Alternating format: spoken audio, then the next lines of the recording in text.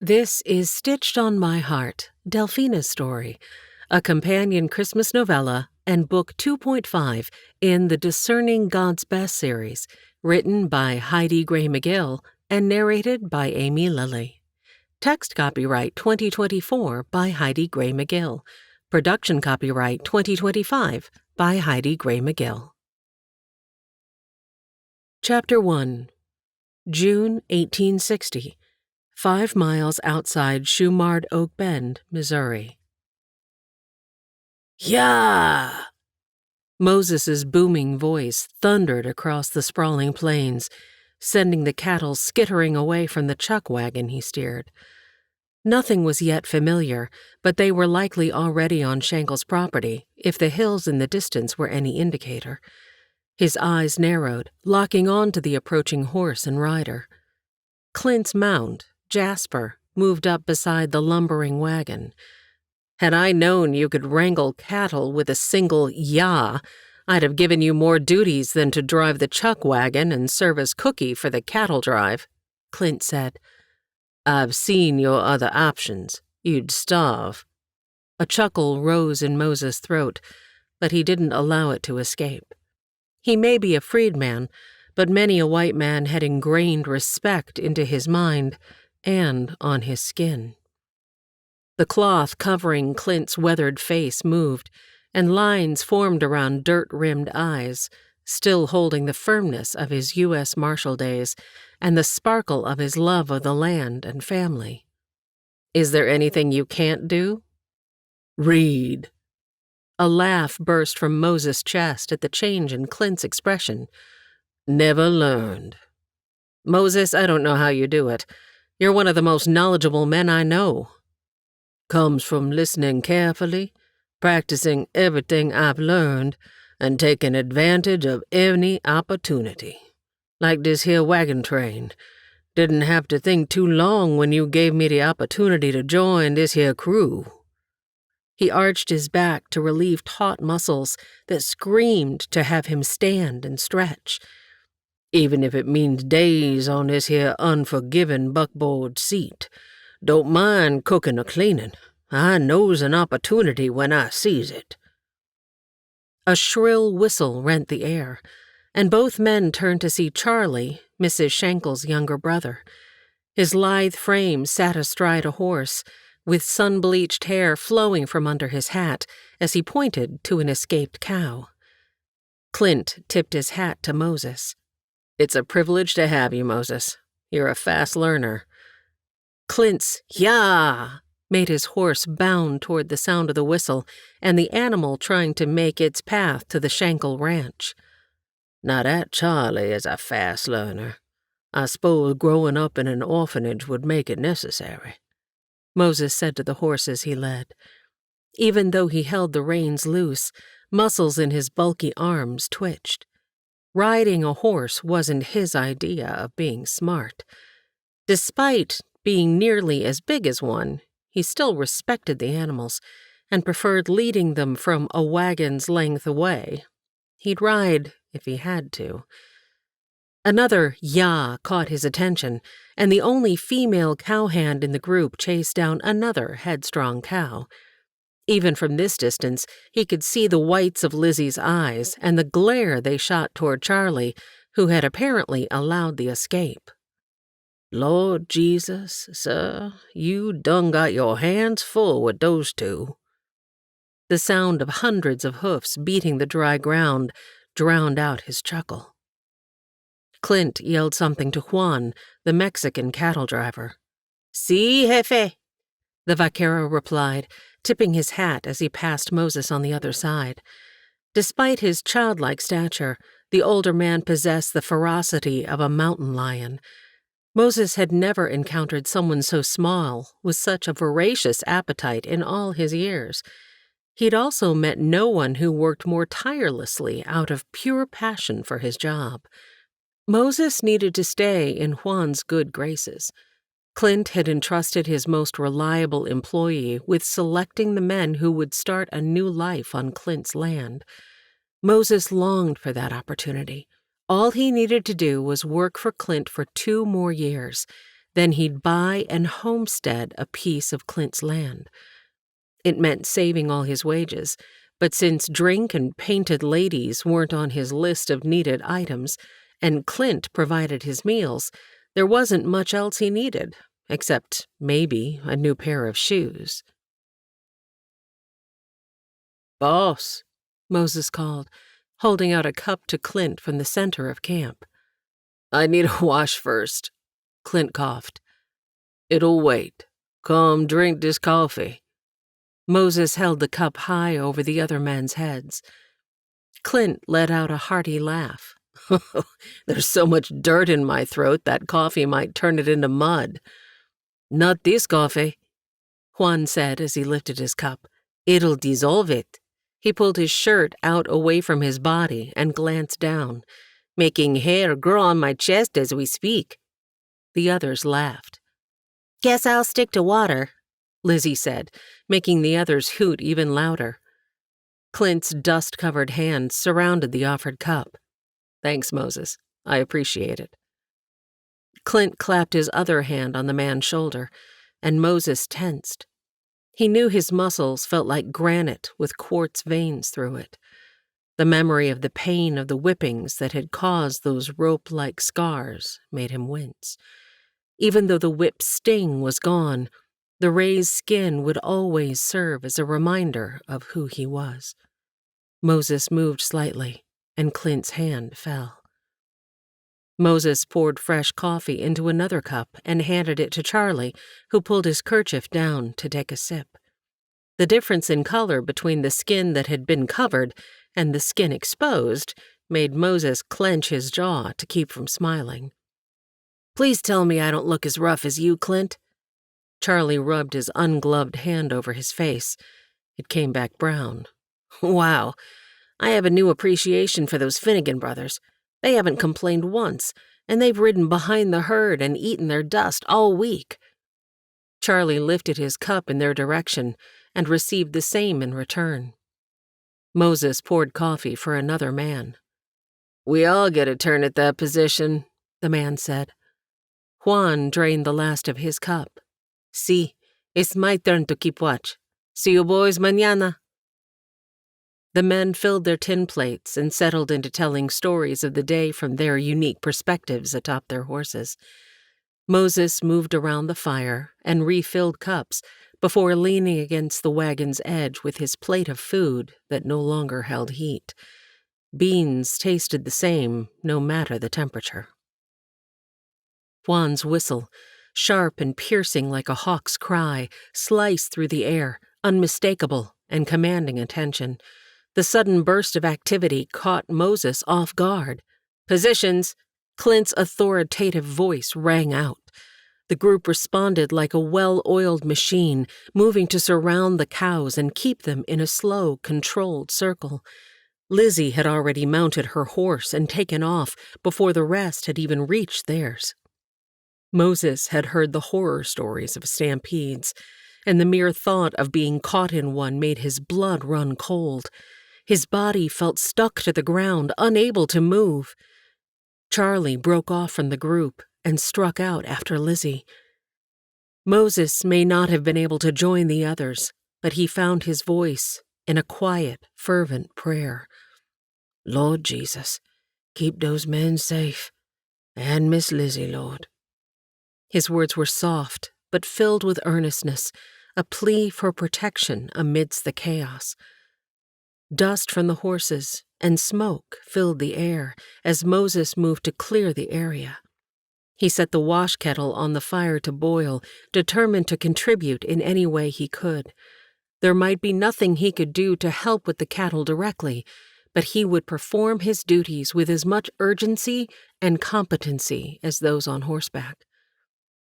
Moses bowed his head, his thoughts turning inward as he whispered a prayer. "Lord, you know I've served many masters, but you are my true guide. I thank you for the Shankel family, especially Mr. Clint. He's given me hope, and I believe in his promise that I can buy some of his land. With your help, I can make it happen." Moses lifted his head from prayer to see Charlie galloping back into camp. It must be important to be moving that fast. "Moses, Lizzie needs your help." "She hurt?" The plate he held plopped into the water, spraying hot liquid onto his dry skin. His mind raced as he mentally reviewed the medical supplies in his care. "No, sir, but the person in the wagon we found must be. She told me to get you. You want a horse?" He pushed his questions aside and jumped into action. "Yes, sir." He placed a saddle on a fresh horse and hefted himself atop. Moses' mind buzzed with concern and anticipation as they rode in silence. His thoughts flitted between Charlie's urgent return and Lizzie's need for help. With each beat of the horse's hooves, his mind raced through scenarios and preparations, readying himself for whatever awaited them at the wagon. When they crested a small hill, a solitary wagon, still upright and intact, sat silhouetted against the darkening sky, the moonlight glinting off the sun-bleached cover. His eyes scanned the scene for immediate danger. His mind raced with questions about the person inside and the urgency of the situation. Relief at seeing that the wagon was still intact lessened some tension, but he still worried about what awaited them. Moses urged his horse forward, ready to offer whatever help he could provide. "Whoa!" Moses reined in the horse and forced his tired bones down from the animal. His large fingers fumbled with the leather straps holding the medicine bag on the back of the saddle. Lizzie's long, wheat-colored braid peeked out between the folds of the canvas on the wagon before the rest of her head emerged. Her wide eyes glowed amidst the dust-covered face. "What you need, Miss Lizzie?" The kerchief around her neck moved as she swallowed before the words tumbled from her mouth. "Mrs. Rogers isn't well. I gave the baby water since that's all I could find. She says her milk's gone dry." A missus, a baby, and... Moses drew in a deep breath. "I got this, Miss Lizzie. You and that baby step out so's I can get in. Where's her man?" "She said they camped here several days ago. He took one horse and went to find food and replenish their water. He hasn't returned. Juan's gone to search." Tears formed in Lizzie's eyes, but did not fall. Moses offered Lizzie an arm as she stepped down with a small bundle, but focused his attention on the infant she held. "That babe need help?" "I believe Mrs. Rogers needs her care. I've got the child." Lizzie pulled the bundle close. "Miss Rogers, my name be Moses," he called into the wagon. "If'n you be willing, I'm happy to see if I can help you." The old fear rose in his chest, and he pushed it down before it choked him. He had no business, black or white, being in this space with a white woman when her man wasn't around. But Lizzie was in no shape to help, and Charlie might as well be a tree. "Please, come in," the woman's raspy voice beckoned. Moses prayed he was making the right decision. The wagon creaked and moaned under his bulk. Even though it was dark, he diverted his gaze from the prone form as he set the pack down. His knees ached under his weight, and he leaned back onto his calves. He offered a final prayer before taking in the situation. He could see the outline of thin legs even through layers of skirts. He quickly glanced at the woman, then did a double take, unable to break his gaze. "Lord, give me strength." Conflict warred within him. She was a married woman, spoken for and unavailable, yet he couldn't deny her beauty. He clenched his fists, fighting to keep his thoughts pure. "Let me light a lantern." Moses forced a calm over his hands. Her skin, a warm, rich color, perfectly complemented her deep brown eyes, reflecting a heritage similar to his. However, her straight nose contrasted with his broad one, likely inherited from her white master. High cheekbones gave her a regal appearance.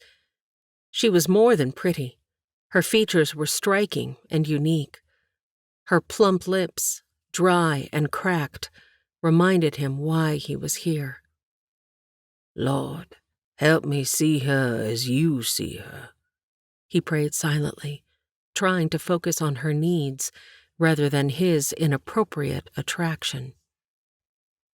The woman's hand trembled as she tucked the wiry black curls surrounding her gaunt face into her head wrap. I apologize for my appearance. It's been a long trip. The hoarseness of her dry throat and velvet speech made goose flesh appear on Moses' dark forearms. Don't you worry none, he choked, his voice betraying more emotion than intended. My baby girl. Shh. Miss Lizzie's taking good care of your little one. We need to get you well, so you be doing that job. A darkness filled her eyes, like a cloud covering the bright moon. My husband have... Her voice was barely a whisper. Moses strained to hear the words. The men be looking. Now, let's help you sit up so you can drink this up. As he prepared the ginger and water mixture, he couldn't help but notice the gentleness of her movements and the grace in her suffering. He placed his large palm under her warm neck, each bone of her neck pressing into his flesh. He wrapped his arm more securely around her thin shoulders until she could sip the liquid. That ginger will help with stomach issues and milk production. His cheeks warmed, and he silently rebuked himself for feeling anything but compassion. Are you a doctor? He couldn't hold back the snort. No, ma'am, but picked up a few things here and there. I'll take what I can get, she murmured, a hint of humor in her tired voice. I'm just someone who's seen enough to know a few remedies, he said. She placed the cup in his free hand. Clean nails at the end of slim fingers slid across his work-worn hands as if they had no strength. Self-consciousness filled him as her gaze fixed on the scars around his wrists. Did she have any scars of her own? Or was all her skin as smooth as her hands? Her lilting drawl told him she was from the South, but her educated speech and bearing contradicted what he'd seen in the black women he'd known. Forgive me, Lord. He needed to stay focused on his duty, not on the stirrings of his heart. Her head seemed too heavy for her neck, and he helped her settle back onto the wagon floor. Ms. Rogers, we need to get you back to camp. My husband, she started, before a small puff of air escaped her lips. The men will find him. Her eyes slipped closed, and her head tilted to the right. Moses watched the sleeping form for a moment before packing up and wriggling his way out of the canvas and off the back of the wagon. He stretched, letting the blood flow back to his feet. He willed his mind to calm the turmoil inside him. God, guide my steps, he murmured, knowing his path was fraught with physical and emotional trials. Charlie shifted his weight from one foot to the other. Is she? I think she'll be fine. She's resting. Charlie, think you can hook your horse and hers to the wagon since her husband has the other? The two exchanged a knowing look. Something terrible had most likely happened to the man. Charlie shook his head. This wagon isn't going anywhere. She's got a cracked wheel on the far side. I'm guessing that's why they camped here. Moses ran a rough hand over the stubble on his jaw. She's too weak to sit on a horse on her own. Moses only hesitated for a moment. I'll carry her if you can take the babe, Miss Lizzie. Of course. Lizzie handed the child to Charlie. Charlie's eyes went wide. Lizzie rolled her eyes as she mounted. There's a crate at the end of the wagon with the baby's necessities. Would you please make sure it travels with Mrs. Rogers? Charlie nodded, handed the babe to Lizzie, then cleared his throat and turned to Moses. How can I help you? Well, Master Charlie. Moses, we've been over this. It's Charlie. Just Charlie. Yes, sir. Just Charlie. You help me get Miss Rogers in my lap. Can't guess she weighs but a mite. The two men worked with care. The woman didn't appear to be hurt, but she lacked the strength to be of much help. Moses tucked her close to his body and willed himself not to focus on the warmth that wasn't just her body heat. Lord, keep my thoughts pure, he silently pleaded, feeling her soft breath against his chest and fighting the stirrings within him. You got the crate loaded? Moses asked Charlie. Yes, sir. I'll be back at camp shortly after I get her horse. Grateful for Charlie's efficiency, Moses adjusted his hold on the woman, trying to ignore the way her body fit against his. By the time he reached camp, he ached, not from the light burden he carried, but from the weight of his thoughts. How could any man abandon such a beautiful woman? He shook his head, chiding himself for letting such thoughts creep in. She belonged to another, and he had no right to think of her in any other way. The rush from earlier had long since faded, leaving him utterly drained. His shoulders sagged, and the horse tugged at her reins, eager to graze.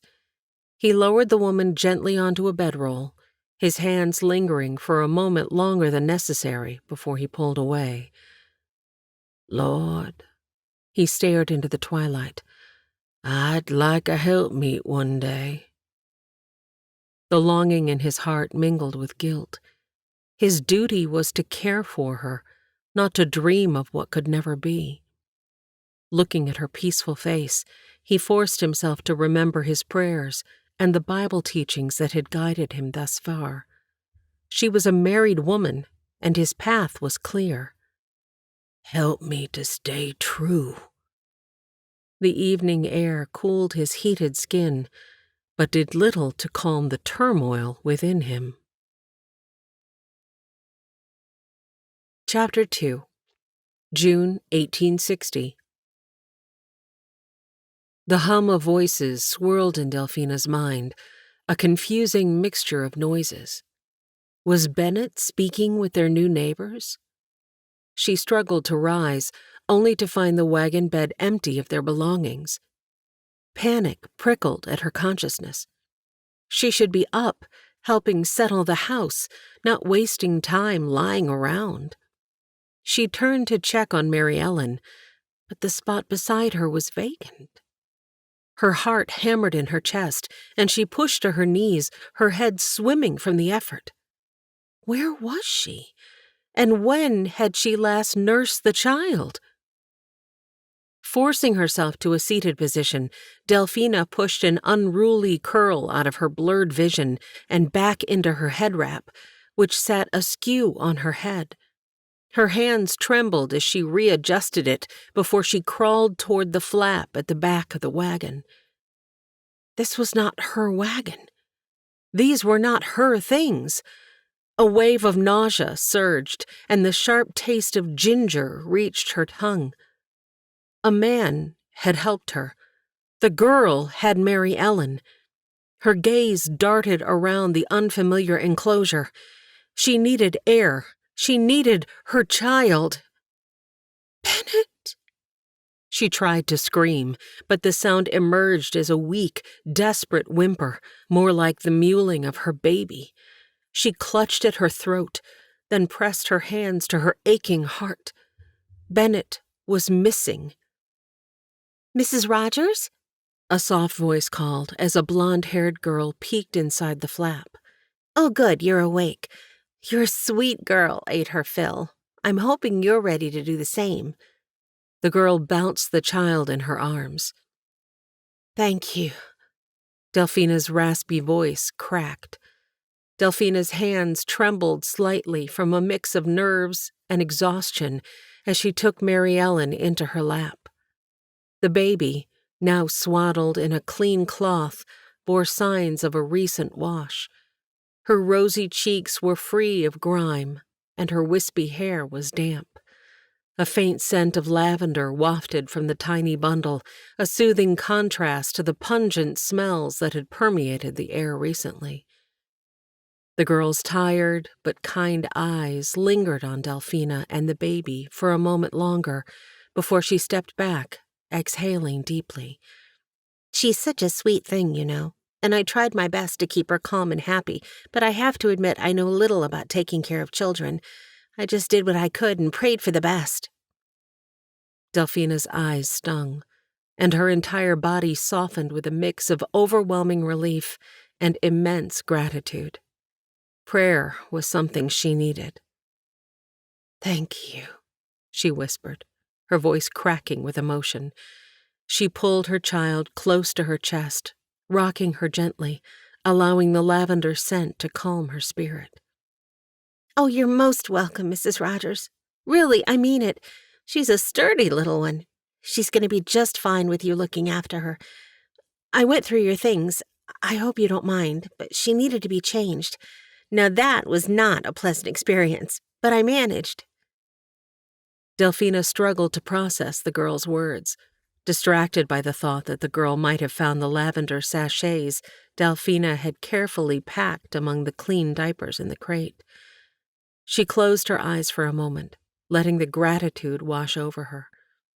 She whispered soft reassurances to Mary Ellen, her voice barely audible but filled with all the tenderness she felt. Thank you, she repeated with sincerity and appreciation. These people didn't know her from Eve, but they'd cared for her in her greatest time of need. In case you don't remember, I'm Lizzie. I hope you don't mind sharing a bunk with me tonight. I usually just move crates to one side when I sleep in here, but Moses, he's the one who brought you back to camp and has been caring for you. Well, not caring as in, anyway, he said you needed your space and ordered Charlie to take it all out. Goodness, he sure can bark orders, and a man his size, well, I wouldn't cross him in broad daylight, let alone dark of night, even though I know he has the biggest heart and wouldn't harm a flea. Delphina's head swirled with all the words. She wasn't certain the girl had taken a breath between them. She pulled the child back and marveled at the perfect face. Mary Ellen yawned, her sweet little mouth forming a perfect O. A soft sigh escaped Lizzie's lips. That child has melted the heart of every cattle driver in our crew. She sure is sweet. What's her name? Delphina tried to speak, but her throat was tight with emotion. Oh, you're probably parched. Let me get you some water and a biscuit. Moses makes them soft as a bunny tail. The girl took her barrage of words with her. Delphina leaned against the wall, allowing the folds of the canvas to close them in, and shut her eyes as she patted Mary Ellen's back. She must have dozed, for she woke to find Lizzie beside her in the wagon, holding Mary Ellen. A plate and cup were beside her. Lizzie's loose hair flowed around the shoulders of her white nightgown. Delphina's hand shook as she reached for the cup, but she managed a sip of the tepid ginger tea.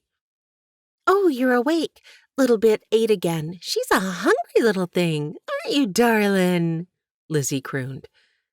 Mary Ellen. What's that? Her name is Mary Ellen. A stinging sensation reached Delphina's eyes, but no tears came. That's a sweet name. Here, drink more of this before you fall asleep again. Moses told me I had to make you drink the moment you woke. Would you prefer coffee? I'm sure the pot is still warm on the coals. Delphina lifted a hand. Her head couldn't take more words. She obediently raised the cup and allowed the liquid to soothe her dry throat. A hint of ginger reminded her of the kind man. Moses? Oh, yes, ma'am. He's about driving me crazy with all his checking in on you. Well, not checking in. He's more proper than that. Even for his size, he's really just a gentle giant.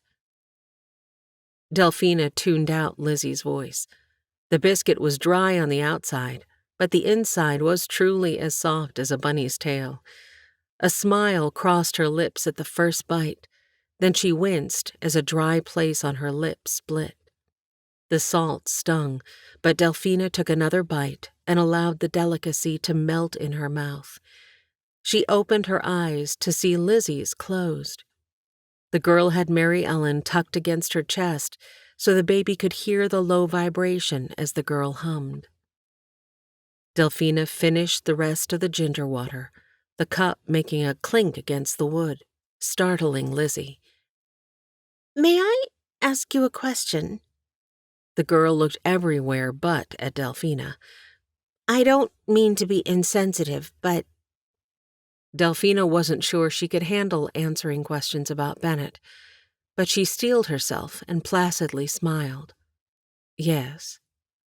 The girl's cheeks flushed even more than the sun had done on her travels. The lavatory. You haven't...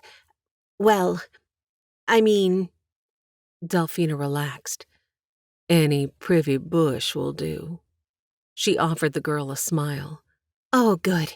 You being so proper and all, I wasn't sure. For a girl who could talk circles around the town gossip, she certainly got flustered at simple bodily functions. And proper? Let me get Moses. Delphina blanched. Oh, not for that. Oh, my goodness, no. Oh, land's sake, he'd be mortified. Moses asked to see little bit. I mean, Mary Ellen, once more.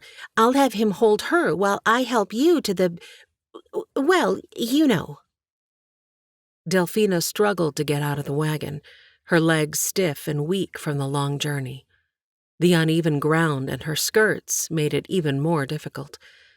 Lizzie offered her hand, but Delphina, proud as always, tried to manage on her own.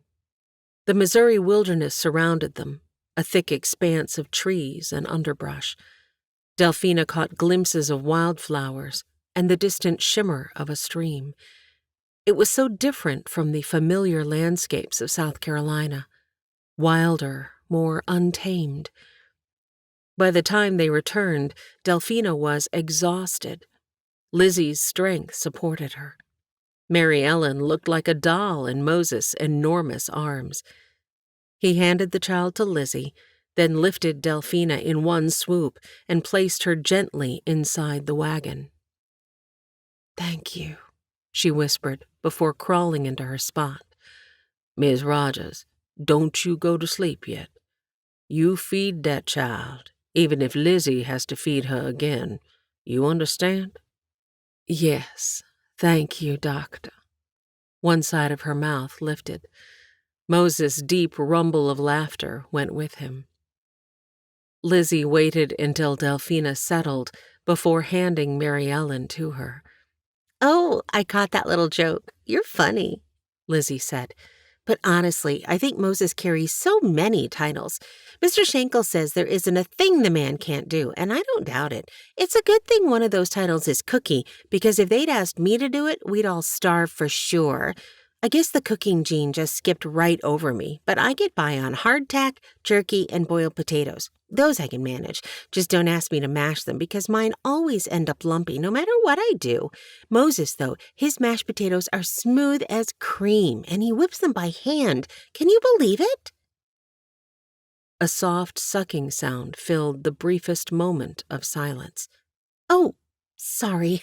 I should let you get on with your business and be quiet. I'll come back and check on you soon. Lizzie slid out of the wagon. Delphina prayed as the baby suckled. She doubted the child was getting much nourishment, but the connection helped clear Delphina's mind. No matter what tomorrow would bring, God was in control, and He would continue to carry her through each day. Wetness covered Delphina's nightshirt, waking her. The child's creamy skin tightened from the cold as Delphina removed the soiled gown and diaper. Well, little one, she whispered as the baby smiled and played with an escaped curl, you sure are a fighter. As Delphina dressed the baby in fresh clothes, she couldn't help but think about her uncertain future. With her husband likely lost, and her status as a slave without papers, the weight of her precarious position settled heavily on her shoulders. She cradled Mary Ellen closer, seeking comfort in the small warmth. Mary Ellen's eyes searched hers as if seeking knowledge. Mary Ellen, I don't know what we'll do if they don't find your papa. She gently brushed a curl from the child's forehead. I'm scared, baby. Scared for us. Without your papa, I don't know how we'll make it. Mary Ellen cooed softly, her tiny fingers grasping Delphina's thumb. The simple, innocent touch brought a surge of warmth and determination to Delphina's heart. She hugged her daughter close, feeling the fragile weight of the infant against her chest. I have to be strong for you. Delphina's voice was steadier now. No matter what happens, I'll protect you. We'll get through this together. In the quiet, dim light of the early morning creeping through the canvas slit, Delphina allowed herself a moment of vulnerability, holding her daughter close and drawing strength from the small, fragile life in her arms. The path ahead would be treacherous, but for Mary Ellen's sake, she would survive. Morning.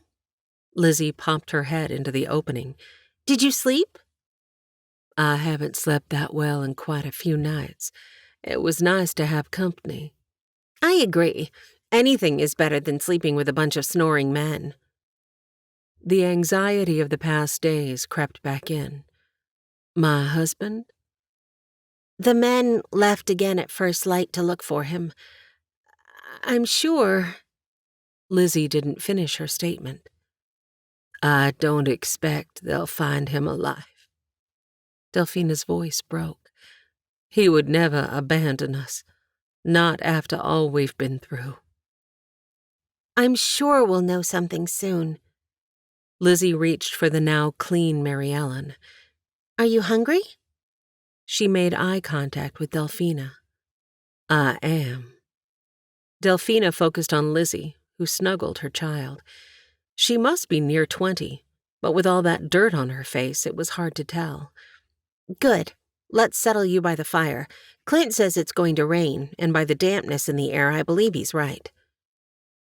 Delphina felt the impending rain even before her feet hit the ground, her joints aching with the telltale stiffness that always preceded a storm.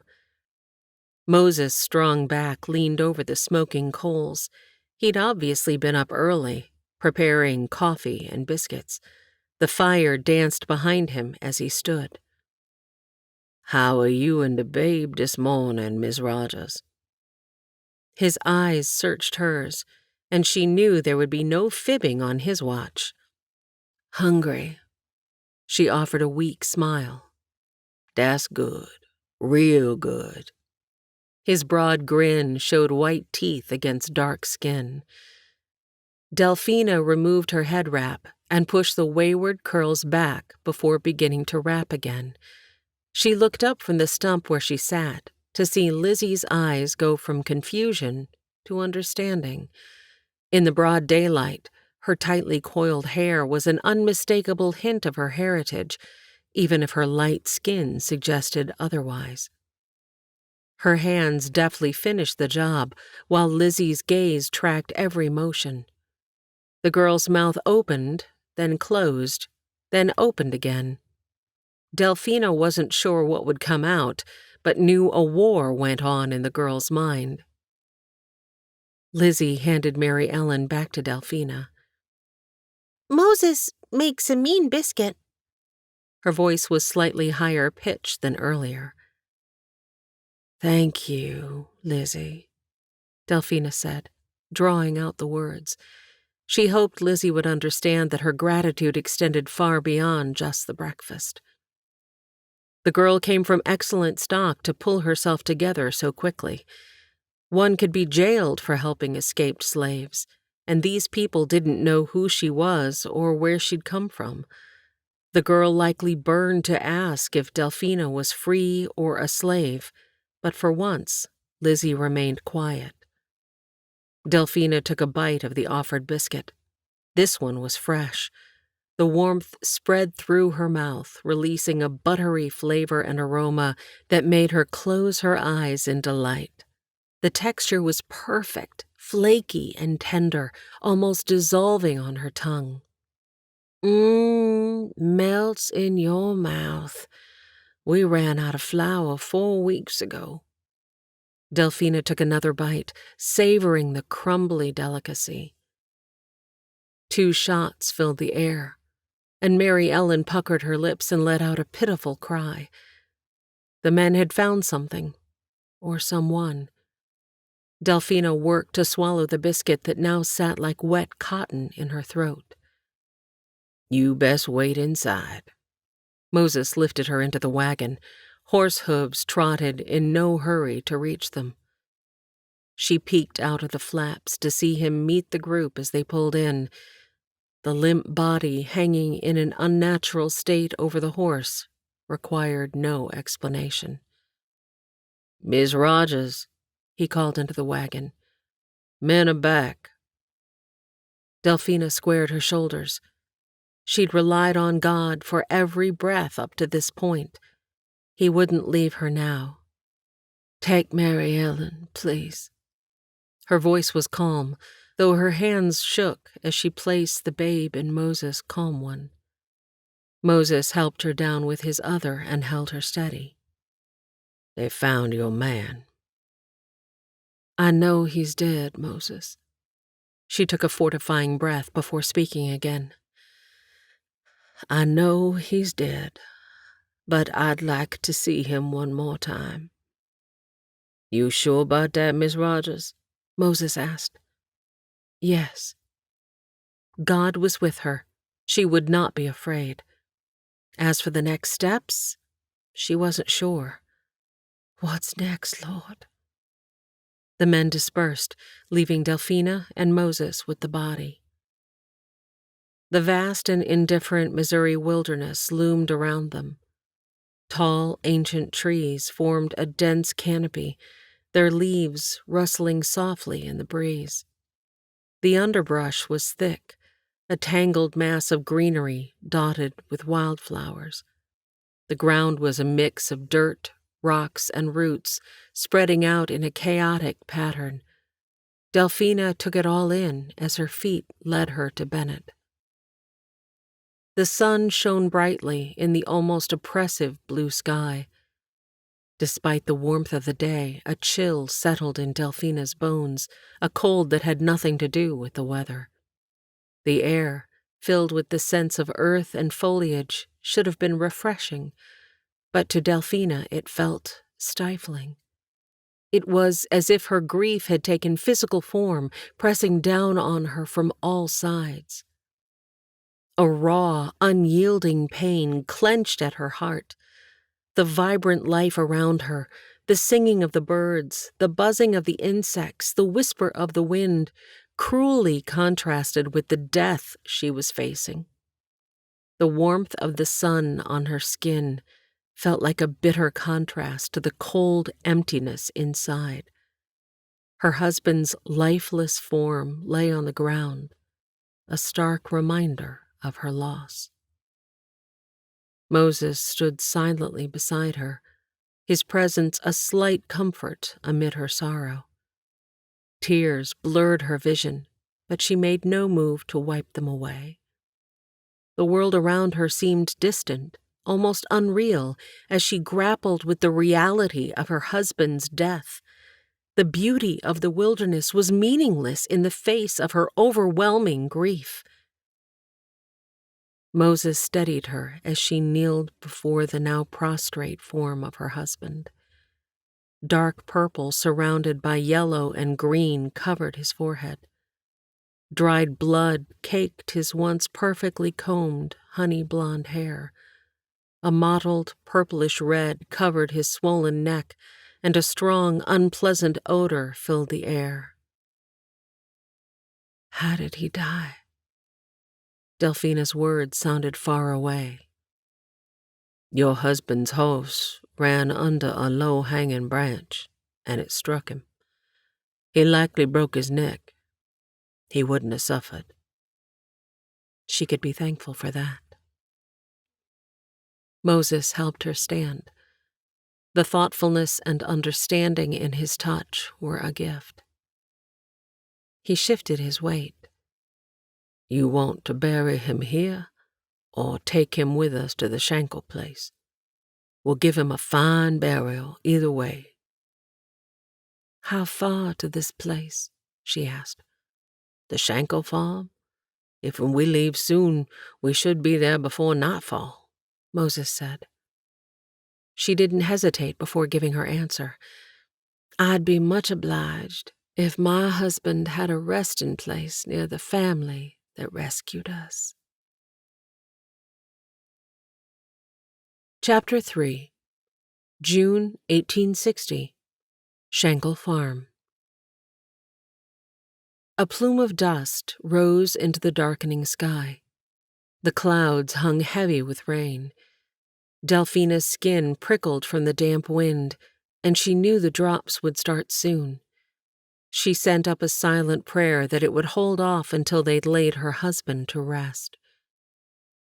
Delphina watched the men from the seat of the chuck wagon. Lizzie may not want to cross Moses, but Delphina hadn't hesitated.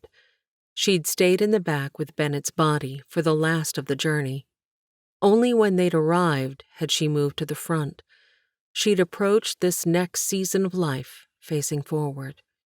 Two women stood a stone's throw away on the front porch of a large, wood-framed home on a knoll overlooking a grand property of flat farmland to one side and rolling hills dotted with cattle to the other. One woman's long dark braids and beaded shift betrayed her Indian heritage. Two boys, still in knickerbockers, stood on the step below, looking as if they wanted to follow the dogs bounding off to greet their master. At 7 or 8, she would have felt the same way. Tippet, Delphina called, as she recognized one animal as Bennett's beagle. The dog moved to the wagon, lifted his snout high, and bayed, the sound full of mourning. Delphina suppressed the rising tears. Hurry it up, men. This storm's about to let loose. Delphina flinched at Clint's now familiar voice. She lifted her gaze to heaven. I'd appreciate you holding off on the rain for a bit longer, Lord. No sense in making these people get drenched over a man they don't even know. The women from the porch moved her way, and Delphina drew in a controlled breath and tucked Mary Ellen closer. I'm Rachel, Clint's wife. This is Singing Bird, our sons, Thomas and little son. Might we offer you a place to freshen up before... The woman's words trailed off. Forgive me. I'm so sorry for your loss. Delphina took Rachel's offered hand and stepped onto solid ground. Thank you. I'm Delphina. This is Mary Ellen. The one called Singing Bird looked into the distance as if not seeing Delphina. She shooed the boys, and they took off running. Rachel's arm entwined with hers as though they were old friends. Delphina fought to contain her emotions. This was exactly how Mary would have greeted her. What a sweet child. Clint and I welcome you to our home. Delphina crossed the threshold and took in a table large enough to feed 12 men and an ample kitchen to cook the meal, complete with a cast-iron stove. A river rock fireplace filled one side of the room, giving the home a cozy feel. Tatted doilies, similar to ones she'd washed and restretched many times in her owner's home, sat on the end tables beside the horsehair chairs. You'll be staying in this room. Mrs. Shankel pointed to the second door, just near the loft stairs. Oh, no, ma'am. They're bringing my wagon. I'll stay in that. Nonsense. You're a new mother who's lost her husband. You need taking care of. Delphina protested. Ma'am. Not another word.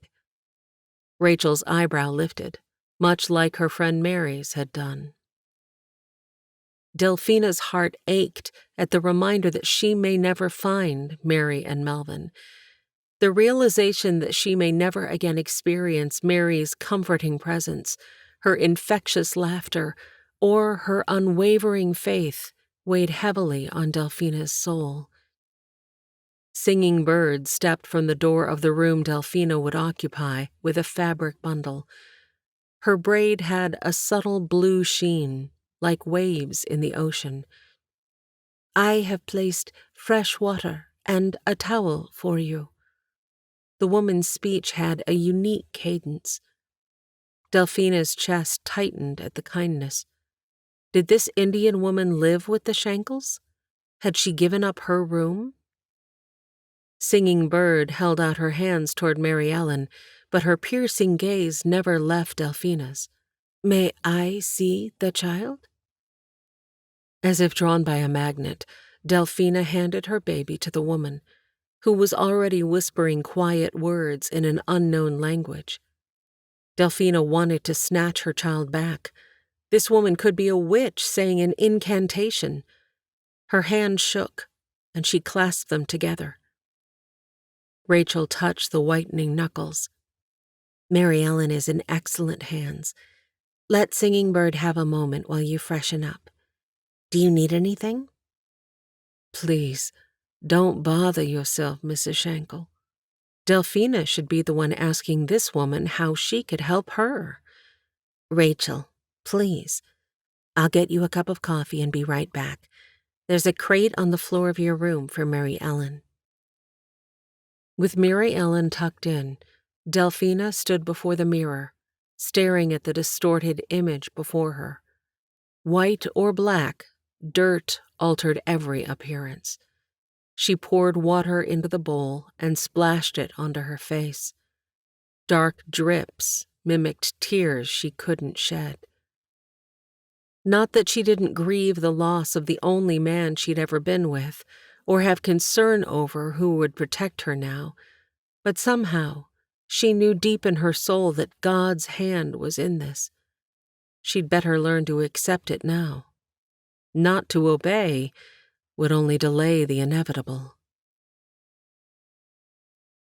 The rain hit hard after they'd laid Bennett to rest beside a more established grave, the first drop starting the moment after they'd placed the last rock on the grave. It had been a quiet and hurried affair, except for the heartfelt prayer Clint had spoken.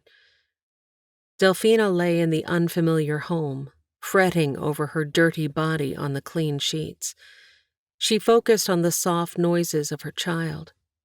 Singing Bird had pronounced the babe healthy and given Delphina a bitter drink to increase her milk supply. She'd preferred the ginger tea from Moses. The noise of men talking over one another around the kitchen table seeped through the cracks in the walls and doorframe. It was a blessing that Rachel had sent her to her room with broth, bread, and a glass of milk to go with the 2 molasses cookies still sitting on the tray. Delphina touched the coarse sugar, remembering how Mary had always licked it off before taking her first bite. Molasses had been her best friend's favorite. Finding Mary had been Delphina's goal for so many months that she wasn't sure what to do now. How would she travel without Bennett and the safety he provided? She couldn't say she'd loved Bennett, not as she'd always dreamed of loving a man. It had been more of a mutual bond of dependency. Bennett had been the answer to her problems of being sold to another family at the deaths of her owners, and Delphina had been what he'd needed to survive the journey. The man hadn't been able to boil water, let alone build a fire. Air puffed from her nose. He'd swept her off her feet with his fancy talk and grand dreams of traveling west and finding his future, his brother Melvin, and her best friend Mary. Bennett's fascination with the growing opportunities in the West had motivated him to leave everything he'd known in Edgefield, South Carolina. Delphina vividly remembered the excitement in his eyes as he'd spoken of the promise of new beginnings. He had asked her to marry him and sealed the deal with a kiss. The legality of their partnership had been a recurring issue, but he'd kept her safe, cared for her, and maybe even loved her. Thank you, Bennett. As they journeyed from South Carolina to Missouri, they had encountered a myriad of challenges that had tested their resolve. Delphina could still feel the rush when they had narrowly escaped a sudden storm that had threatened to overturn their wagon, could still hear Bennett's whoop when they'd successfully navigated through treacherous mountain passes.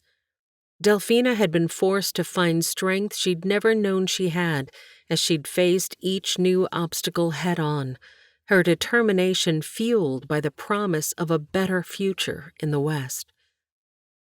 But there had also been moments of wonder and awe, from the sun setting over the rolling hills of Kentucky, painting the sky in hues of pink and gold, to the peace that had washed over her as they'd camped by the banks of a tranquil river, the sound of rushing water lulling them to sleep. They'd left with more money than she'd ever seen, and Bennett's visions of wealth and status in the burgeoning Western territories. Whether through land, gold, or other opportunities, Bennett had filled the days of travel, sharing his ambitions for a bright future. He'd never been well suited to the agricultural responsibilities of plantation life, making the adventurous and opportunistic West a more fitting stage for his aspirations. Only, he'd gambled the last of their dwindling funds before they'd found his brother. He'd assured her Melvin would help them get on their feet. He'd known they were getting close, but since they had had to travel away from established towns, he'd not been certain where Shumard Oak Bend was when the wagon wheel had split, leaving them in a quandary. Delphina couldn't have traveled with him to town, especially with a child. So he'd gone without them, and never returned. Now, as she lay in a stranger's cabin in the Missouri wilderness, her husband's lifeless body buried under a pile of rock, Delphina couldn't help but wonder if it had all been worth it. The adventures, the challenges, the dreams of a brighter tomorrow all seemed meaningless in the face of her overwhelming grief. But it had been God's hand that had directed each mile they'd crossed. The only issue now was knowing what God had planned next. I trust you, Lord. That life was behind her now. She no longer had the security of the Rogers family, who had owned her but loved her like their own kin, or the protection of Bennett, who had given up his birthright and married her, as married as a black woman and white man could be. She had nothing, no Freedman papers, no marriage certificate, no money, and a child to feed. It all put her at the mercy of these people. Delphina must have drifted off. When she opened her eyes, no sounds but the clinking of dishes came from the other side of the door. She stood too quickly, grabbed the wall for support, and then sat back on the bed. She leaned over to see her precious child still asleep in the crate. Mary Ellen's pursed lips begged to be kissed, but Delphina had work to do. She opened the door. Mrs. Shankel, I apologize for sleeping so long with all these dishes to do. Mary Ellen is down. What can I do to help? Sit, Rachel answered. It was a firm tone and, by the look on the woman's face, more of an order than a request. Delphina didn't hesitate, plopping down into the kitchen chair. I mean to help, ma'am. Mrs. Rogers, Rachel started. Please, Call me Delphina. Thank you, Delphina, and I'd be honored if you'd call me Rachel. She continued with her previous thought. Back to you helping. First, you are a guest in my home. Second, you are still healing in both body and soul. Rachel left the dishes and poured 2 cups of coffee, handing one to her guest. Please allow us to care for you for a few days. It would be our pleasure. Thank you, ma'am. Rachel pulled a chair out and sat across from Delphina. Tomorrow, we'll send one man back to fix your wagon wheel and bring your things here. Tonight, however, you'll rest. You can tell us about your journey when Singing Bird comes down from the loft soon. The woman glanced toward the stairs. It sounds like she has to do a little cleaning before she can head to bed herself. You just sit here, and we can talk while I finish these dishes. I'd feel better if we worked while we talked. Delphina used her coffee cup to gesture to the kitchen where the dishes waited. Delphina hoped the woman understood her need to keep her hands busy. That sounds like a fine idea. Perhaps in a few minutes. For now, let's sit and enjoy this coffee while it's still hot. Delphina felt silly drinking coffee in a fine china teacup. She studied the pattern that was just like Mary's. She fingered the clean silver on the table and grabbed the rag to buff it dry. The pattern matched the one Mrs. Rogers had owned. Lord, could it be? She whispered. Sorry, my mind is bringing up old memories. My employer had silver and china just like this. Oh, that's a story. I didn't know what to do with something so frivolous when I married, but I'm glad I kept it. Now it serves as a lovely memory of my first husband. You lost your first husband? Delphina blurted. Rachel's chair scraped against the wooden floor as she stood. She refilled both ladies' coffee cups and sat back at the table with Delphina. I did. Melvin and I were only married a short time, but he was my rescuer. He saved me from, well, me, actually. She gave a small laugh. Melvin? Could it be, Lord? He was a marvelous man. One day, I'll tell you the full story. One day? Confusion crept deep into Delphina's bones. Rachel's cup clinked against the saucer. You're welcome to stay here as long as you'd like. I know I needed time to heal. It took me months to get over losing Melvin. He'd lost his first wife, Mary, and he and I were more companions than anything. Even so, his death was devastating to me. Mary? Delphina's chest tightened. I knew of Melvin and Mary Trexler once. Rachel's eyes grew wide. That was their last name. They were from South Carolina. Oh, my sweet Jesus. The hand that flew to Delphina's mouth shook. Rachel reached over and grasped the other hand, which still held a spoon. What is it? Delphina, please, did you know them? Mary Trexler was my... She sought the right word, and then changed the direction of her sentence. Melvin's younger brother was my husband. I don't understand. Rachel pushed her chair out. Wait here, please. Rachel returned with a picture and placed it before Delphina. Are these your friends? Delphina shook as her finger hovered over the image of Mary and her family. Oh, Mary. She lifted the photo from the table and, as if it were heavy, dropped her hand to the tabletop, her fingers never leaving the edge of the photo. The tears flowed. Mary's daddy, Mr. Rogers. He was a good master. Chapter 4. There was no turning back now. Delphina had opened Pandora's box. I was born on the plantation. Delphina paused and pressed the back of her hand to her cheek before resting both palms on the tabletop. My father was an overseer, she continued quickly. I was only 2 years younger than Miss Mary, so when I was 8 years old, Mr. Rogers sent me up to the big house to be his daughter's companion. Her fingers trailed along a groove in the wood. Mary and I became best of friends. Mrs. Rogers didn't care that it was illegal for her to teach me to read. She taught me right alongside her only child. That woman corrected my grammar as much as she did Miss Mary's. A light chuckle escaped. Delphina chanced a glance at Rachel.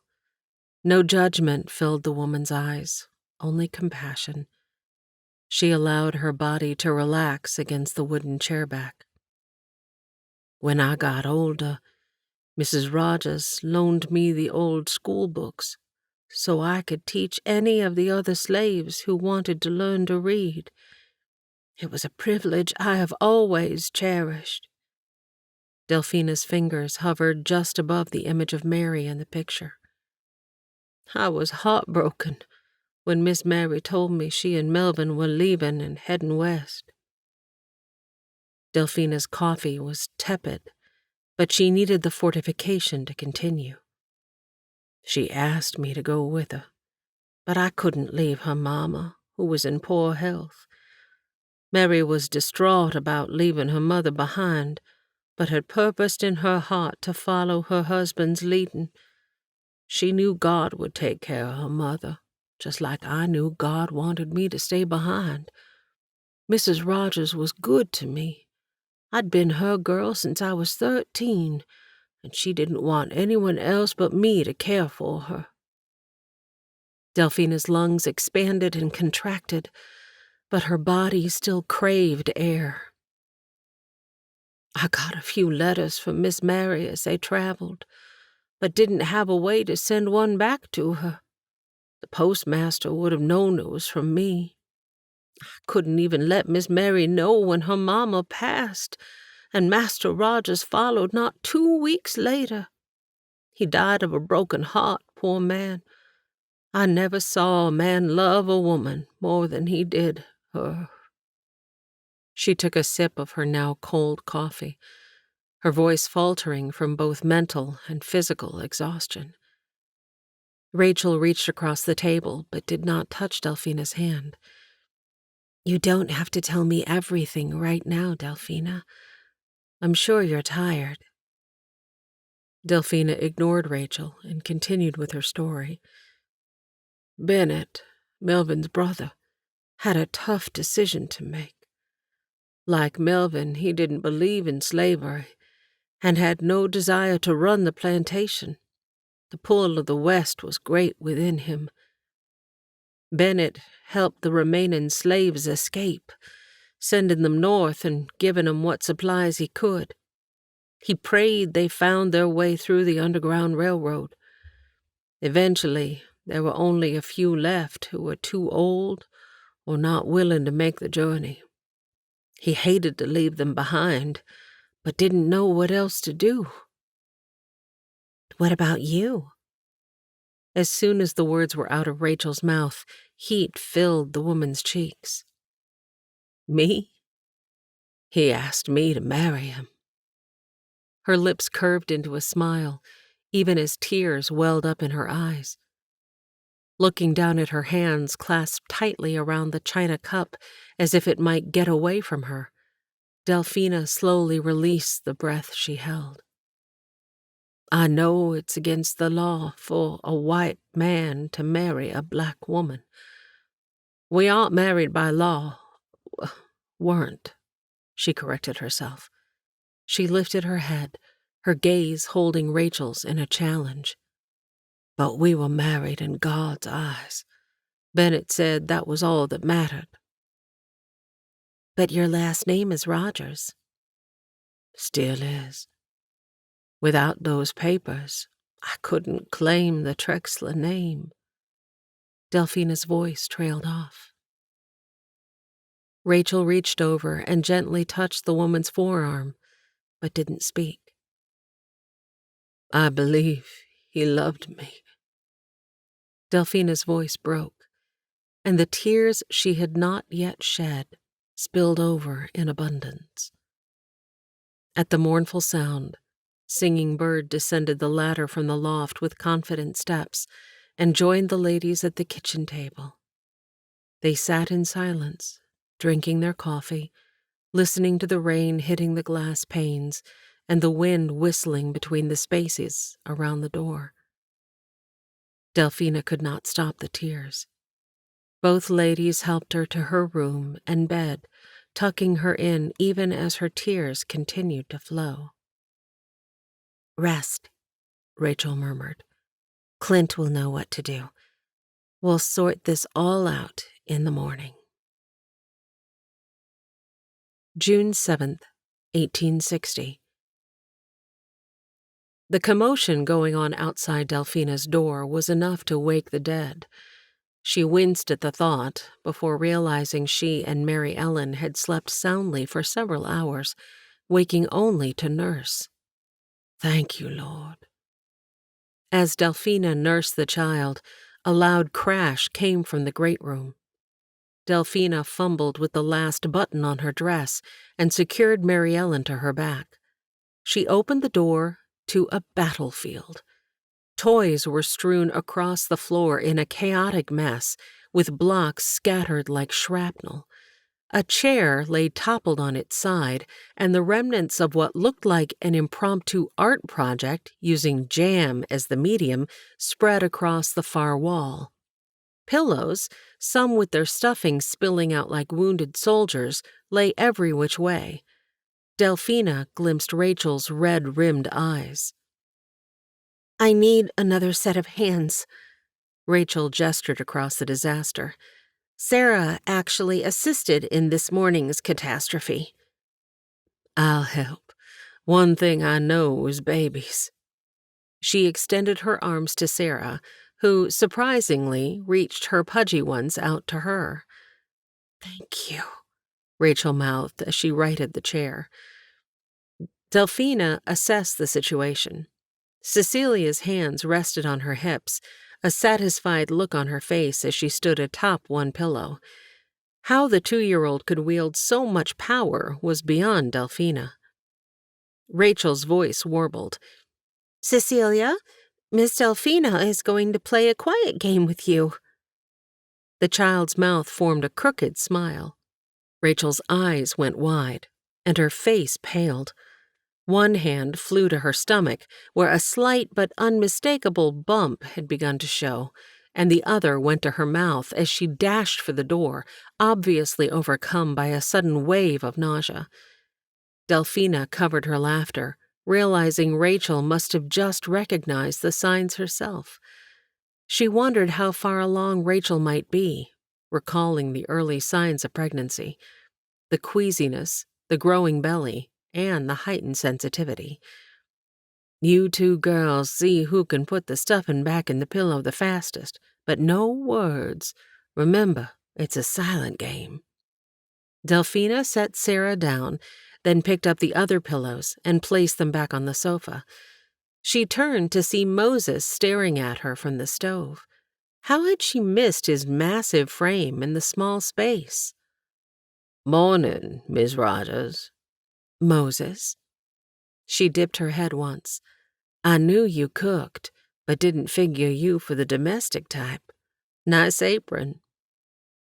The sly smile that spread across his cheeks as he deftly flipped the contents of the large cast-iron skillet made her face warm. She had no business being overly friendly with the man, especially so soon after her husband's death. But considering how he had saved her life, she could at least be courteous. At least, that was what she told herself.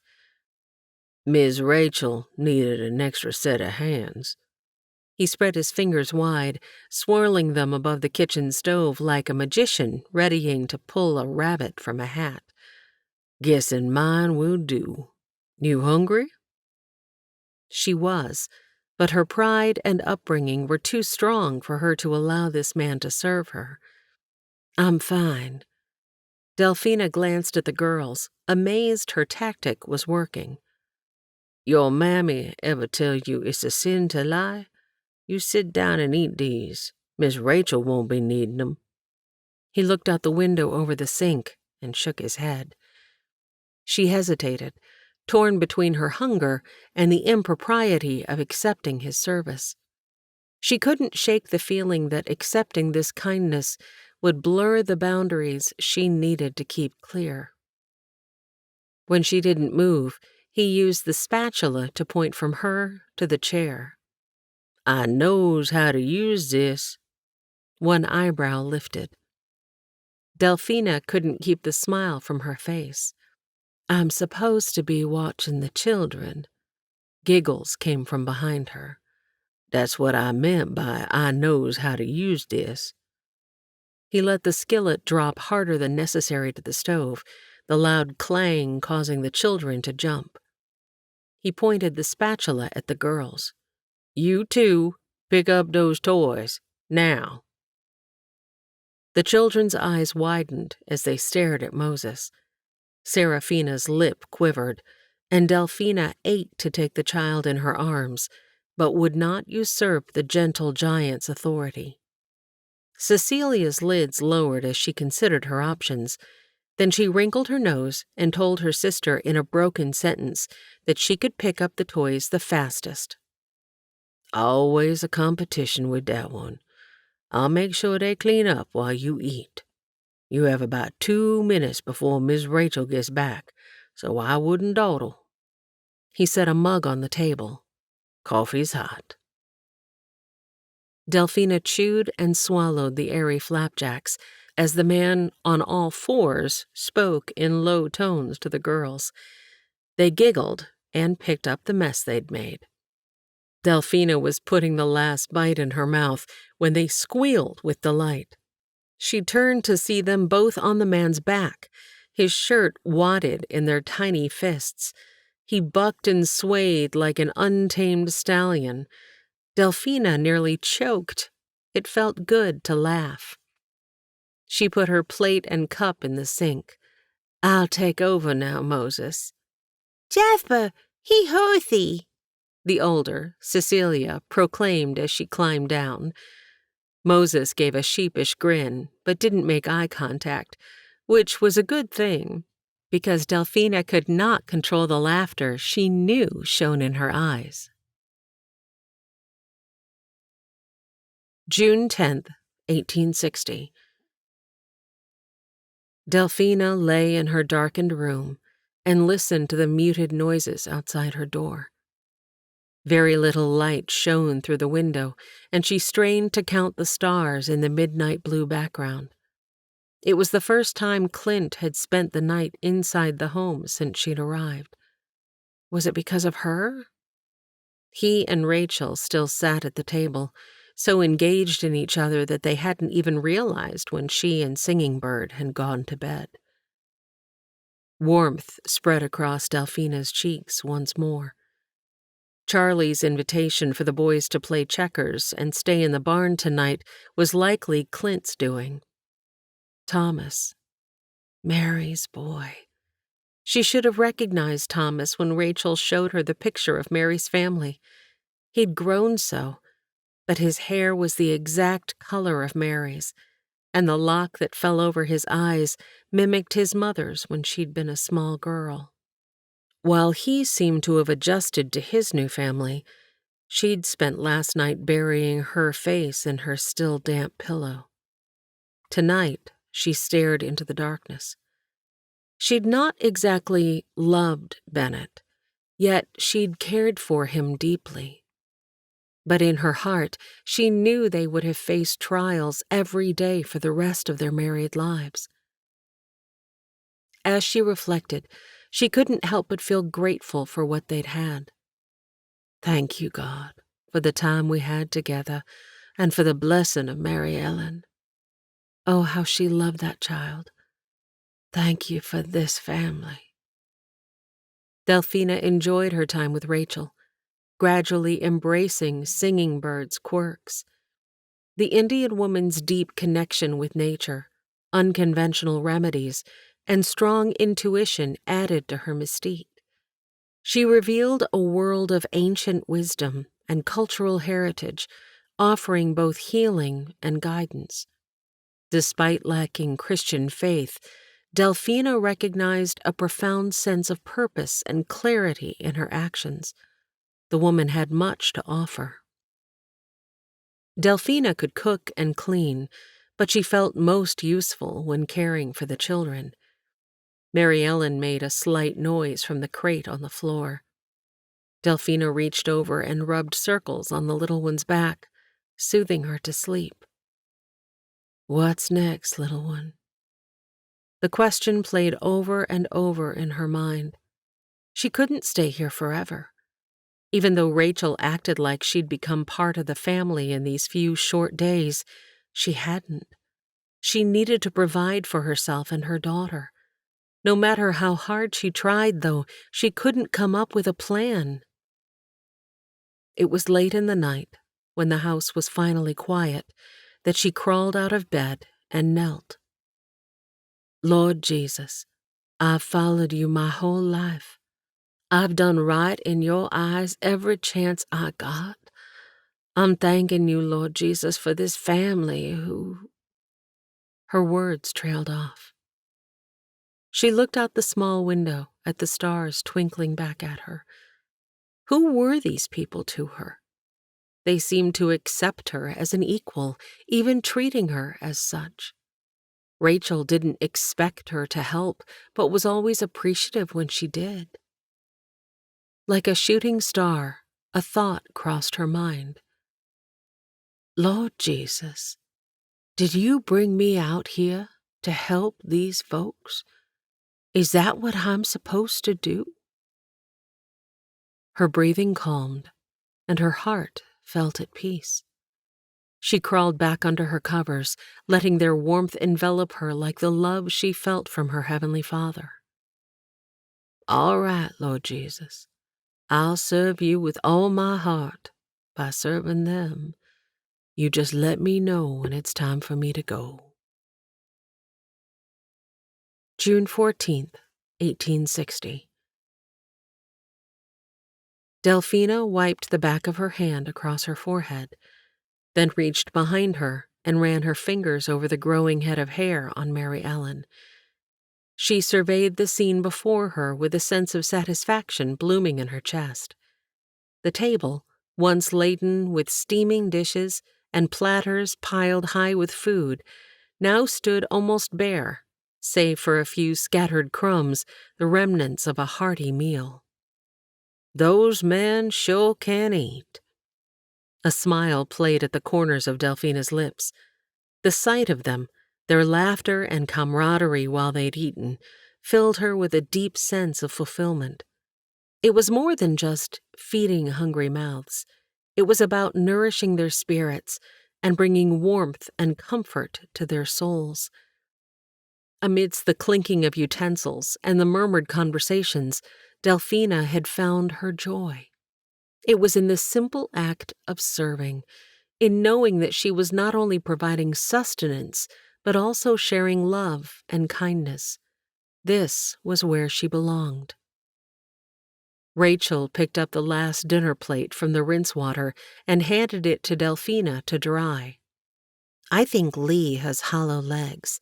How many of those flat tortillas did he eat? I lost count, Delphina said. I'm just thankful I got one before they were all gone. I'm also glad Juan showed us how to make them. It will make for a delightful change in our meals. Delphina handed the stack of now dried dishes to Singing Bird, who quietly placed them on the shelf behind her. Delphina nudged Rachel and gave her a questioning look. Rachel returned the unspoken question with a slight shake of her head and a shrug of her shoulders. Perhaps Singing Bird was upset at her? Delphina had hoped to help share the load, not take over. Delphina was used to running a household. 3 women under one roof wasn't easy. If it's all right with you two, I'd like to take Mary Ellen for a short stroll before dark. The child let out a soft mewl at the mention of her name. Rachel slumped into a kitchen chair with a glass of water. I don't know where you find the energy, Delphina. You chase after the girls all day, help with meals and cleanup, and still have the strength to do more, all while carrying Mary Ellen on your back. Singing Bird folded her arms. Indian women do it until the child is 2, sometimes 3. It is nothing. You need the fresh air. Go. I will finish here. Delphina noted the change in the woman's body language. She didn't want to intrude if the 2 ladies needed to speak. I'll just change Mary Ellen and be out of your hair in a jiffy.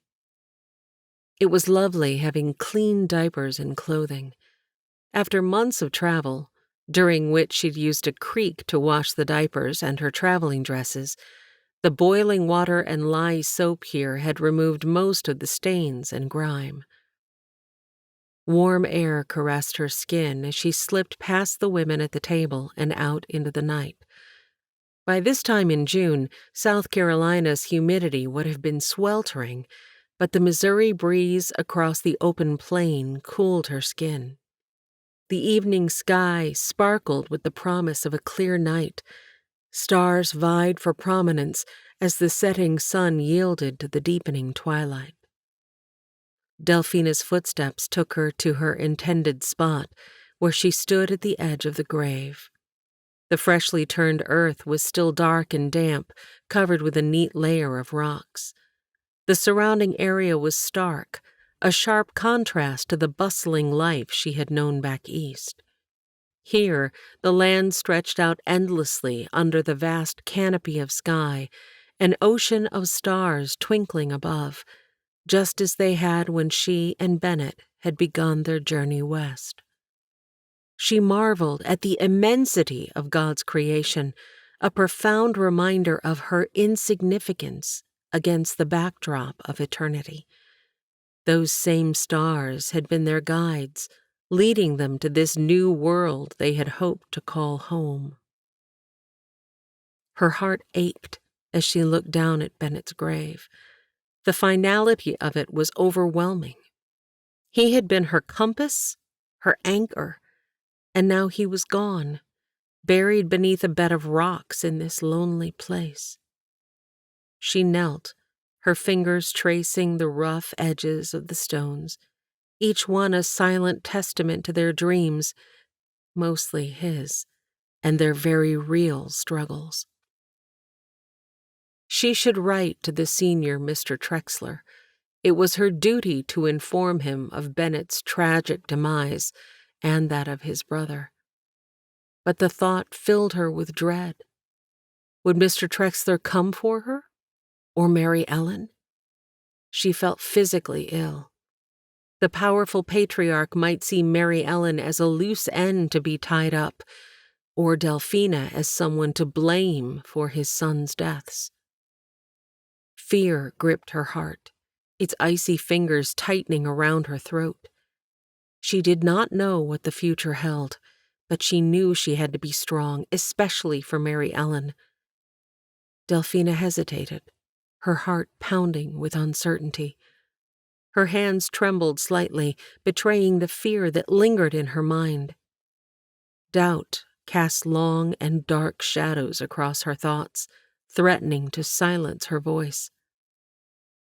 Squaring her shoulders against the cooling night air, she whispered a prayer.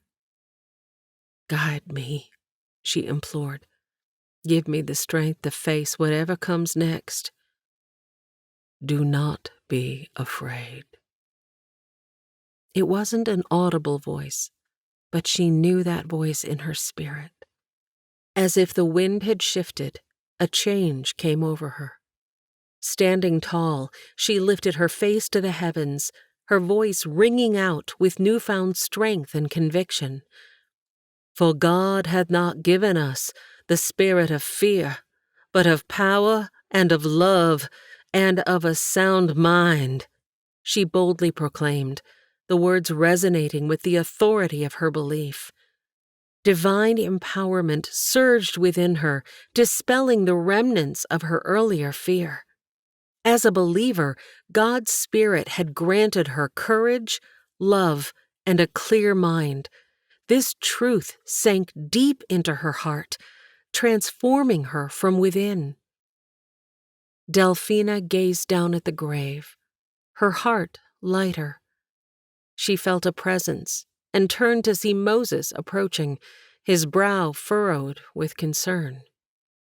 "Miss Rogers, it isn't safe to be out here alone," Moses said, his voice a mix of worry and admonishment. She looked around at the vast open land, the not yet familiar and very wild expanse. The wind whispered through the tall grasses of the Missouri landscape, carrying with it the scent of earth and cattle.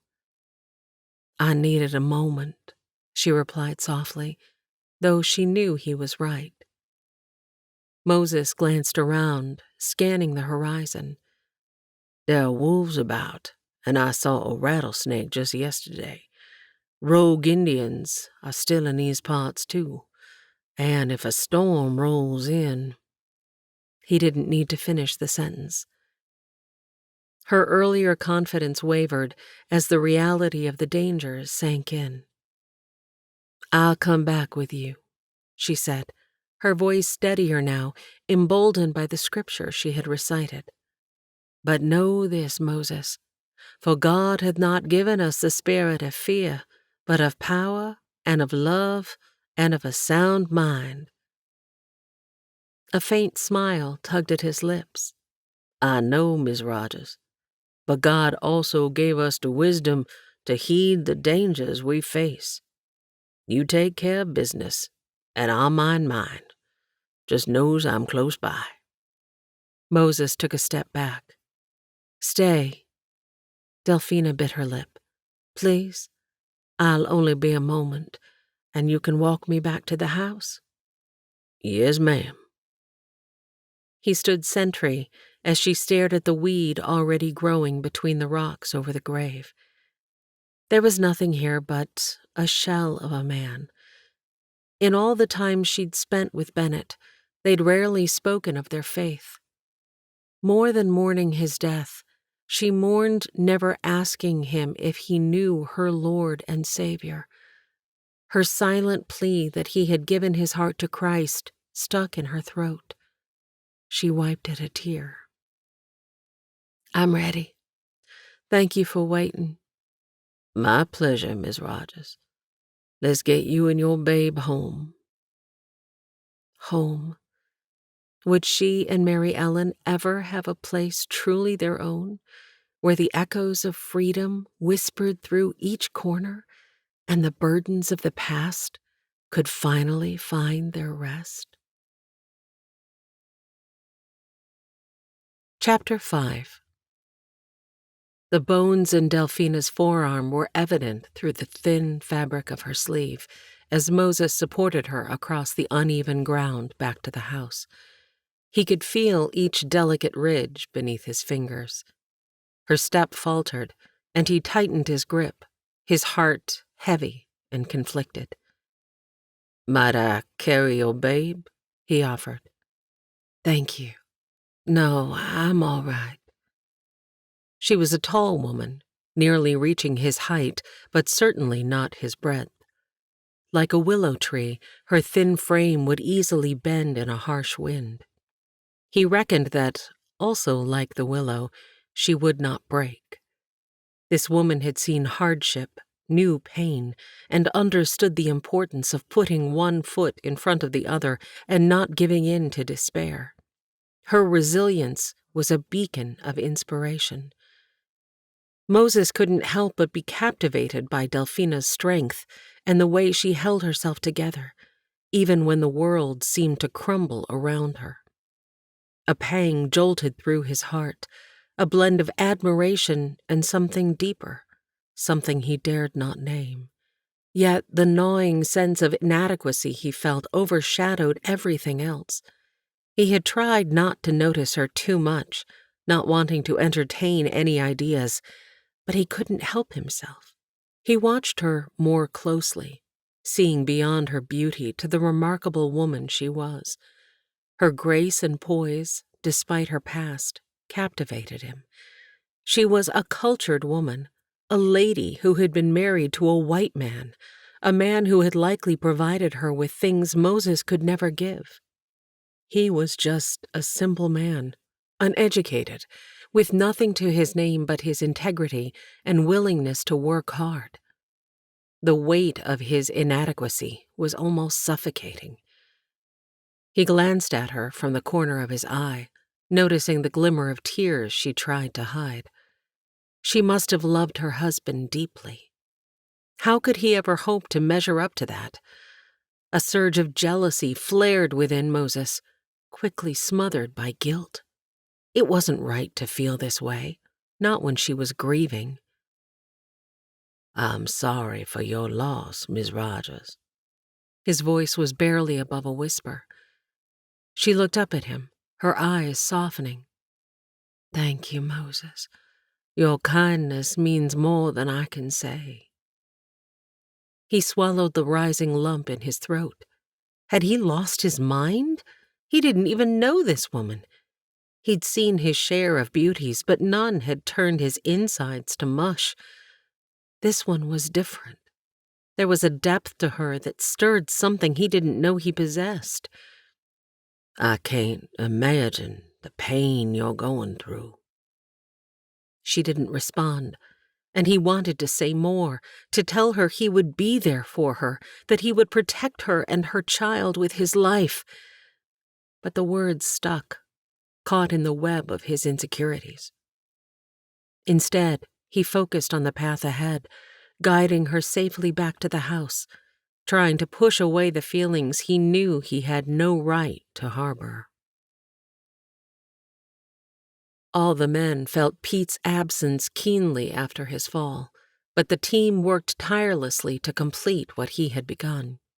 With Pete sidelined by his injury, Moses and the others took on the responsibility of ensuring the bunkhouse was ready for the upcoming season. The summer sun beat down on them, intensifying their urgency. "On 3. 1, 2. Moses used all his might to lift the bunkhouse wall. "Steady. Hold now. Finnegans, secure the top." Hammers swung, securing nails into the wood in 2 hits. Done! One of the 2 red-headed brothers yelled before the other echoed.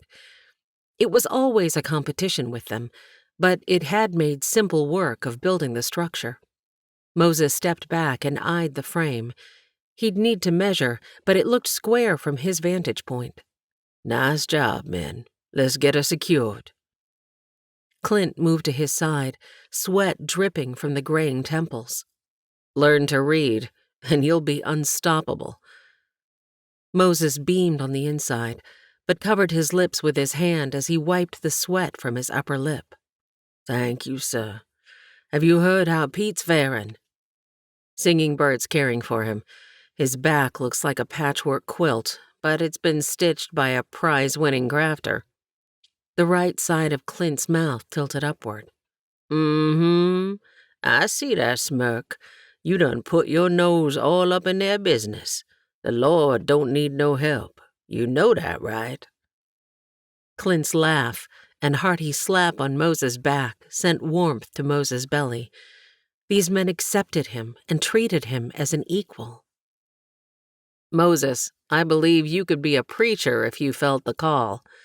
"Not me, sir. God gave me this body for a reason. I'm part of the Lord's army, just more of a grunt than a general." "Well, I sure am glad you're on our side. I'd hate to go up against you in battle of any type." Clint's head cocked to the left. "Those Finnegan brothers are hard workers." "Yes, sir. Make anything a competition between those two, and you got an unstoppable team. You read man and beast. Clint's head bobbed, his hand rubbing the back of his neck. What are your plans for the future? Have you thought about what's next for you? To own land. That was too bold. Moses cleared his throat. I'm a hard worker, Mr. Shankel, but I've never owned more than what's on my back.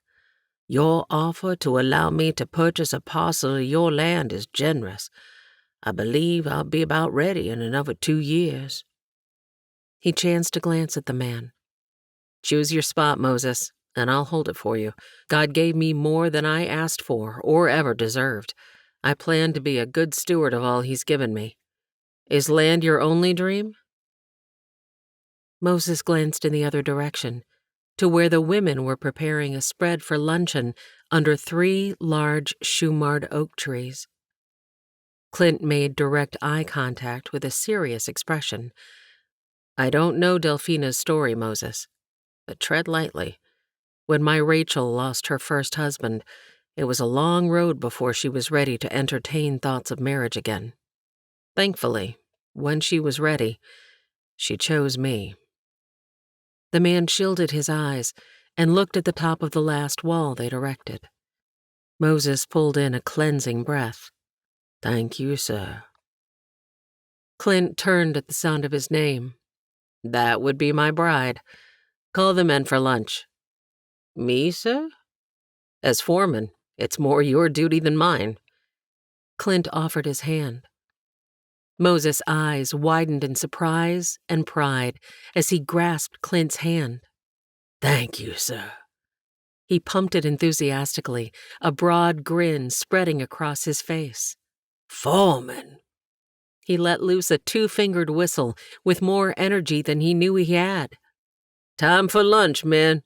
Hurry on down 'fore I eat all the fried chicken. His heart was light as he walked toward the spread of food.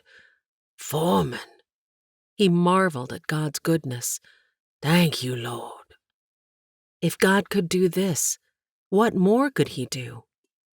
He lifted his gaze to find a pair of brown eyes meeting his. Moses found Delphina on the top step of the Shankel's porch, her arms free of Mary Ellen. If you're headed to the grave, I'm happy to walk you, for safety's sake and all. That would be nice. Thank you, Moses. He wanted to offer his hand, but clenched his fists tight. His new position had made him too bold. He was still not worthy of such a woman. He let her lead, staying 2 steps behind. Shoes like the ones the plantation owners wore where he'd lived peeked out from under the many layers of blue gingham fabric. He'd seen her in a dark traveling dress when she'd arrived. Why did she choose this lighter color during her time of mourning? What did he know of women's fashion, or women's thoughts for that matter? Moses? Yes, ma'am. He strode up to walk beside her. How far is it to town? Shoemart Oak Bend? Well, by horse, a day and a half, but by wagon, near on 2 full days' ride. When she didn't respond, he slowed his steps. Is there a proper stopping place? She asked. He quickened them again. Well, now, that depends. There's a right nice little spot near a creek with large boulders for shelter from the wind. But if you're talking about whether it be proper for a man and woman to travel together, he faltered. I see.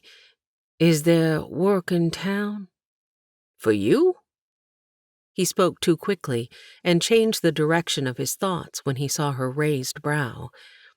There might be work at the mercantile. The Gray sisters are getting older, or the boarding house. The O'Sullivans sometimes have more work than they know what to do with, but other times, Shoemart Oak Bend don't get many visitors. Her shoulders rose and fell. What could she possibly be thinking? How about a restaurant? The boarding house offers meals, but I don't believe there's another place to eat in town. What are you thinking of doing? Aren't you happy here?" His gut roiled with the thought of her leaving. He only got to town once a month. "One must always have options, Moses." Moses stumbled. He reached down and picked up the offending rock, then gently placed it on the grave before taking a step back. He'd give this woman the space she deserved, but with each step back, his dreams faded further into the distance. As they continued in silence, the weight of the unspoken words hung between them. For now, walking beside her was enough, even if it meant watching her slip away. Chapter 6. Next day. Delphina's heart skipped a beat as she watched Moses giving instructions to the men building the bunkhouse, his presence commanding yet humble. Even from where she stood at the makeshift table the women had erected to serve lunch, she marveled at the way the dark skin of his forearms glistened with sweat, muscles taut and defined from the day's labor. Seeing him stirred feelings within her she couldn't quite place. She tried to stifle her reaction, pressing her lips together. "Thank you for your help today, men," Clint said, tipping his head, first to Moses, then to Juan and the others. "Moses, you made the logs look like twigs today." Moses dropped his gaze to the ground, but not before Delphina caught the sparkle in his eyes. He was modest, yet confident in his abilities, a combination she found incredibly attractive. Bennett would have ruffled his peacock tail at the praise. Clint cupped his hands over his mouth and yelled to the men working different sections of the building. "Well done, men. Nice work today." He clapped his hand on Moses' shoulder and addressed the man. "You didn't disappoint as foreman, Moses." Moses' dirt-covered boots shifted in the grass. "I'm sure Pete appreciates you covering for him, so I'll say thank you in his stead. When do you think you'll have the roof finished?" "1 more day, sir. Tomorrow looks to be mild." "Excellent." Rachel slipped her hand into Clint's, and a spark passed between the two. Delphina turned, but didn't miss seeing Clint place a kiss on his wife's head.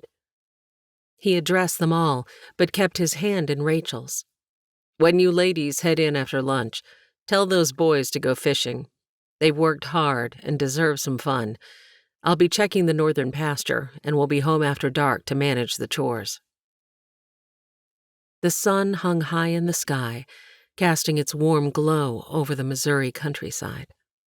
Delphina took in the fresh air, which was filled with the scent of wildflowers, newly turned earth, and freshly cut timber for the bunkhouse. Rachel handed plates to Juan and the Finnegan brothers. "Thank you for all you do. We're blessed to have you all as a part of this family." "You are most welcome, Mrs. Shankel," Juan said, as the brothers agreed. The group of men, dressed in sturdy work clothes, stood in line. Each thanked the ladies for the food. They gathered in a shaded area beneath a large shumard oak, their hats discarded. It was a simple meal. The most popular item was a platter of golden fried chicken, the crispy skins glistening in the sunlight, slices of fresh bread, a bowl of pickles, and a few jars of different types of homemade preserves rounded out the meal. A pitcher of lemonade, sweating with condensation, brought additional thanks from the men. Moses was the last in line until he saw Clint at the side. He gestured for the man to go first. "Thank you, Moses. Boss, we got the chores tonight. No need to make Thomas and little son come back when the fishing is at its best," Moses said. Delphina stepped forward, coming to stand behind Rachel. "I'll milk Tilly. You men leave that chore for me." "I thank you, ma'am," Moses said. "You ladies prepared a feast. Much obliged." Fabric brushed against her hand, and Rachel's eyes moved from the napkin to Moses. "Oh, you may need this after the fried chicken." Delphina lifted the cloth. With the plate in his one hand and a drink in the other, she wasn't sure what to do with it. Moses stuck out his little finger, and Delphina slid the napkin between it and the plate, being careful not to touch his work-worn hand. The briefest brush of his fingers sent a shiver down her spine. "Thank you." His voice was a low rumble that made her pulse quicken. "You're welcome," she replied, the words barely above a whisper. As Moses turned to speak with Juan, Delphina couldn't help but steal a few more glances. Bennett had been wild and impulsive, a whirlwind that had swept her up and carried her away from a life of bondage. For that, she would always be grateful. But she had never felt the physical spark with Bennett that she felt now, just being in Moses' presence. Bennett had been her escape, her chance at freedom, but Moses was different. He was steady, reliable, and strong, a man who exuded a quiet confidence and strength that made her feel both safe and exhilarated. It was too soon to have these feelings, only days after burying her husband, but her heart didn't seem to care. It responded to Moses in a way it never had to Bennett. Moses made her feel alive. Delphina gathered the now empty dishes, dropping them into the soapy water bucket at the end of the table. She had to be careful, had to guard her heart. But as she watched Moses from the corner of her eye, she couldn't help but wonder if she had found someone who could be more than just a protector. Protector? What was she thinking?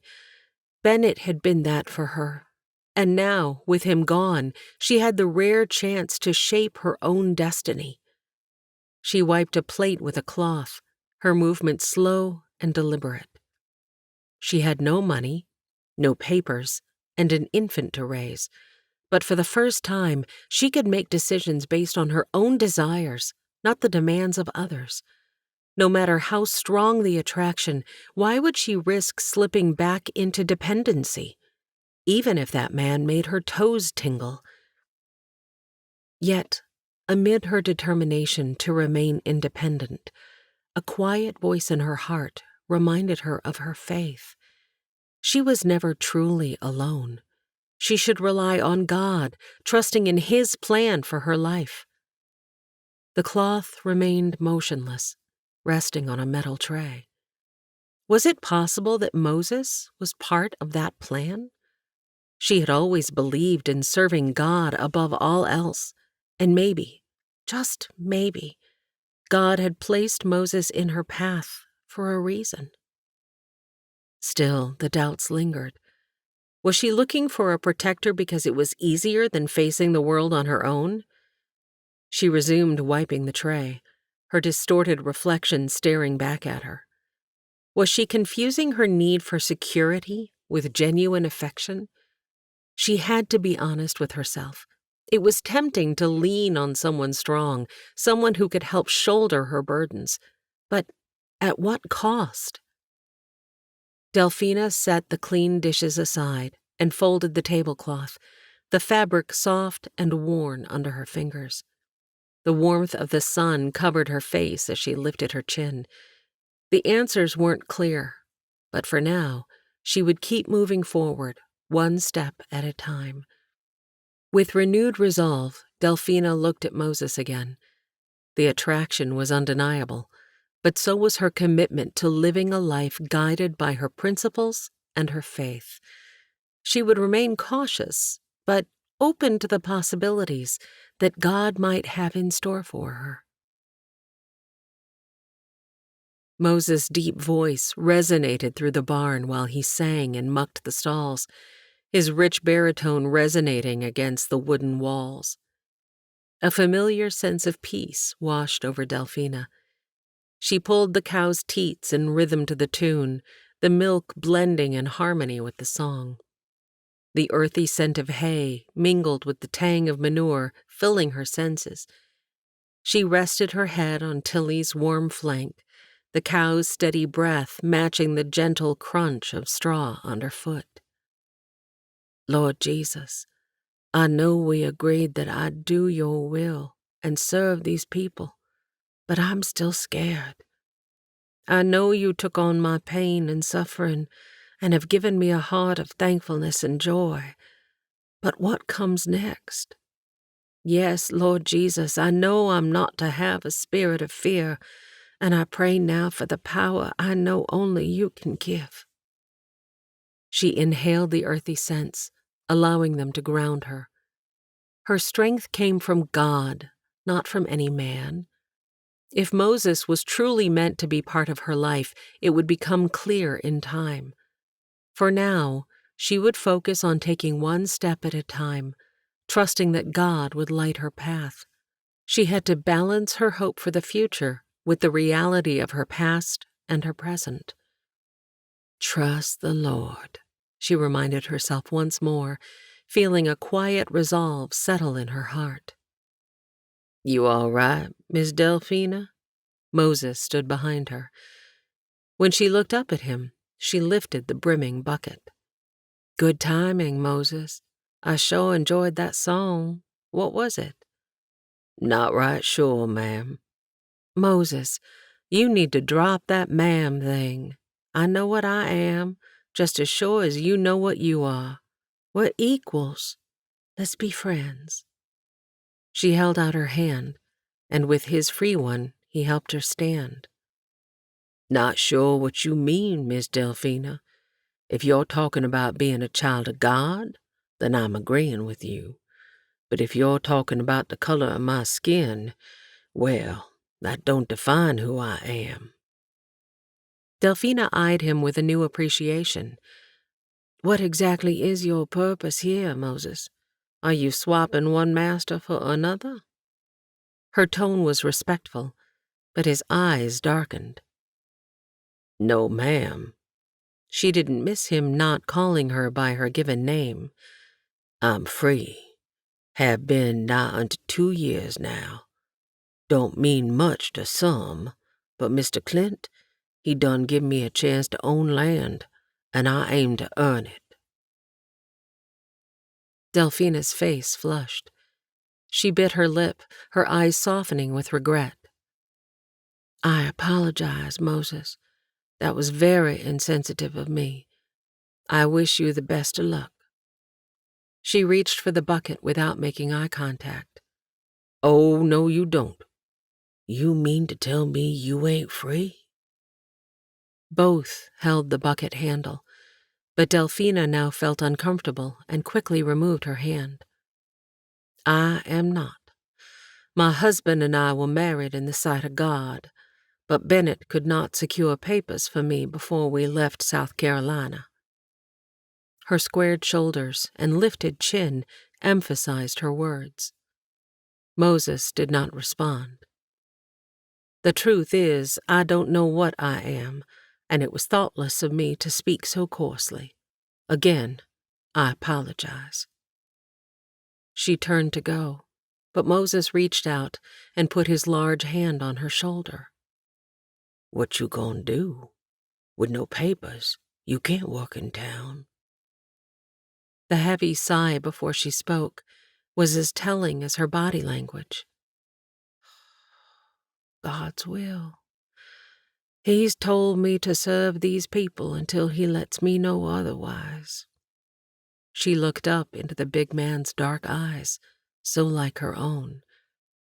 Problem is, I don't know if the Shankels have heard the same thing.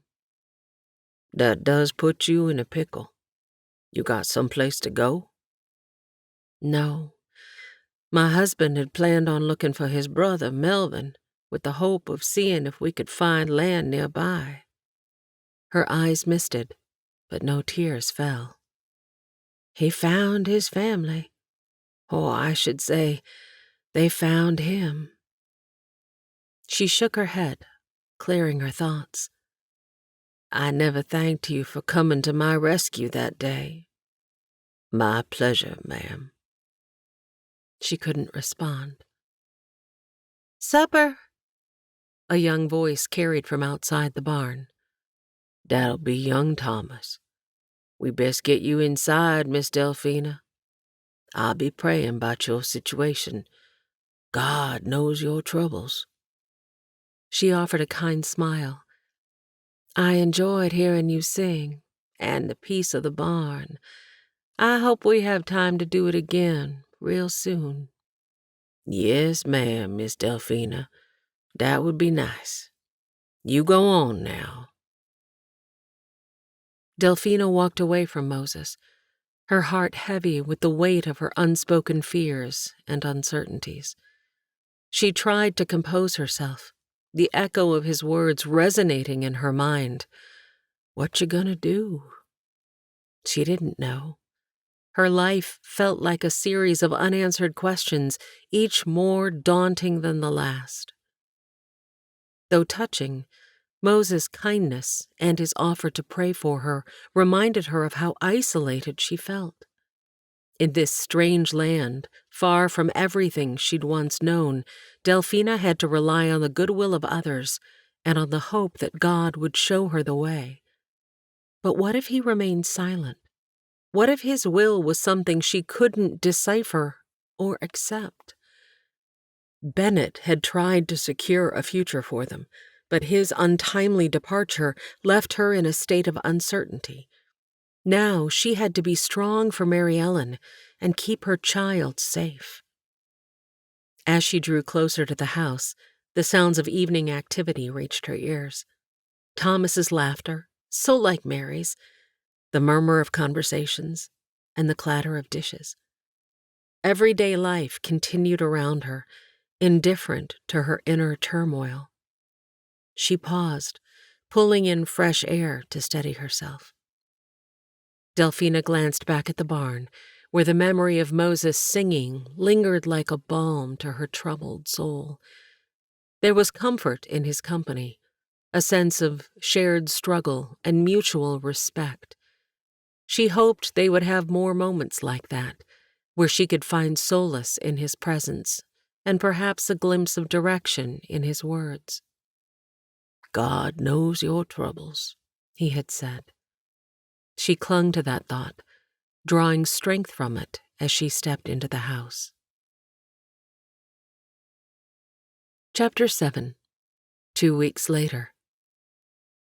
"That was quite a storm," Delphina said, thankful for the 4 sturdy walls of the Shankels' home. Outside the window, the skies lightened and the howl of the wind died down. Leaves and sticks littered the yard, and a bucket rolled in a circle before coming to a stop next to the porch steps. Delphina turned from the sight to the pale face of her friend. "Are you all right, Miss Rachel?" Rachel stared at her shaking hands, clasped tightly together in her lap. "Miss Rachel, are you okay?" Delphina asked again, her voice gentle but insistent. Yes. Yes, I'm fine. Thank you." Delphina noted the weak smile and placed her hand on the woman's still trembling limbs.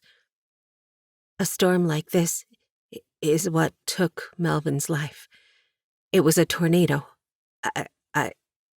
They still affect me, I'm afraid to say." Rachel blew out.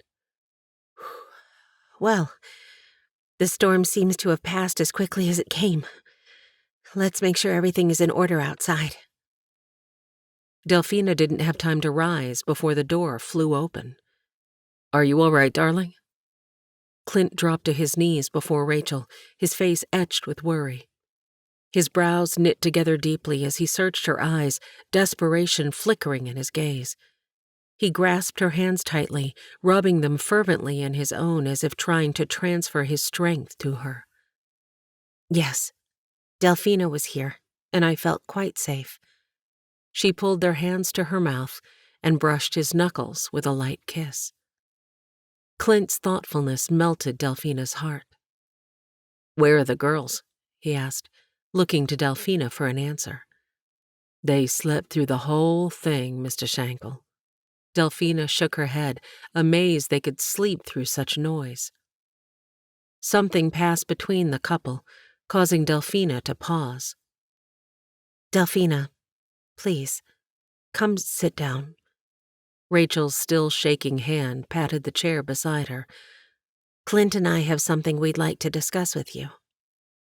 Delphina's insides churned with a mix of anxiety and dread. The nauseating twist in her stomach was as strong as the storm had been. If they asked her to leave, where would she go? What would she do to provide for herself and Mary Ellen? Might I fix tea first, Miss Rachel? You've had quite a fright. The water's already hot, so it won't take but a moment to boil. That would be lovely. Thank you. Delphina moved to the counter, her mind racing. She busied herself with the familiar motions, hoping to delay the inevitable. She carefully selected the teapot and measured out the tea leaves. The sound of the kettle's whistle echoed her own rising panic. She sucked in deep breaths, willing her hands to stop trembling as she poured. As she waited for the tea to steep, she glanced back at Clint and Rachel, who were talking quietly. The sight of their serious expressions made her heart pound even harder. She couldn't delay much longer, but the ritual of making tea gave her a few precious moments to gather her thoughts. Finally, she placed the teapot and 3 cups on a tray and carried it to the table. Setting the tray down, she poured the tea with deliberate care, stalling for just a bit more time. Here you go, she said, handing a cup to Rachel and then to Clint. She breathed in and out, bracing herself as she sat down. Now, what did you want to discuss? The room held its breath, the air thick with anticipation. She pressed her lips into a firm, straight line and set her jaw with quiet determination. She would face whatever was to come with dignity. Rachel moved her hand to her growing abdomen. The baby. Of course, there wouldn't be room for her in this home. It was time to move on. Clint set his already empty teacup down. Delphina, let me start by saying thank you for everything you've done for us while you've been here. Here it came. Delphina steeled her emotions. Thank you, sir. Clint placed his hand on top of Rachel's. I'm worried about Rachel. She's got her hands full with our soon-to-be 4th blessing, not to mention fixing all the meals and tending the kitchen garden. Delphina wanted to yell out that she could help with all those things, that she had been helping. Was it not enough? But she remained quiet. Rachel turned her hand over and entwined her fingers with Clint's. Delphina, you are a tremendous help. The woman hesitated. Truth is, I'm not sure what I'll do without you. There it was. Thank you, ma'am, Mr. Shankel, for giving me this time to heal. You have a lovely family. I'm happy to have offered my services. Delphina stopped speaking before tears formed. Rachel reached across the table with her other hand. You've been more than a help, Delphina. You've become a friend. She tried to maintain the stoic countenance, but Delphina's lashes would not obey, and she blinked back tears. What was Rachel saying? Rachel ran a finger around the rim of her cup.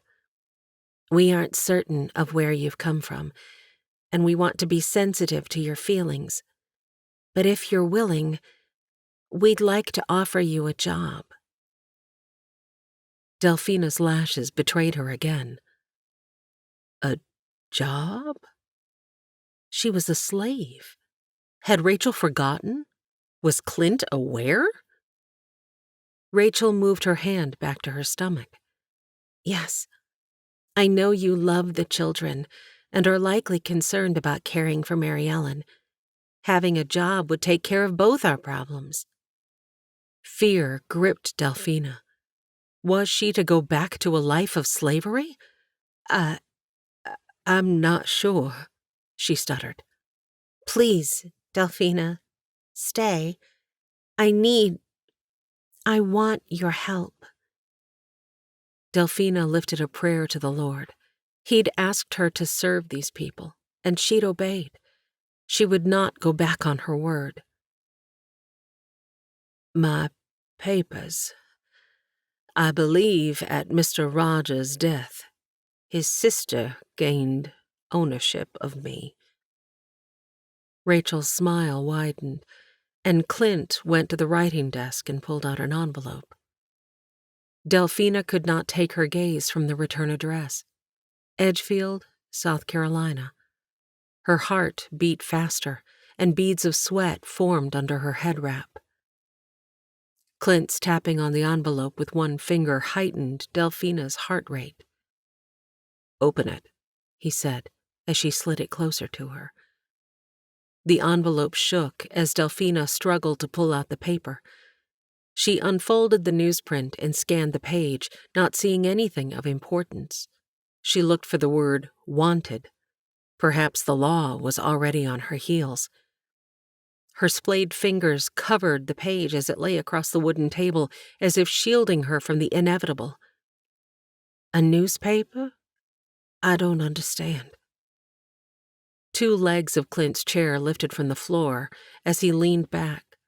He clasped his hands behind his head, his elbows akimbo. South Carolina has strict laws regarding the transfer, sale, and freeing of slaves. Delphina's eyes darted to the front door, then across the room to where Mary Ellen was sleeping. She wouldn't be able to grab her child and make it out before Clint stopped her. She flinched when the chair legs hit the ground. Delphina. Clint's voice was gentle.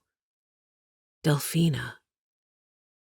Delphina felt like a caged animal, her insides restless and churning.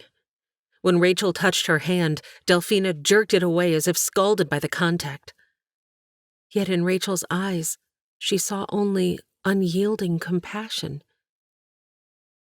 Delphina's jaw quivered, but she forced herself to breathe. She placed the hands, now wrapped around her middle, into her lap. Help me, Lord. I apologize for my behavior. Please, continue. Delphina looked at Clint. He steepled his hands on the table, then unfolded them. He pulled the newspaper page to him and pointed. Delphina couldn't make out the words from this distance. What does it say? She wasn't certain she wanted to know. She had to trust God. It's a public notice asking if anyone holds claim to you or if you owe anyone. Her throat constricted. I've already spoken with Ms. Agnes Rogers, the beneficiary of Mr. Rogers' estate. As an unmarried elderly woman, she desired to sell everything, including you. Clint's thumbs tapped like a swaying church steeple.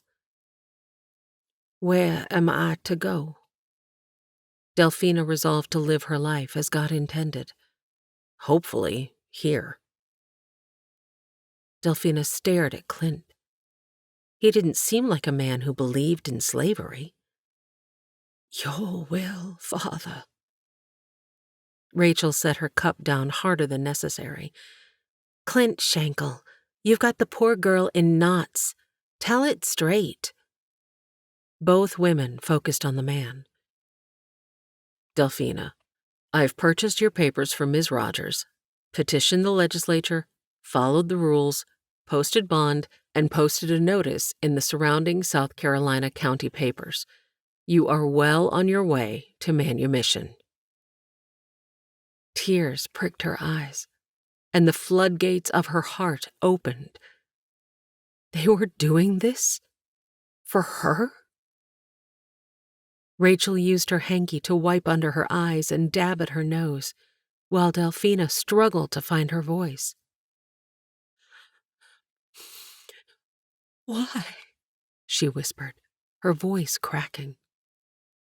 Rachel leaned closer, eyes soft with understanding. Because you deserve freedom, Delphina.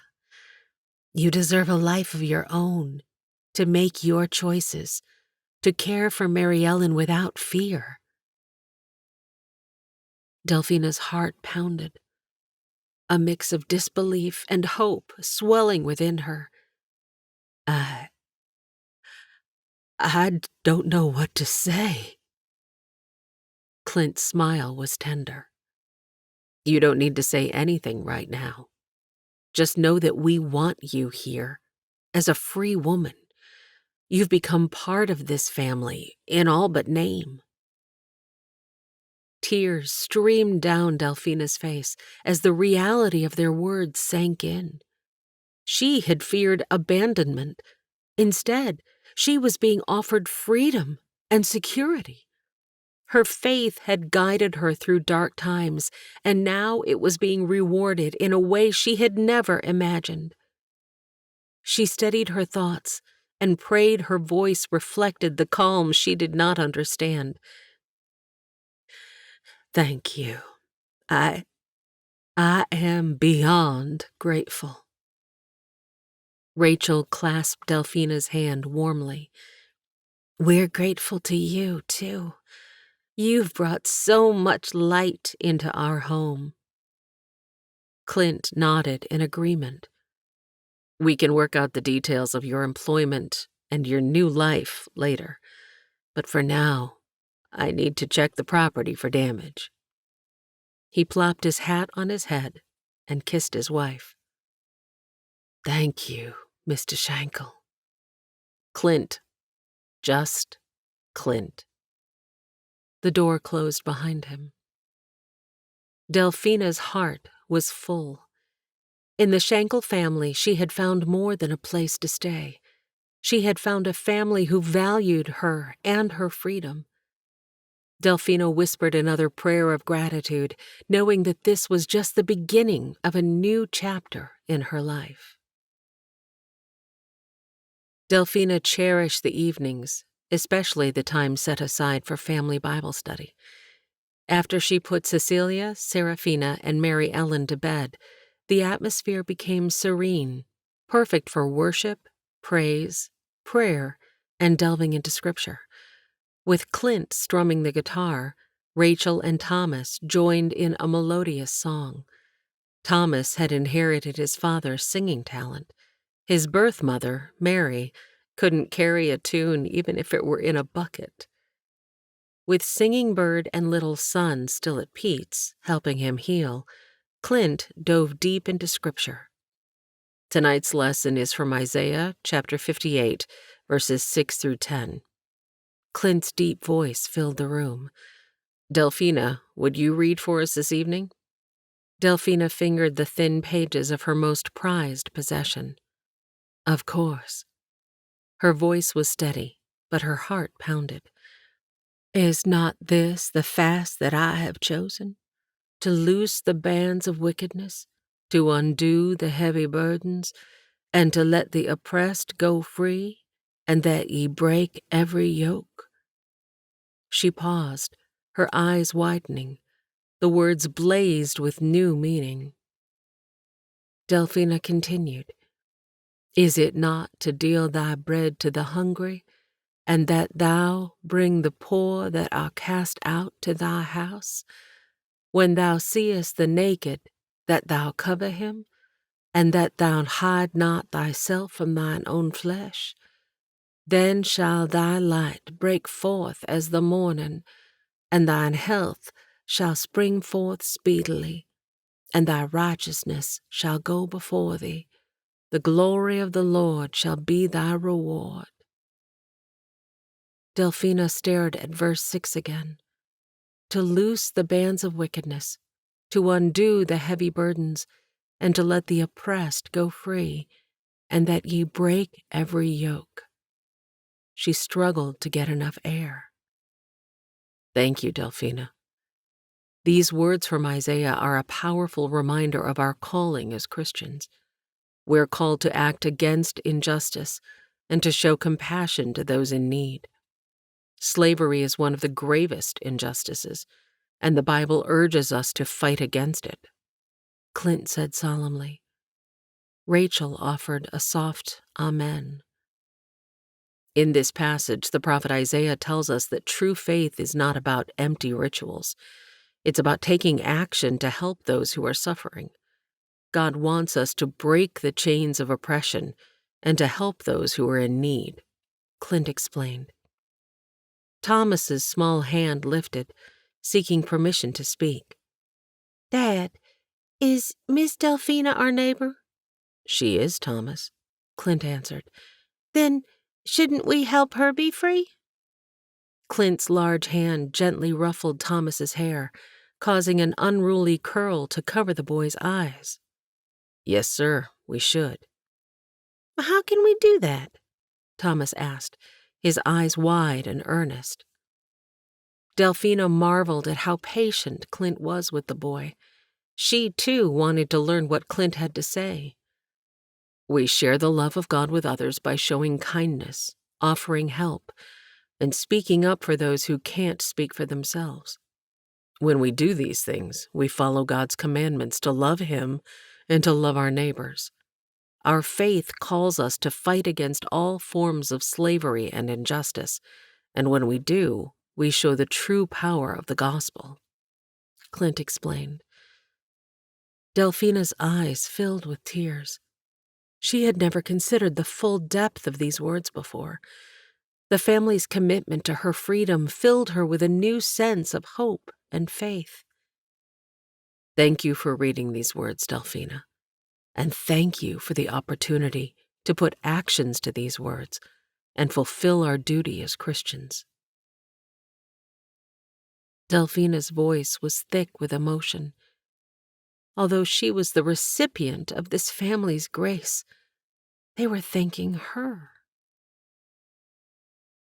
2 days later. Hail hit the window, echoing the turmoil in Delphina's heart. She plopped into the kitchen chair, bumping the dirty plate in front of her. "But your house, it's already bursting at the seams, and you'll have another soon. Mary Ellen and I can't live here forever."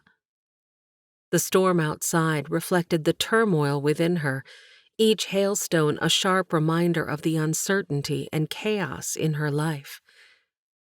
Rachel looked at Clint for a response. The woman's hands shook. How often did such severe storms happen in this part of the country? "We've thought about that," Clint said. "How long you can live here isn't the question. The question is, would you prefer your own dwelling, or would adding another room to the house be more to your liking?" Delphina stared at him, but didn't answer. The air stilled inside the small space, and the storm outside quieted. Yet the one churning in her heart raged on. What was this man saying? "Adding on a room wouldn't take much, since we're already enlarging the kitchen, but I'd be happy to give you a place of your own if you'd prefer." "Moses has certainly prepared enough logs," he chuckled. "Why?" Delphina still could not fathom anyone doing something so grand for her, especially since she was still technically enslaved, and a runaway at that. Clint squeezed his wife's hand.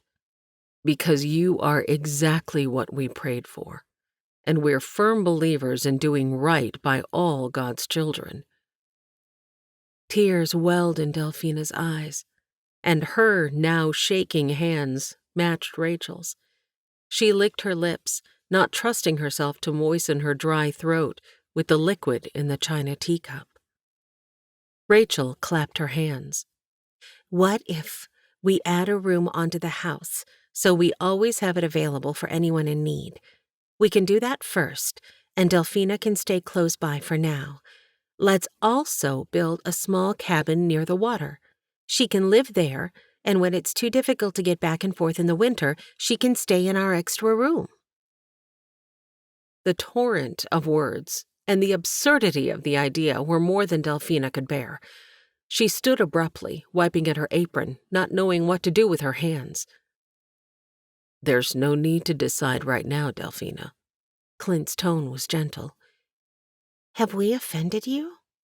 Rachel's voice was kind. A single tear fell.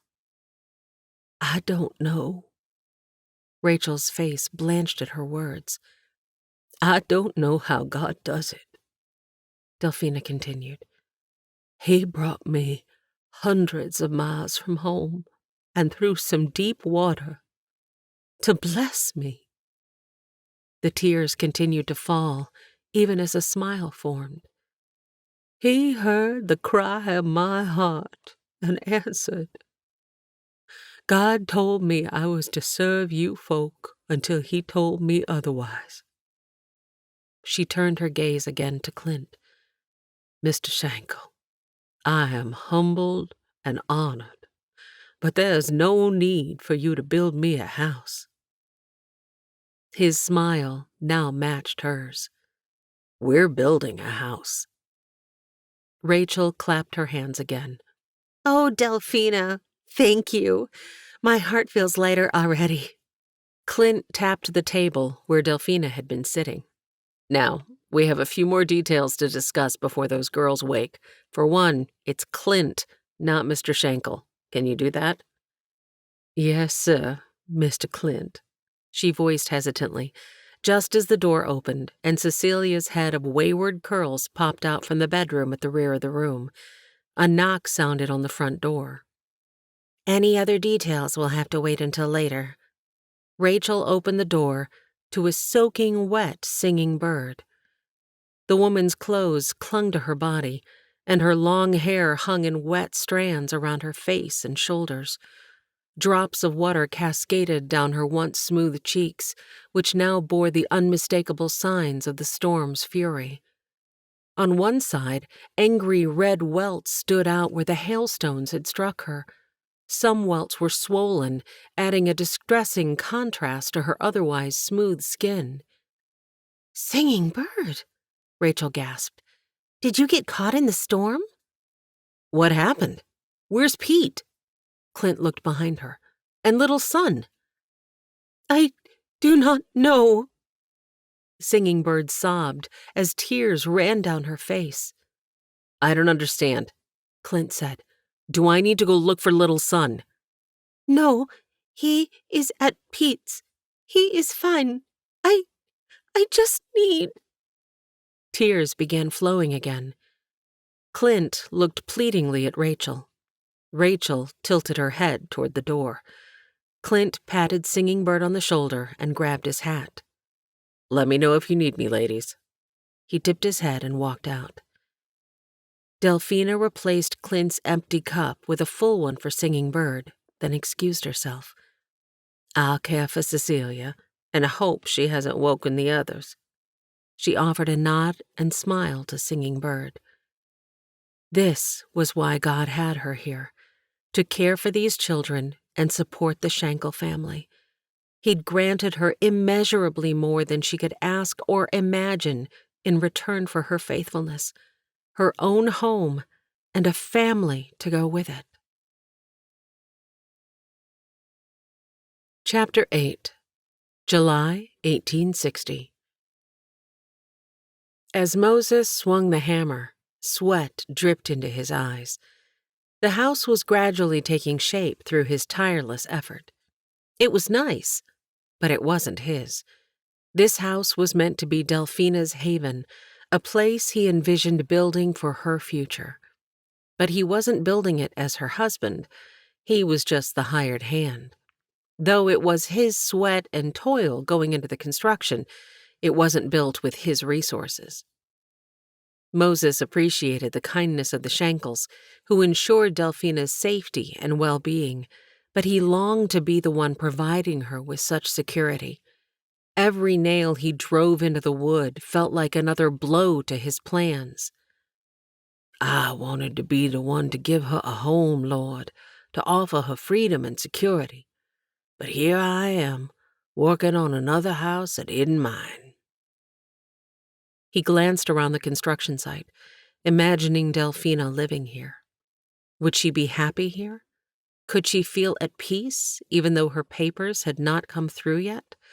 Would it make a difference to her to know he'd had a hand in building it? The home wasn't from him. It was from the Shankels. But would she see the handiwork he'd put into every inch? 2 more years. Just 2 more years, and I'll have something to offer. But what if she'd grown too accustomed to their care by then? What if she didn't need him in the way he hoped she would? Moses hammered another nail, the sound echoing his frustration. This house might not be his, but his hands were shaping her future. That has to count for something, right, boy?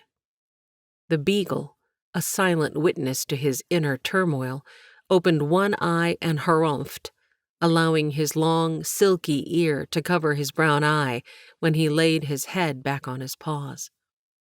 Moses had never cared for dogs, especially hounds. A scar on his ankle served as a constant reminder of what hounds were bred to do in the South. But this dog, lounging in the sunshine, was blissfully unaware of the history of its kind. You don't know the half of it, do you? How many times I've been chased and scared out of my mind by dogs like you. And here you are, lazy as can be. You got it good, boy, real good. He shook his head, a faint smile on his lips despite himself. Funny how things change. Maybe one day your owner and I will have it good too.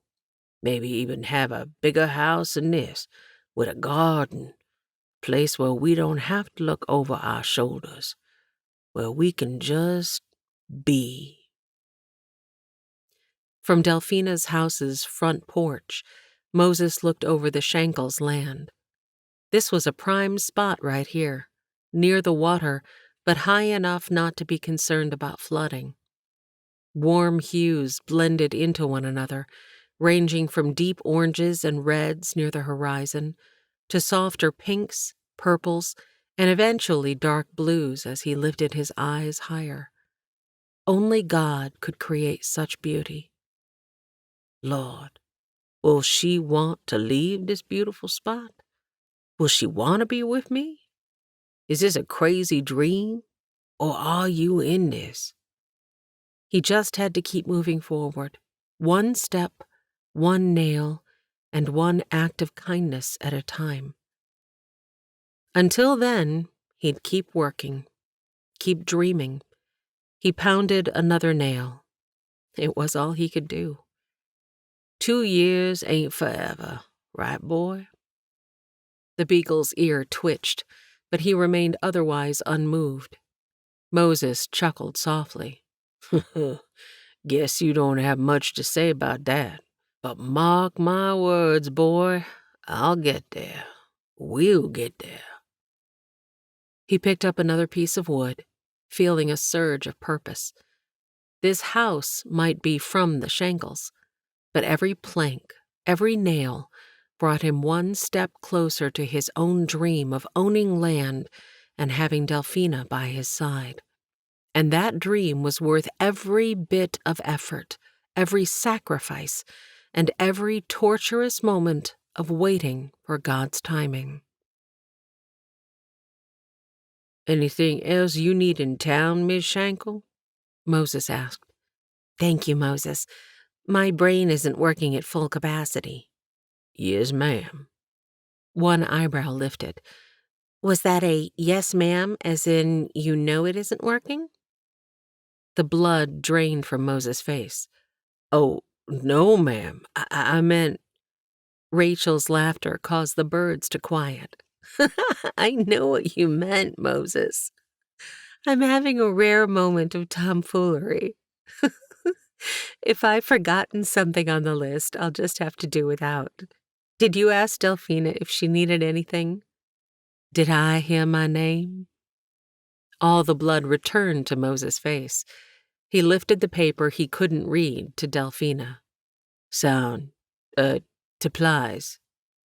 Her brow furrowed, and then a sparkle lit her eye. Ah, you're headed to town for supplies? Rachel, did you remember to add the baking soda? Oh dear. Rachel's eyes grew wide, and her face held a tinge of green. She moved swiftly to the side of the house. I'll take that as a no. Here, let me see the list. Delphina held long, slim fingers out. She handed the paper with its additional chicken scratch back to him. Moses wasn't ready for their connection to end. Miss Shankel asked if you needed anything. Her lips pursed, then relaxed. Can't say I do. Rachel came from around the side of the house. I heard that. Don't be telling a fib. You'll need a few things for your new home. It's about ready, isn't it, Moses? Yes, ma'am. It's coming along real nice. Hand that list back, Rachel said. I believe the embers in my brain are now in full flame. Delphina, did you bring a sewing kit? Yes, ma'am. Plenty of thread and fabric swaths? Mm-hmm. Rachel raised her eyebrows and added several scratches to the list. Matches. That's what I forgot. She scribbled again and handed the list to Moses. The Gray sisters will make sure you have everything on this list. You have a safe trip. Did I remember to give you provisions? Delphina lifted a basket near her feet. I grabbed 'em. Moses could not take his eyes away from her rolled-up sleeves. The muscles in her forearms flexed as she handed the basket to him, so like his own, but feminine to his masculine. Heat grew in his gut. He slapped his hat on his head. I best be off. Thank you, ladies. Miss Delphina, you stay clear of that house, you hear?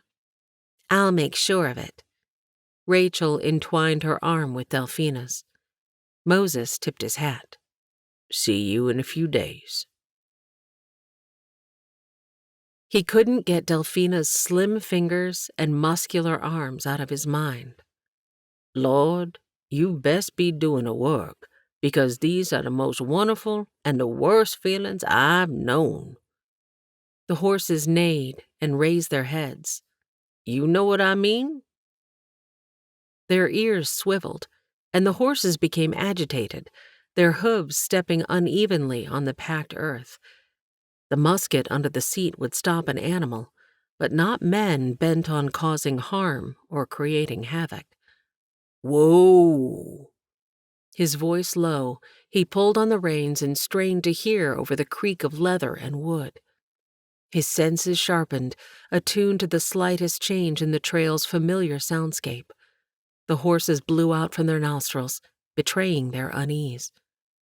A low growl sounded, barely audible over the rustle of the wind moving through the tall grass. Tense and ready, Moses slid from the confines of the wagon.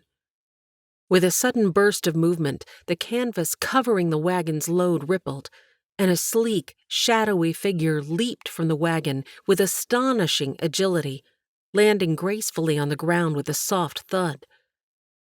Moses' heart hammered in his chest as he watched the dog, its hackles raised, its keen eyes scanning the surroundings with primal intensity. Moses tightened his grip on the musket, his mind racing with the possibilities of what might lie ahead and how Tippett had come to be in the wagon. For a moment, silence hung heavy, interrupted only by his steady breaths.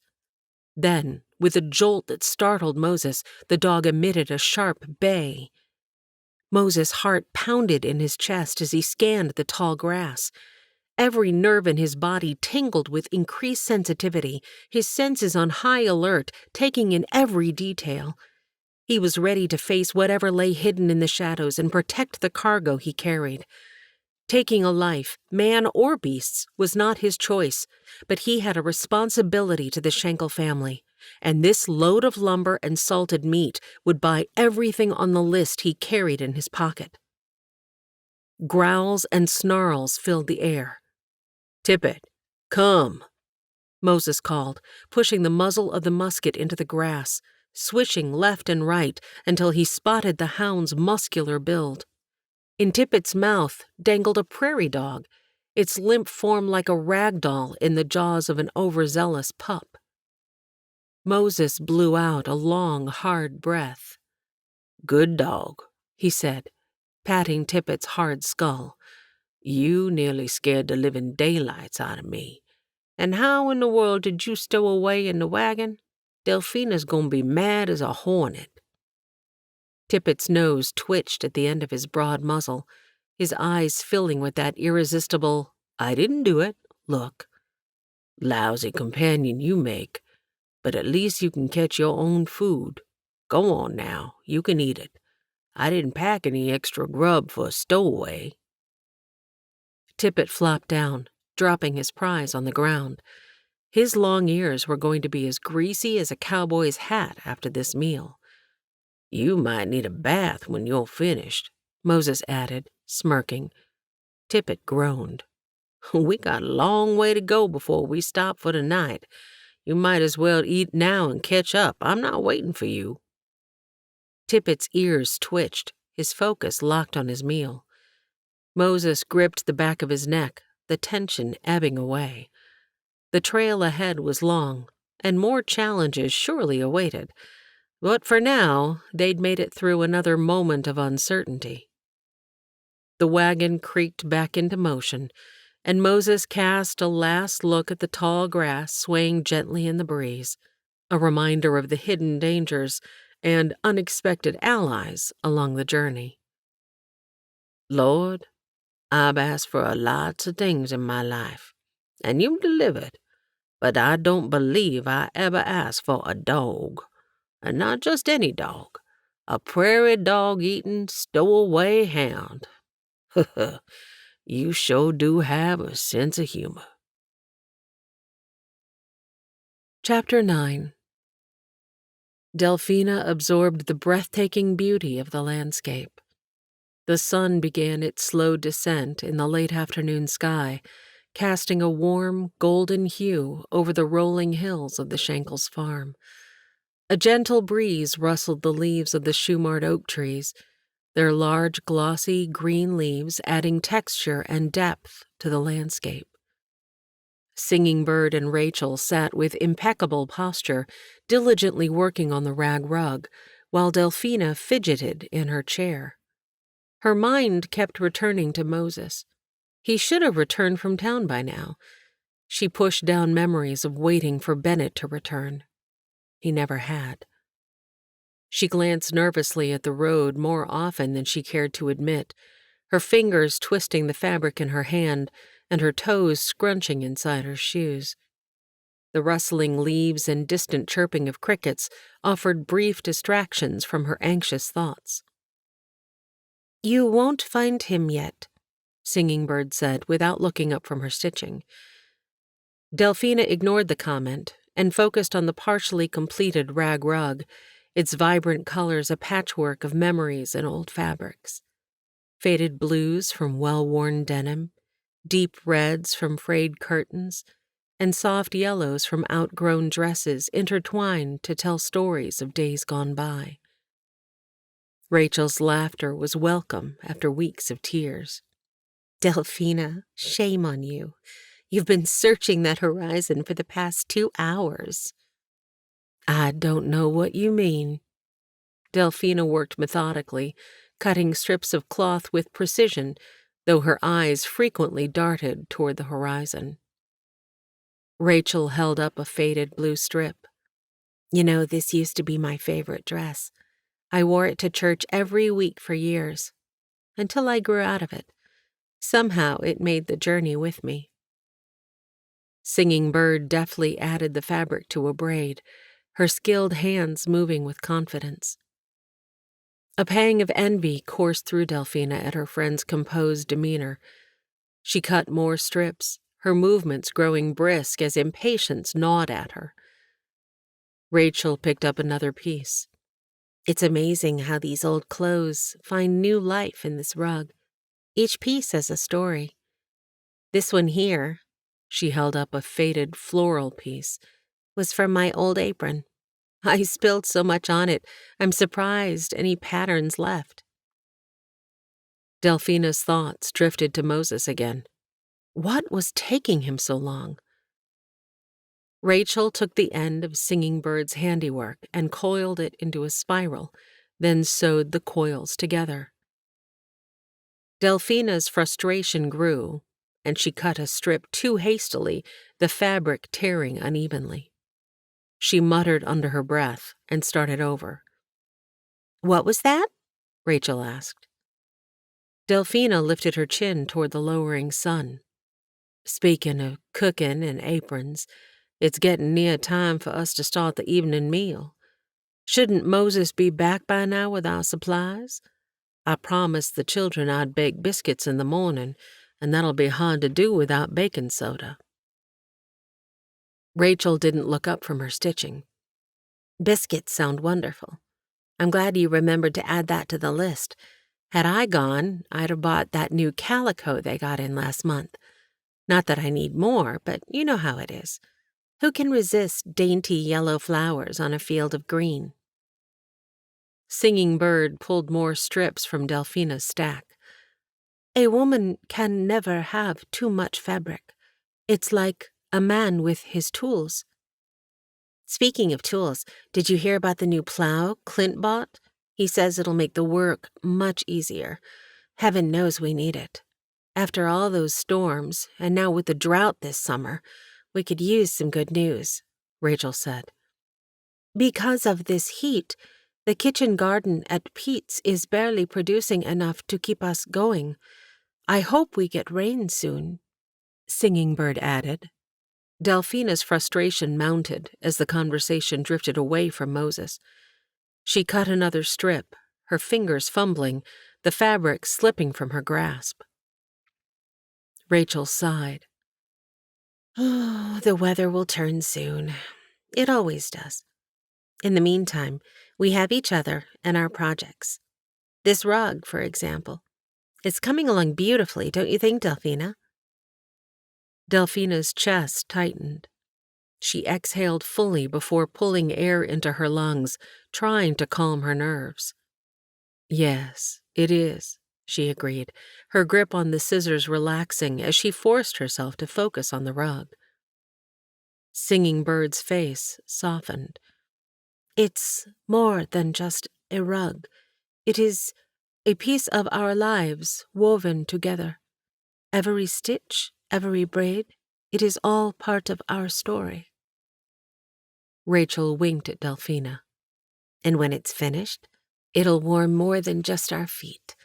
It'll remind us of these moments, sitting here chatting and working together. And how the past is under our feet." Singing Bird's fingers stilled, and her smile broadened. Rachel touched her friend's arm. "Do you feel ready to share your news with Delphina?" It was the first time Delphina had seen something other than absolute control in the woman. Singing Bird let the braids of fabric rest in her lap, all motion stilled. "I am a new creation. I follow your Jesus. He lives in me and has given me a new name. I would be honored if you would call me Robin." Tears pricked Delphina's eyes. She wanted to hug the woman and welcome her into the family of God, but remained still. "That's wonderful singing, Robin. What a beautiful name. The robin, you know, is a symbol of new beginnings and renewal. It's a profound choice." Robin's eyes shone with gratitude. "Thank you, Delphina. I feel it deep in my heart. It is like shedding the old and embracing the new, just like the robin's song in the morning."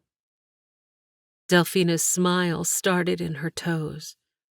"Your journey and this new name are a testament to the transformative power of faith. Oh, welcome to the family of God, Robin, and to this new chapter of your life." The women fell into a comfortable silence, the rhythm of their hands creating a soft, almost musical backdrop to the sounds of the countryside. A distant bird called, and the cicadas began their evening song. Delphina hadn't considered Robin's beliefs. Her cheeks warmed. Shame on her. She'd judged the woman by her first impression, as an Indian, when she'd spoken in her native tongue to Mary Ellen.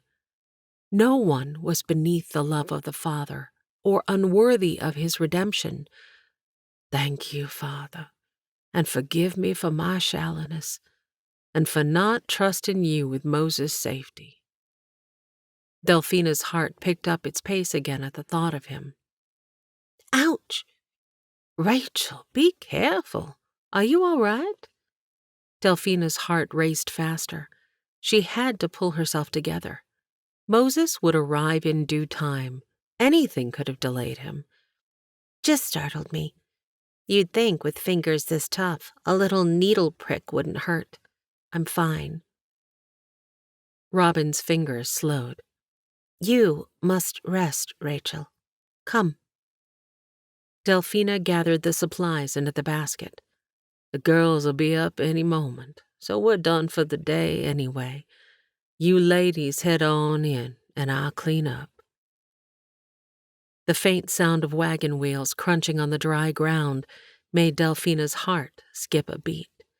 She turned to see Moses jumping down from the wagon. Tippet bounded out from under the tarp. There you are, you little rascal. You had me worried. Delphina scratched Tippet behind the ears until his head became heavy in her hand. You talking to me or the dog? Moses' broad smile lit up his face. He approached with purpose, and Delphina felt a flutter deep within. She turned to see the door to the house close, then stood straighter. She put her hands on her hips. You're late. Hello to you, too. I got everything on the list and then some. Had a little help along the way. Moses pointed at the dog already bounding off to the barn. Delphina tried to maintain her composure, hiding her relief at seeing him safe. She lowered her arms, then crossed them. Thank you, Moses. The children will be thrilled about the biscuits. You making 'em, or am I? She adjusted her stance once more, her hands giving her ribs a squeeze. Would he be helping her with the biscuits? She hoped so, though his tone left her uncertain. She released one hand and brushed a curl back under her head wrap, attempting to appear nonchalant as he took a step closer. His voice was soft. I hear I look pretty good in an apron. She ignored his comment, but the memory of him in an apron at the stove sprang to mind. If you're willing to follow my directions, I'm willing to let you help, she replied, her voice steadier than she felt. That way, you can't claim all the credit for yourself. Moses chuckled, his eyes sparkling with mischief as he took another step closer. Fair enough. But I must warn you, I got a secret ingredient that'll make those biscuits a talk of the town. Delphina raised an eyebrow, intrigued. Oh? And what might that be? He was near her now, leaning against the porch railing. A dash of charm and a pinch of good looks, he whispered. She couldn't suppress a smile, feeling a warmth spreading through her, and her earlier anxiety about his whereabouts began to fade. Well then, don't be late. Delphina felt his eyes on her as she bent and picked up the basket of scraps.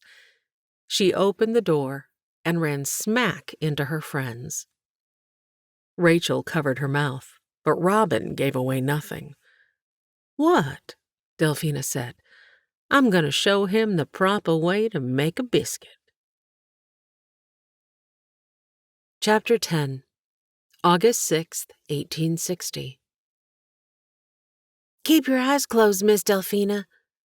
Thomas wiggled as if he could hardly stand the suspense, his shoes tap-tapping on the wooden floor. Are they closed? Yes, Thomas. Delphina could not help but laugh. You only have one step up.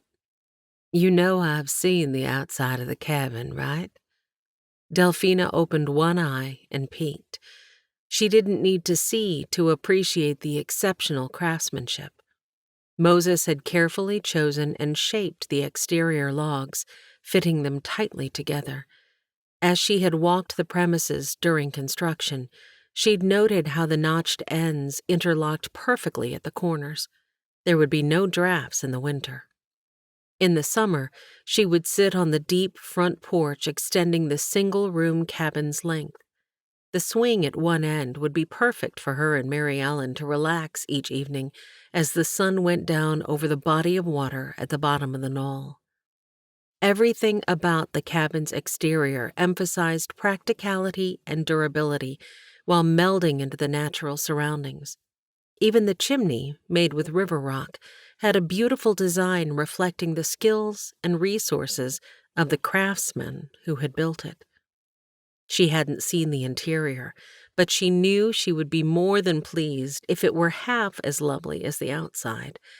And it meant so much more knowing Moses had crafted each log, hammered every nail, and designed the space just for her. She peeked again, not wanting to stumble on the porch step. You'll ruin the surprise, Thomas said. Close your eyes. Delphina did as she was told, feeling with her feet and left hand, since Thomas kept a tight hold on her right. She ignored the giggles of the others behind her, not caring how ridiculous she looked. She had a home. Moses had spent every waking hour outside of his normal duties building it for her. She'd only helped choose which wall would bear the fireplace and which would have the window. Rachel had given her Mary's pale yellow dress to cut up for curtains and matching napkins for the table. You can open your eyes now. Thomas could not hold it in any longer and jumped in excitement. Delphina reached for the smooth wood of the door, ready to push on the wrought iron latch that also held Moses' signature touch, but the door opened before her hand connected. Rachel stood on the other side. Welcome to your home, Rachel said. Clint and I hope you'll be happy here. Rachel stepped aside to reveal a small table with 2 chairs off to the right. A vase of black-eyed Susans, their cheerful yellow petals and dark brown centers winking a hello, greeted her from the table in a familiar vase. The colorless glass, with the simple geometric pattern, instantly pulled Delphina's thoughts back to South Carolina. Delphina, I'd like you to have this. It was my mother's. You've put fresh flowers in this vase to brighten my days for as long as I can remember.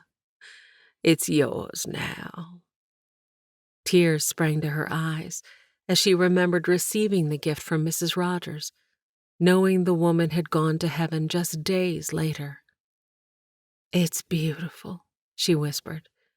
Rachel dipped her head. I apologize for going through your things to find something suitable. No, please, thank you for this. Her hand flew to her mouth when her gaze landed on the pencil drawing Bennett had made of her during their travels. It hung on the wall above the table, framed in rough wood with squared edges, and she guessed Moses had crafted this as well. She took in the nearby shelves already lined with jars, boxes, and cloth sacks. Miss Rachel, these things are yours. Oh, no, Rachel replied. You spent just as many hours canning these as I did. This is just your share. You can restock from the root cellar at my house when needed. It was all too much. A swing arm and pot rested inside the smooth rock fireplace. I'm sorry you'll have to deal with that archaic contraption, but it's all we have for now. It was in our house when we first arrived, Rachel said. It's perfect. Oh, thank you.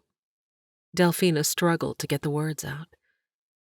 The rag rug the ladies had worked on for days, with its varied blues, reds, and yellows in myriad textures, filled the floor in front of the hearth.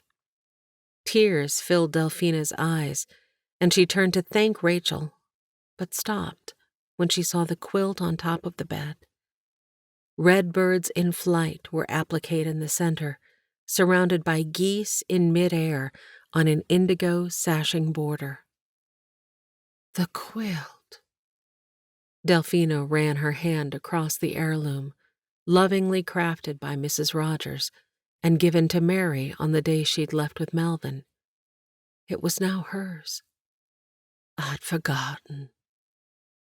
She turned to see Clint, Moses, Lee, and Robin, who held Mary Ellen, now inside the door, each admiring her new home.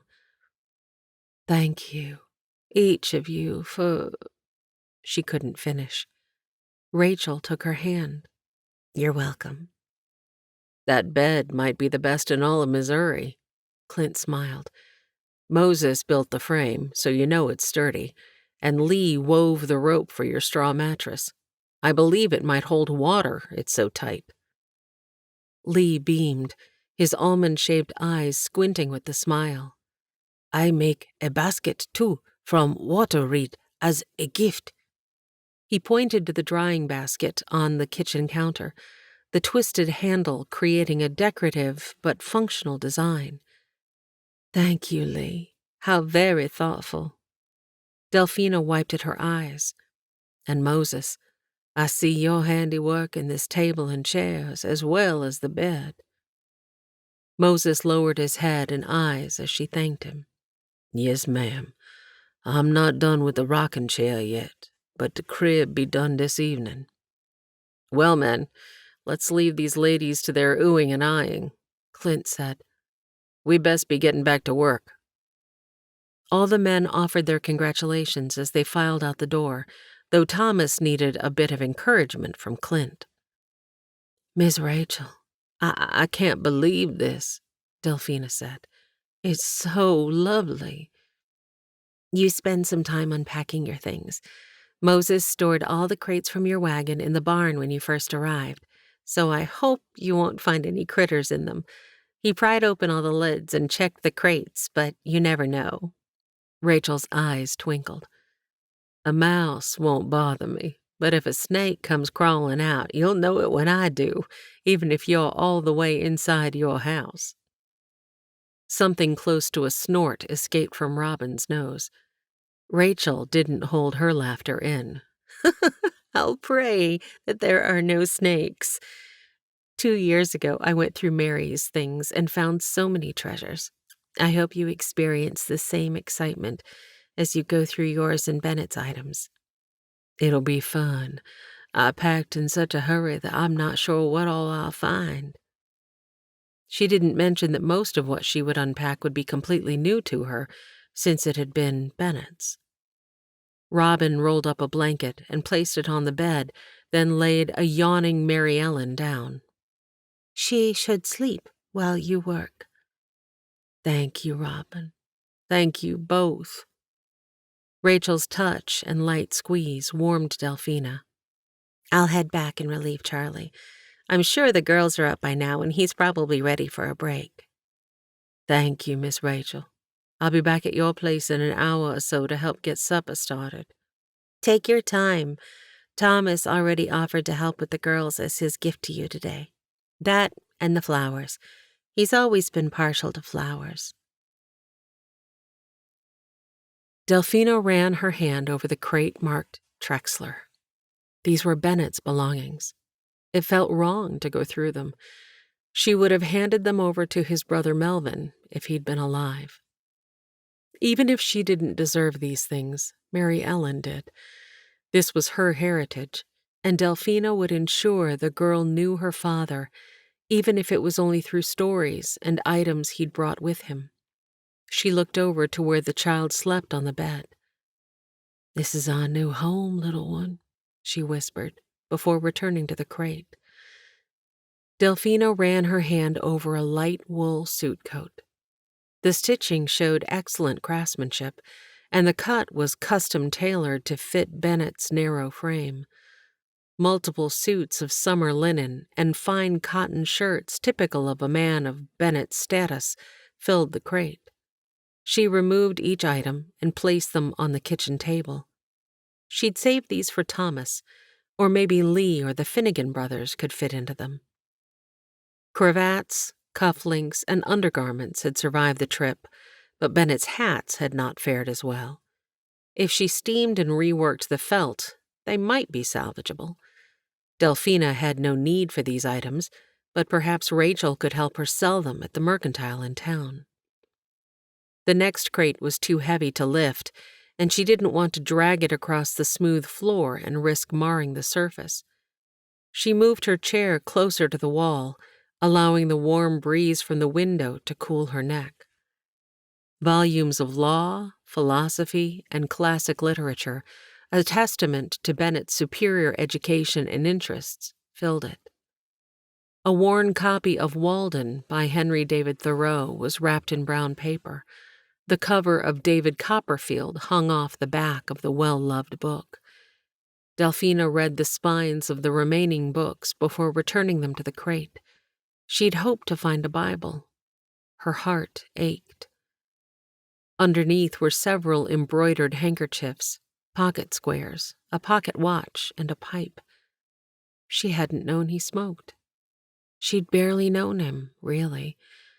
They'd met when she'd accompanied Mary as a companion before her friend had married Melvin, and Bennett had been around many times. But he'd not smoked once in the 10 months of their travels. The pipe smelled of old tobacco, but not like what Bennett smelled of when returning from whatever local town they'd been near. The breath she drew in did nothing to strengthen her resolve. She may have all these nice things, but they wouldn't put food on her table. A small, flowered reticule in the crate's corner caught her eye. It jingled when she lifted it.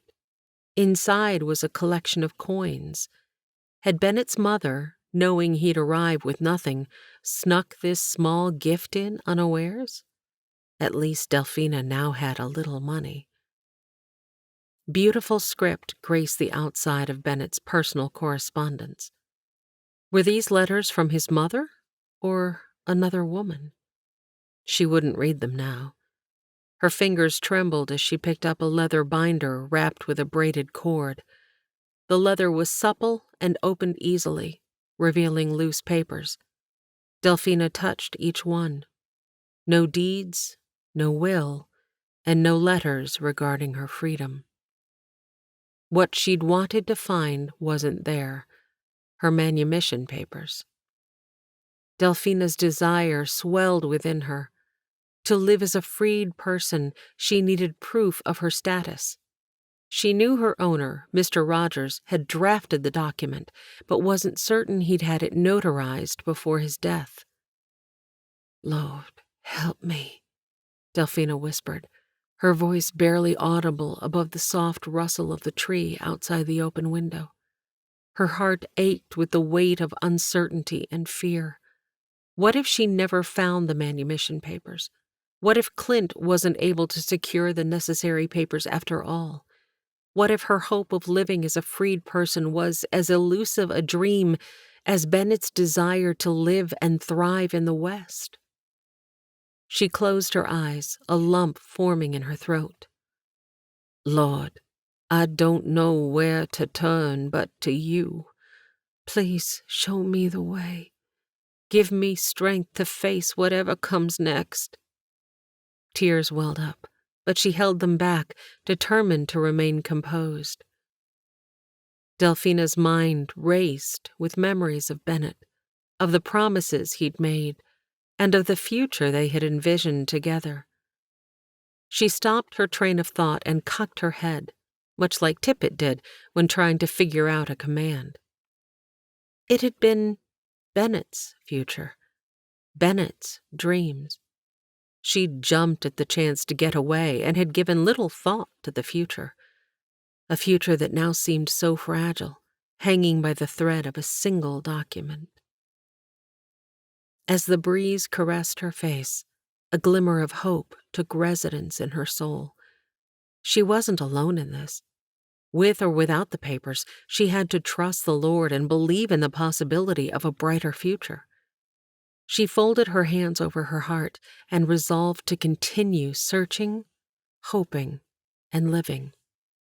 Mary Ellen stirred.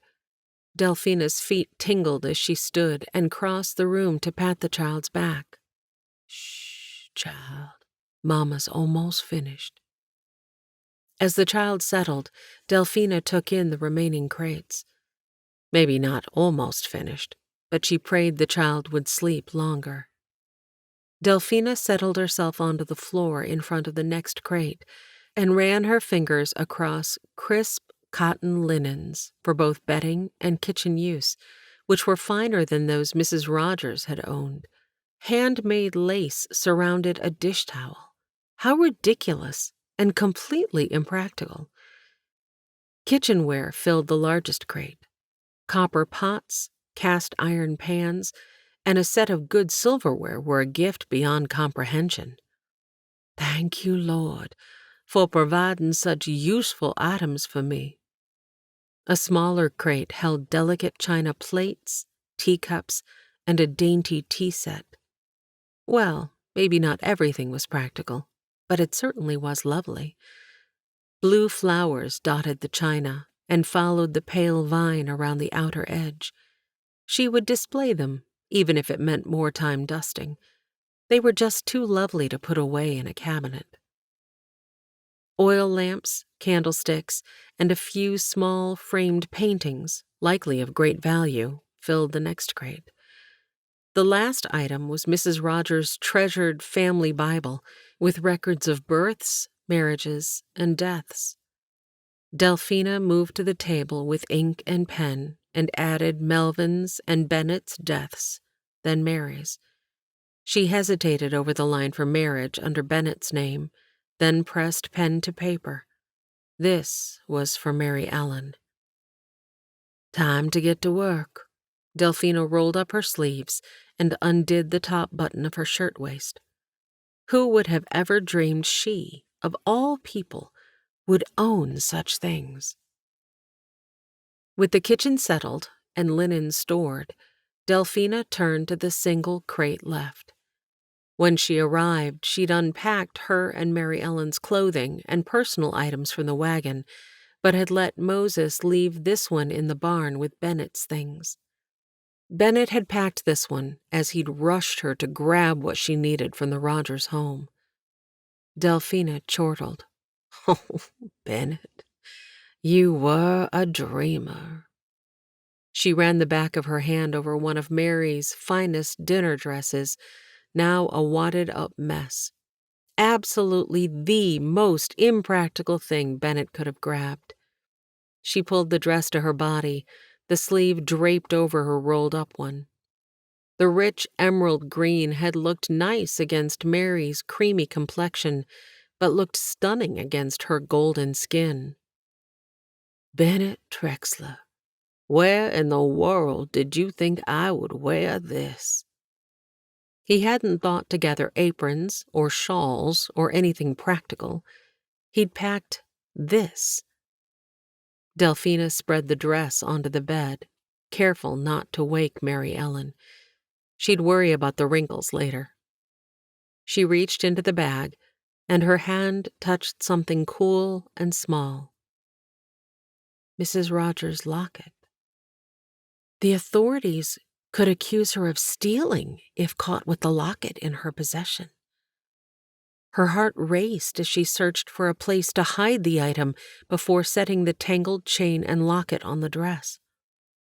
A brooch was the next piece of jewelry her fingers touched. Dread settled in. Had she even known this man? Lord, what am I to do with these? Next, she pulled out a hand-stitched sampler that read, "A friend in need is a friend indeed," that had hung on her wall for as long as she'd lived inside the Rogers home. Her room had been small, but it had been hers. The sun hit the wall where that sampler hung and would have left a rectangle when removed. Had Bennett not thought through such things? Just because the item was in her room didn't mean it belonged to her. But the blue and yellow embroidery thread matched Delphina's new decor. It would look so pretty on her wall and hold fond memories of Mary and Mrs. Rogers and her life of slavery. She placed the item back in the crate. She'd loved the Rogers family and was thankful for all they'd done for her. They'd never treated her as enslaved, but they'd owned her nonetheless. Bile rose in her mouth. Even Mary, her dearest friend, had not considered that it would have required Mary to become her owner when she'd offered for Delphina to join them in the West. Delphina could tolerate knowing Mr. Rogers was her master, but Mary had been nothing but a precious friend. To accompany Mary would have changed their relationship forever. But wasn't that exactly what she'd done with Bennett? She hadn't married him because he was the love of her life. She had gone with him because he'd offered her a chance at freedom. She'd stayed because he'd given her Mary Ellen. A blue ribbon that held Mary's letters together shook in her hands. "Forgive me, Father, and help me forgive them." Delphina's fingers caressed the envelopes. She had read and reread every letter from Mary until they'd torn. Her friend had sent one from every city on their train travels until she had become too ill. Then, through her husband's handwriting, she told marvelous stories about living on a plantation with Melvin and Thomas. She would give these letters to Thomas. Delphina sat surrounded by the personal items of a life she did not own. Unpacking these objects evoked a mix of nostalgia and grief. Until her paperwork came through, she was still a slave by law. "But not by heart, Lord," she whispered, tears mingling with determination. "Help me find a way, Lord. Help me find those papers, or help Clint secure them, or give me the courage to move forward without them," she prayed, her voice steadier now. "Bless me with wisdom. You've already surrounded me with people who can guide and support me. I trust your plan, even if I can't see it clearly now. And keep my spirit free, even if my body is bound by the law. Amen." Chapter 11. October 1860. Delphina loved spending time with the Shankel children, who filled her days with joy and kept her on her toes. She had to watch Cecilia closely, but once she discovered the nearly 3-year-old's love for solving puzzles, it became easier to keep her out of mischief. Although Serafina was only 14 months old, Delphina admired the child's natural motherly instinct as she watched over Mary Ellen. Thomas's thirst for knowledge and remarkable memory made teaching him a challenge. By the age of 8, he had devoured more books and retained more information than Delphina had in her lifetime. Thankfully, the Shankels ensured he balanced hands-on learning with book learning, and she didn't have him during the early morning hours when he did chores. It was her time with Rachel, while the younger children napped, that made Delphina feel free and understood. Their deep friendship blossomed in these quiet, shared moments, and Delphina's hope for a larger family one day grew alongside it. Even singing birds, no, robins, once peculiar behaviors, became endearing to Delphina.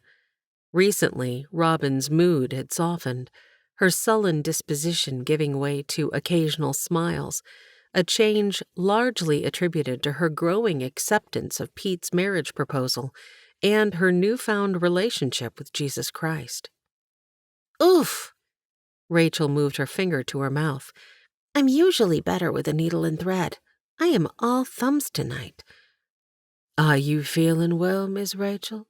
Is that baby kicking you? Delphina asked, taking in the copious yards of fabric over Rachel's ample belly that looked to be alive. He, or she, kicks hard enough to make me black and blue on the inside. Rachel checked her finger before using her hand to rub the sore spot. Mary Ellen rarely moved, or perhaps I didn't notice for all the jostling of that wagon. That, or my hind end was numb. The genuine sound of Rachel's warm laughter seemed to settle the woman. Robin never stopped her stitching. The wagon kept her resting. It will make for a powerful mind as she grows. I hadn't considered that, but it certainly makes sense, Delphina said. Her body is still tiny, but she watches everything that goes on. Where was Mary Ellen born? Were you able to get care? Rachel asked. The space filled with Delphina's burst of laughter before she covered her mouth to keep from waking the children. I'm not exactly certain. Likely eastern Tennessee or northern Alabama. It was the first time Bennett actually boiled water. Oh my, Rachel said. Oh, that's not the half of it. It was a harrowing experience. I needed Bennett to stay calm. He used up more energy than I did with all his running back and forth, doing God knows what. I remember he wore a freshly washed cotton shirt that day, one of his favorites.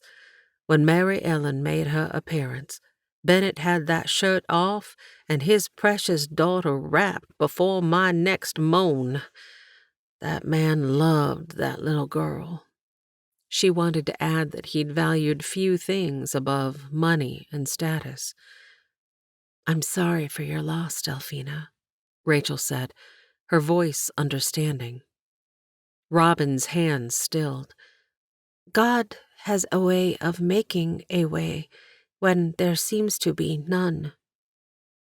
Tears formed, and Delphina forced a smile before continuing her stitchwork. Thank you, Robin. Phew! I think I'll stand and walk a bit. Rachel laid the fine cotton skirt on the table beside her, then used it to steady herself as she stood. My goodness, I don't remember being this big with Seraphina. Delphina rubbed her eyes. She desired more children. Would God see fit to give her a husband and a quiver full of blessings? Her throat grew thick. She needed to change the subject and get away from discussing children. I remember when Mary made this dress, Delphina said. She copied it from a picture she had seen in Godey's lady's book. She looked so pretty in it. But it's gonna look even lovelier on you singing Robin. Oh dear, will I ever get used to using your Christian name? Rachel's nod was confirmation that she had struggled as well. Delphina gave Robin a warm smile. I admire how you embraced a new name when you found Christ. It beautifully reflects the transformation within you. It's like taking something old and making it new. Robin smiled her appreciation, but never stopped working. The bodice of Mary's brown and beige plaid dress lay in Delphina's lap as she reworked it to be more fashionable and a better fit for her friend. It's not the same, but I love how we are turning this old dress into something new as well. It seems fitting. Rachel nearly dropped the cup in her hands. Oh, fumble fingers. You're right, Delphina. We rework garments often, but this time, transforming it into a beautiful wedding dress feels so much more special. The color will be beautiful against your skin, Delphina continued, and after I cut out some pleats, your waist will look even smaller than it is. She loved how the dark brown velvet ribbon on the bodice accentuated the double bell sleeves. The bodice is nearly done, she said. How are you coming on the shoes? Rachel passed where Robin sat at the kitchen table and looked at the wedding slippers. The ribbon ties on the leather make them look like elegant moccasins. It's the perfect accompaniment to your wedding dress. It is a waste to make such things, Robin said. When will I wear them again? You know, we have enough ranch hands between us. We should have a Christmas dance this year. Wouldn't that be fun? Oh, my mind is whirring with possibilities. One social event at a time, Miss Rachel. Delphina winked at her friend. I'm just hoping to finish this dress before we need to start cooking. October 11th, 1860. It was a glorious day for a double wedding. Charlie and Lizzie would marry along with Pete and Robin.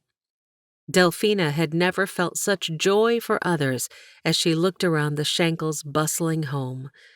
The boarding house owners and close friends of the Shankels, Ideen and Patty, had joined the family for the occasion. Scents of baking and flowers filled the small space. So many unfamiliar faces gathered in one place. Delphina suppressed the rising fear. Robin tied a brown bow on the stems of her unique bridal bouquet of what looked like thistles and weeds, while Ideen put the final touches on the cake. Rachel pulled the last dish of the meal from the oven. After working late preparing Pete's pig for this special occasion, the women had risen early to start the accompanying dishes. The pig had roasted through the night, and the men had enjoyed their coffee around the fire as they'd taken turns at the pit.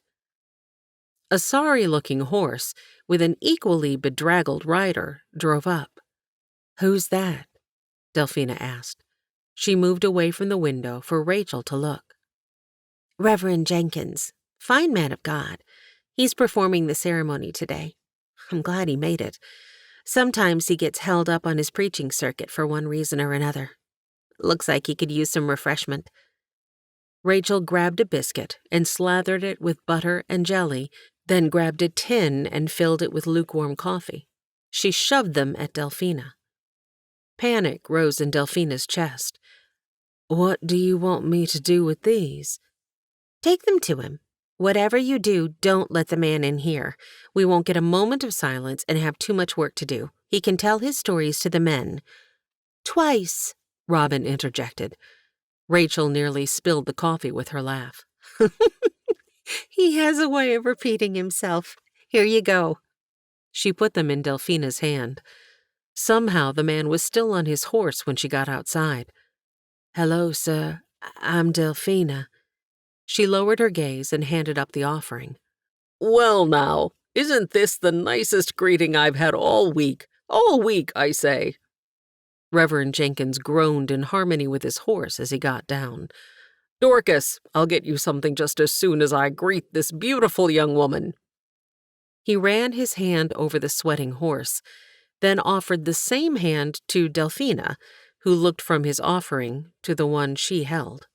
"Silly of me. I'll give you a proper Roman 16:16 when both our hands are free." Delphina's eyes grew wide, and the man roared with laughter. "Good to know someone knows that scripture. All of Scripture is given by the inspiration of God, 2 Timothy 3:16. You'll fit right in here, Miss... or is it Mrs.?" Delphina breathed when the Reverend did, but her words didn't want to flow as his did. "Speaking of Mrs., I hear we'll have two today. Mighty fine day for a wedding, or two." He laughed, and a small piece of jelly dripped from the biscuit. Delphina choked back a gag as he licked it from his still damp finger. She felt a presence before her blinking eyes could focus. "Thought I heard your voice, Reverend. I see you've met the Shankels' newest guest, Delphina Rogers." Moses leaned into the man. "Don't go getting ideas, Reverend. I'm partial to the lady." Delphina needed to sit down. Reverend Jenkins' uproarious laughter, combined with the sticky slap on Moses' back, had Delphina taking a step back. Don't mind me, young lady, or this behemoth of a man." The Reverend stuck the last of the biscuit in his mouth and drained the cup, handing the now sticky and greasy item to Delphina. "Anything I can help you with, Reverend?" Moses winked at Delphina. Delphina hoped her incessant blinking wasn't mistaken for a wink of her own. "Thought I'd head into the house with these," the Reverend said. "No," Delphina said, much louder than needed. Both men turned to her. "I'm happy to take them. I'm sure you're needed in the bunkhouse." "Well, thank you." Reverend Jenkins handed her the heavy jugs. "Cider, payment from my last church. I just hope it's not fermented." Did this man laugh at everything? Delphina tucked one under her arm and held the other from the handle. As she walked back, she heard the not-so-quiet whisper of the Reverend. "Is she your gal, Moses?" Tippett took that moment to bay, keeping her from hearing Moses reply. Delphina set 2 jugs on the table with a thud, making Rachel jump. Her hands shook. "Delphina, what on earth do you have?" Rachel's free hand covered Delphina's. "What's wrong?" "Reverend Jenkins brought 2 jugs of cider for the wedding feast. I've directed him to the bunkhouse to help the men. You weren't kidding, he's a talker." Would he talk about her? She wrapped her arms around her waist. Rachel's gaze was firm. "You have nothing to fear, Delphina. You are safe here." Delphina rested against the kitchen counter, her legs no longer able to support her. Her hand reached for Rachel's, and she leaned in. "What if someone recognizes me as a runaway? I can't allow Mary Ellen to be harmed." "The nice little bubble you've been in since June is bursting for the first time, so it's natural that you feel some anxiety. Rest assured that the people coming today are decent, God-fearing people. I know it's hard to shake off the worry, but it's going to be fine." Ideen interjected. "We're all strangers in a foreign land, me girl. Me guess is that those men'll wish they'd finished early, now that they have the Reverend to tell all the tales of his travels this month." Rachel huffed. "I told that man of mine he'd better have that place clean. He'll be sleeping out there if it's not ready in time." She giggled and supported her ever-increasing abdomen with her hands.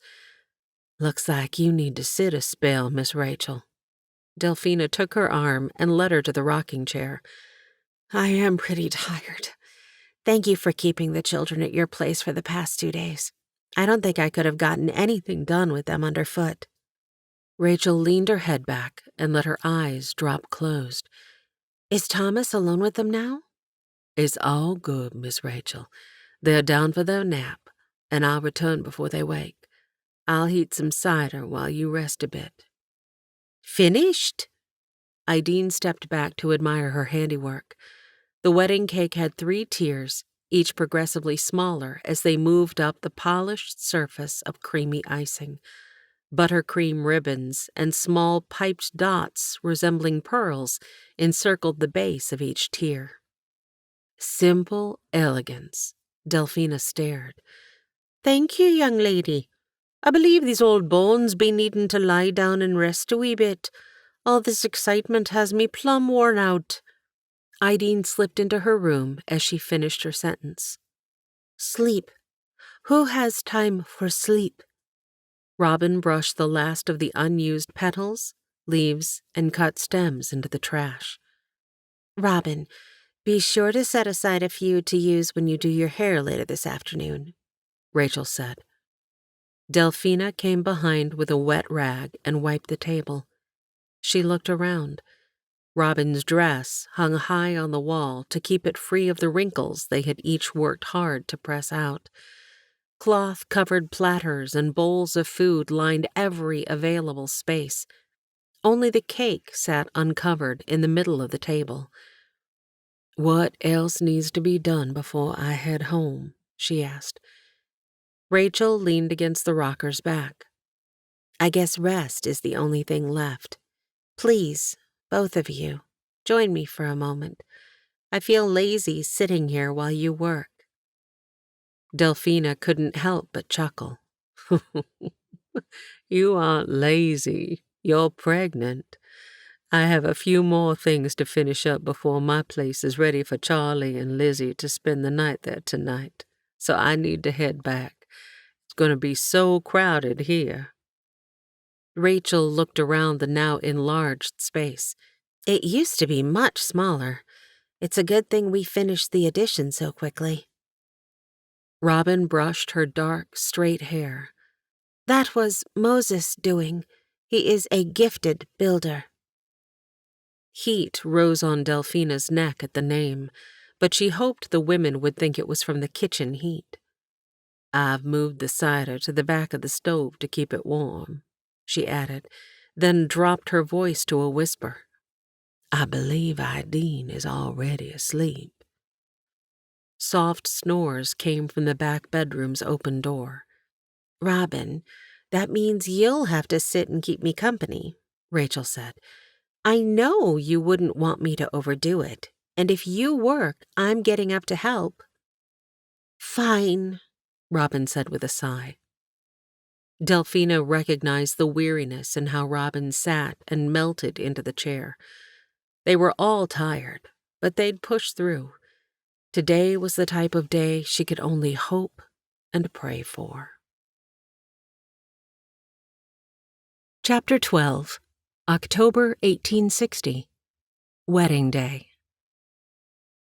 Delphina looked at herself in the mirror. Bennett had chosen the perfect dress. She had thought it silly, but he had somehow known she'd need something pretty for this day. The silky green fabric slid over her frame, and though out of style, the empire waist flowed gracefully, flattering her figure. It was ridiculous for him to pull this from Mary's closet and pack it, but it looked lovely and complemented her skin. It was perfect for the occasion. "Ready, Miss Delphina?" Thomas called from the porch. She opened the exterior door to find the children in a wheelbarrow. Mary Ellen sat on Cecilia's lap, while Seraphina tried to climb on as well. "What a smart idea, Thomas. Thank you for remembering to put a quilt down before loading the girls into the cart. Would you like for me to push it?" "No, ma'am. I'm strong enough." The wheelbarrow's single wheel creaked, and the wooden sides groaned as it bumped over the uneven path up to the Shankels' home. Delphina didn't want to hurt Thomas's feelings, but the possibility of the contraption toppling was inevitable. "Thomas, would you allow me to push, so you can run ahead and let the others know we'll be there shortly? I don't want to add 3 tornadoes if there's already a storm brewing." Thomas set the back supports down. His breathing labored. Yes, ma'am. You sure you'll be all right?" "Of course. We'll take our time. You run long." He was off before her fingers gripped the handles. The wheelbarrow was new, but the handles were soft like a well-loved tool. "Moses, is there anything you can't do?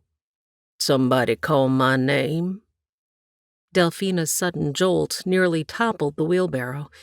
Cecilia's delighted squeal echoed through the air, while Seraphina's lower lip quivered, and tears welled in her eyes. "None of that, dear one. Everything is fine," Delphina crooned, hoping not only to relieve the child's anxiety, but also her own. Moses was in dark trousers and a white linen shirt, each a fine cut and well made to fit his enormous frame. Wrinkles in his shirt showed he'd once worn the wool jacket, now flung over his shoulder. His well-formed muscles strained under the taut fabric, begging to be let loose from their hold. "You take this, and I'll push the young ones." Moses handed his jacket to her. The fabric smelled of wood smoke and cloves. Her insides warmed. He'd asked her for a bar of the soap she'd made. The spicy scent suited him. "You look lovely," he offered. "Thank you." You left your hair down. She'd labored over her hair for days, washing, oiling, and then sleeping last night in the most uncomfortable rollers known to man. She'd not had time to do her best, but hoped the dress would draw attention away from her unruly mop. Yes. Looks real pretty. Delphina glanced over to see Moses' full attention on her. A softness surrounded his eyes, and his firm jaw was relaxed. Thank you, Moses. People filled the yard before them. He nodded once. Welcome to chaos. Your place was safer than this. Delphina's muscles tightened. Who are all these people? Lizzie's family all came. Some church people, too, but I'm guessing most of the ranch hands just all dolled up. She took a better look. There were Bennett's trousers, Sunday suit, dinner jacket, and polished shoes. The Finnegan brothers, Juan, and even Lee wore something of Bennett's. Her smile moved from her heart to her face. Oh, Moses, this thrills me.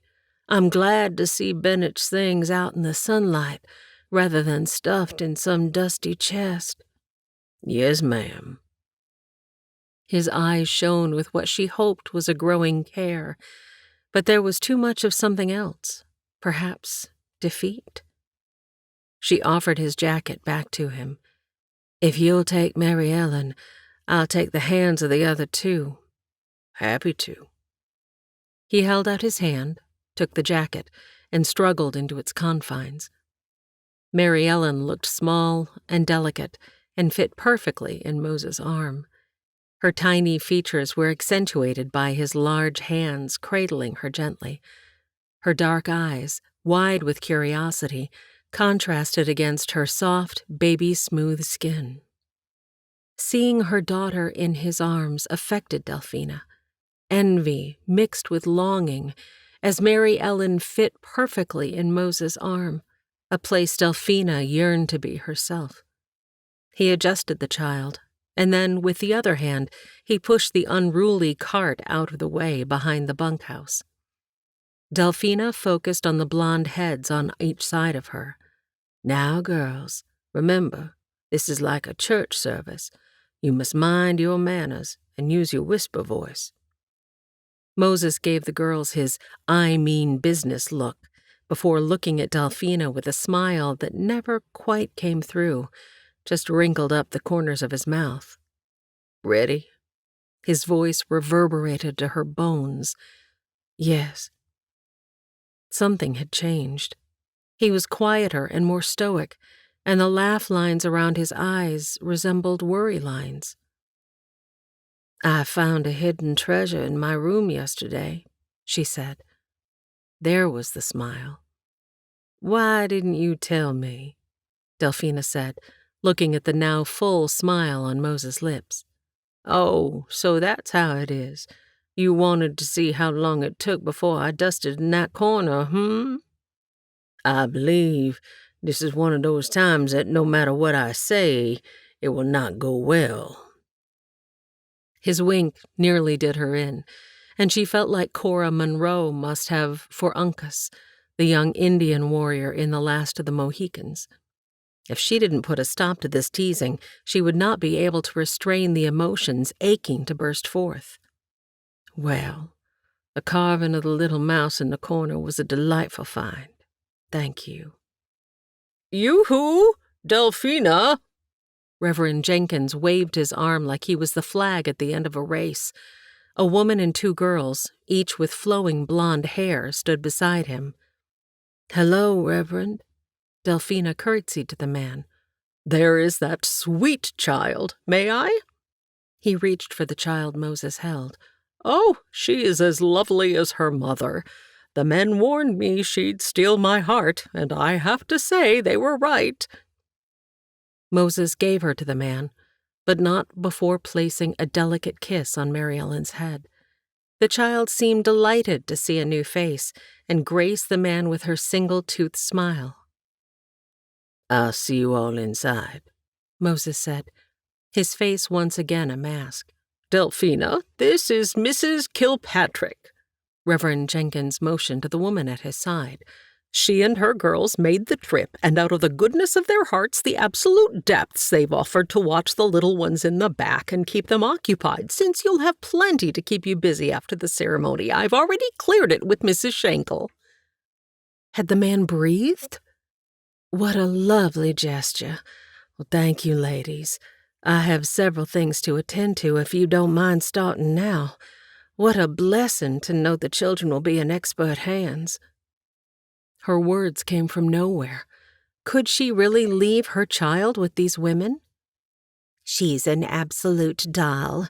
And this outfit, oh my, I've not seen smocking this delicate. Did you do this, Mrs. Kilpatrick asked. Delphina, please. I did it on our travels west. Thank you for the compliment. Delphina, Thomas called from the house. Mama needs you. Excuse me, ladies, Reverend. I sincerely appreciate your thoughtfulness. Reverend Jenkins reluctantly handed Mary Ellen to Mrs. Kilpatrick. I believe I hear the music. Yes, sirree, that would be Clint's guitar, off to perform one of God's most wonderful sacraments. I do love a good wedding, I surely do. Delphina ached to sit, but if she stepped inside the bunkhouse, the children might see her, and that would end her ability to carry out her duties for the reception.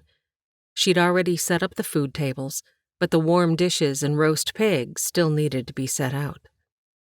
Delphina fidgeted, feeling awkward in such a fine gown, especially as Rachel stepped up beside her. With her overly large belly for this stage of pregnancy, she'd had little option but to wear her clean, everyday dress. Even so, Rachel looked lovely with the leftover flowers from Lizzie's bouquet, which were held in place with beautiful tortoiseshell combs. Rachel took her arm. The brides are ready. Is everything set? If they don't hurry, I'm afraid the grooms might go get 'em.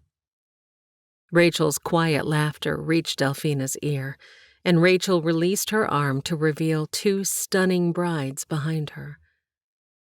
Lizzie's cream-colored dress enhanced the golden highlights in her hair, making them glow. Delphina marveled that the tomboy, who usually wore men's trousers and her hair in braids, looked comfortable in her attire.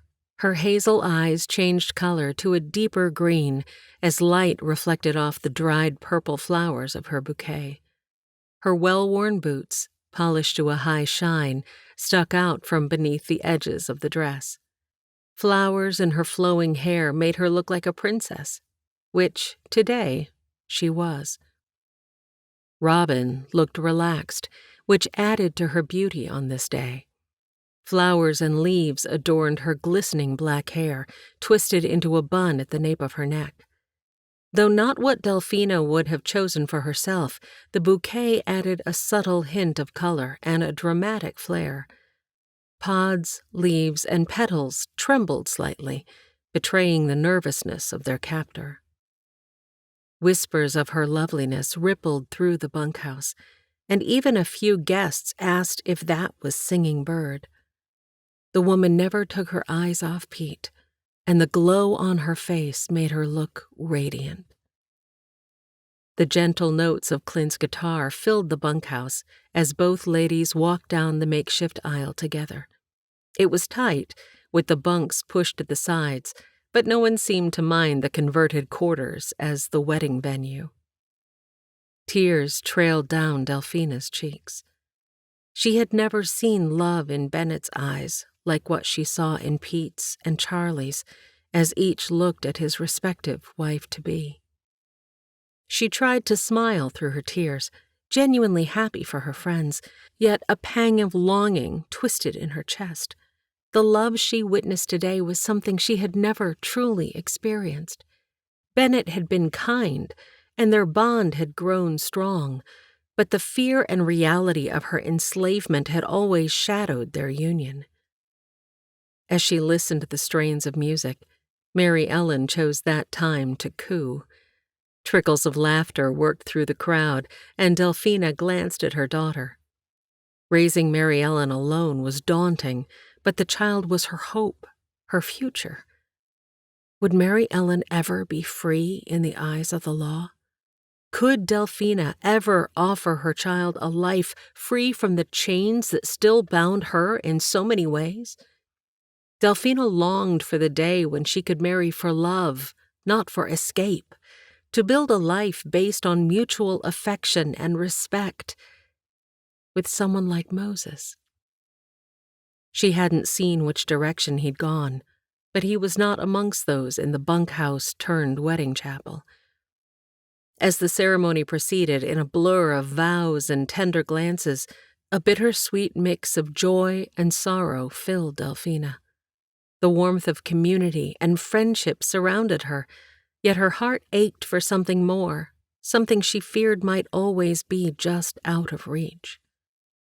Then she saw him, his face appearing through the window on the side of the bunkhouse. He, too, must not feel fully welcome in this place. Even though Moses was free, his life as a slave had shaped him into a man perpetually wary of belonging, always expecting to be cast aside. She understood this feeling. The possibilities of a life with Moses and what the future might hold for her and Mary Ellen filled her mind. Perhaps here, in this wild place, it would be possible. This land, untamed and vast, represented both danger and opportunity. Perhaps here, away from the rigid laws of her homeland, she might carve out a new life. God had given her the Shankel family and a home, both far surpassing her wildest dreams. Yet, despite everything, her desire to be her own person was almost tangible in these moments of celebration. She looked at Pete and Charlie, then at the hopeful glimmer in her friend's eyes, and allowed herself a small, cautious hope. Maybe, just maybe, love and freedom were not such distant dreams. For now, she would celebrate with her friends and hold on to that hope, nurturing it like a tender seed, waiting for the day it might bloom. Chapter 13, October 1860.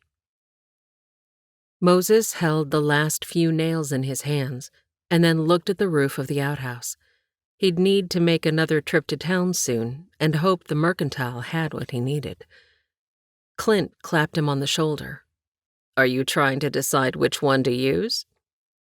Clint's light-hearted tease was a gift to Moses. He'd felt valued and as if he'd contributed to the work of the Shankels' farm, but this camaraderie settled his heart. "Trying to decide where I need 'em most. This is the last of 'em." Clint removed his hat and scratched his head.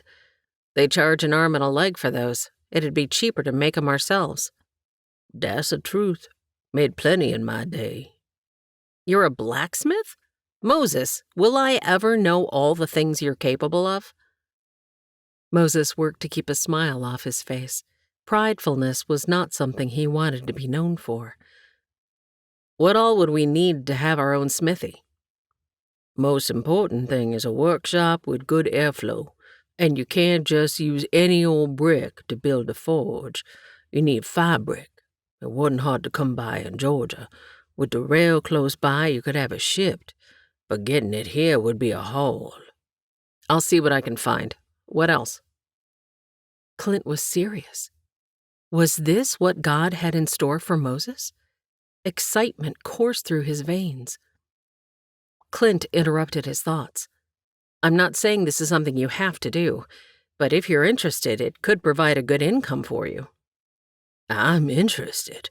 Hard work, but there's something to be said about creating. It's not dependent on the weather, drought, or sickness through a herd, and there's always work." "Can you make horseshoes?" "Yes, sir. That and tools. Been known to make a few kitchen utensils, too." "Well, we both know Rachel doesn't need those." Clint looked around. Even the cows mooed their understanding. Moses let out a deep laugh. We all know you're a blessed man with Miss Rachel, but I've never known a woman who burned near every meal. She does make a decent jerky, though. That wasn't supposed to be jerky. She just cooked all the liquid out of that roast. Both men's laughter mingled as one, the sound rich and unforced, a testament to the trust and camaraderie that had grown between them. Moses was happy here. The tension in his shoulders eased. Each nod of approval and word of praise felt like a warm embrace, filling him with a quiet confidence he hadn't known before. These were good, God-fearing people who believed the blood of all men came from Adam, no matter the color of their skin. Why did he feel so inferior to Delphina if he could feel equal to Clint? Clint was a man's man. Delphina was raised in a white man's home. He refocused on Clint. Sir, I believe right over there would be a good place to build a smithy. He pointed to the creek that ran into the pond. A smithy needs a water source. There's enough in that creek bed for the cattle upstream and a smithy.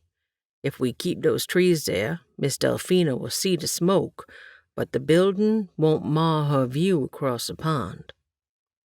Walk with me, Clint said. Moses set the nails and hammer down and followed his boss. So you're saying about here? Maybe a few yards to the left, so sparks don't set those trees ablaze if there's a good wind. Clint rubbed his hand over his jaw once, then again. The man was doing some serious thinking. Moses surveyed the ground. He'd need to dig down to have a solid foundation. He mentally calculated the space needed, the size of the building, and the materials Clint would need to purchase. Someone else would need to write them down, but he knew his calculations would be spot on. How long will it take to build? Clint asked. The smithy? 4 weeks, maybe 5, depending on the weather. The issue is getting the supplies. Wait too long, and we'll be in the thick of winter. Can you clear the land and dig for the foundation? Moses crossed his arms. The man hadn't mentioned the cost, but it wasn't his business. Clint didn't need to discuss finances with him. Yes, sir. I can do that in the evenings. And you'd be willing to take on the job as blacksmith, in addition to your regular duties? Yes, sir. It would make for some long days, but he'd much rather work with his hands than herd cattle. Why did you take my offer as a cowhand if you don't care for cattle or horses? Clint kept his face passive, but Moses saw the laughter in his eyes. No one had ever offered me a paying job before that included the promise of land. Moses could not hold back his smile. The land, that was one powerful reason. But it was the peace I felt the moment you shook my hand and introduced yourself. It was as if the Lord himself was giving me a nudge and a pull at the same time. A nudge and a pull? Clint looked genuinely interested, leaning forward slightly and maintaining eye contact. Our preacher man was like a father to me. He said, "Don't do nothing without a nudge and a pull. That's how you know God's will." Well, when my master died, that nudge took me right out of a job, a life, really. Called it emancipation by will. Pretty fancy term for a simple act. But I had no pull. I did what I could to stay fed, but most folks don't take to a colored man taking a white man's job, no matter how low. You walked into that livery and pulled me into your world when you offered me that handshake. Clint ran his hand over his jaw again. Moses had to ask a question he'd wondered for a long time. How'd you know I wasn't a slave no more? The owner of that livery is a strong Christian man and an old friend of the family. I knew he didn't abide by slavery. I also knew he couldn't afford to keep you employed. Moses' chin pulled back. He'd paid me a fair wage. I'd expect no less. The condition of the livery and the patched roof made my decision. I'm guessing you had something to do with that? Only took one night sleeping under that leaky thing to know what I needed to do. Moses smirked. That's what I thought. I'll tell you what, you dictate a list of all you need to Rachel or Delphina, and I'll see it gets here. Depending on how long it takes, we may need to pull all the men together like we did for the bunkhouse raising, but you start work now on the plans and foundation and whatever else to get things started. I can do that. What about the nails for now? I'm headed over to Pete's. He should have some. I can't lose you for another 4 days this month. Moses enjoyed being needed. I appreciate that. My hind end's still sore from the last trip to town. He unconsciously placed his hand on his backside. I best be getting back to work.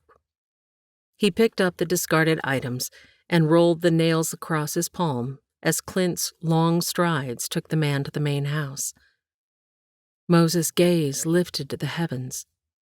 Now unto him that is able to do exceedingly abundantly above all that we ask or think, according to the power that worketh in us.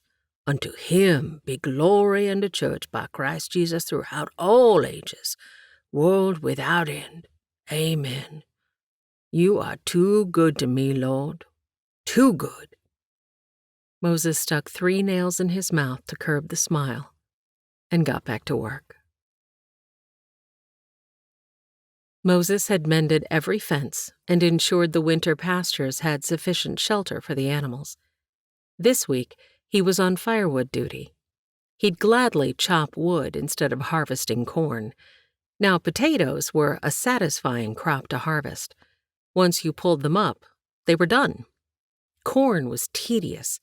The late-season crop required picking, cutting the stalks, collecting, binding, storing for winter, and hours of shucking for the canning the women were doing. That was likely what was keeping Delphina busy. He hadn't seen her since he dictated the list of needed items. Her knowing how to read and write was really something. They may have the same color skin, but all similarities in their backgrounds seemed to end there, except maybe for their faith. Swing, thwack, thump. Moses kicked the pieces of wood to the side and placed another log on top. Swing, thwack, thump. He wouldn't mind spending more time with Delphina. As Moses swung the axe, each thwack of the wood against the chopping block echoed through the quiet afternoon air.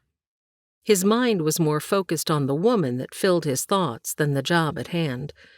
He considered her strength, like how she tirelessly canned food for the winter and cared for her infant and the Shankel children, all while bearing the weight of loss. He admired her resilience and her unwavering determination despite the challenges thrown her way. Swing, thwack, thump. He couldn't shake the feeling that he wanted to be more to Delphina, to offer her something more than just his labor. Yet he knew his circumstances and his status as a freedman in a world still wrought with prejudice and limitations. What could he possibly offer her? Swing, thwack, thump. The rhythm of his chopping matched the beat of his heart as he considered Delphina's faith.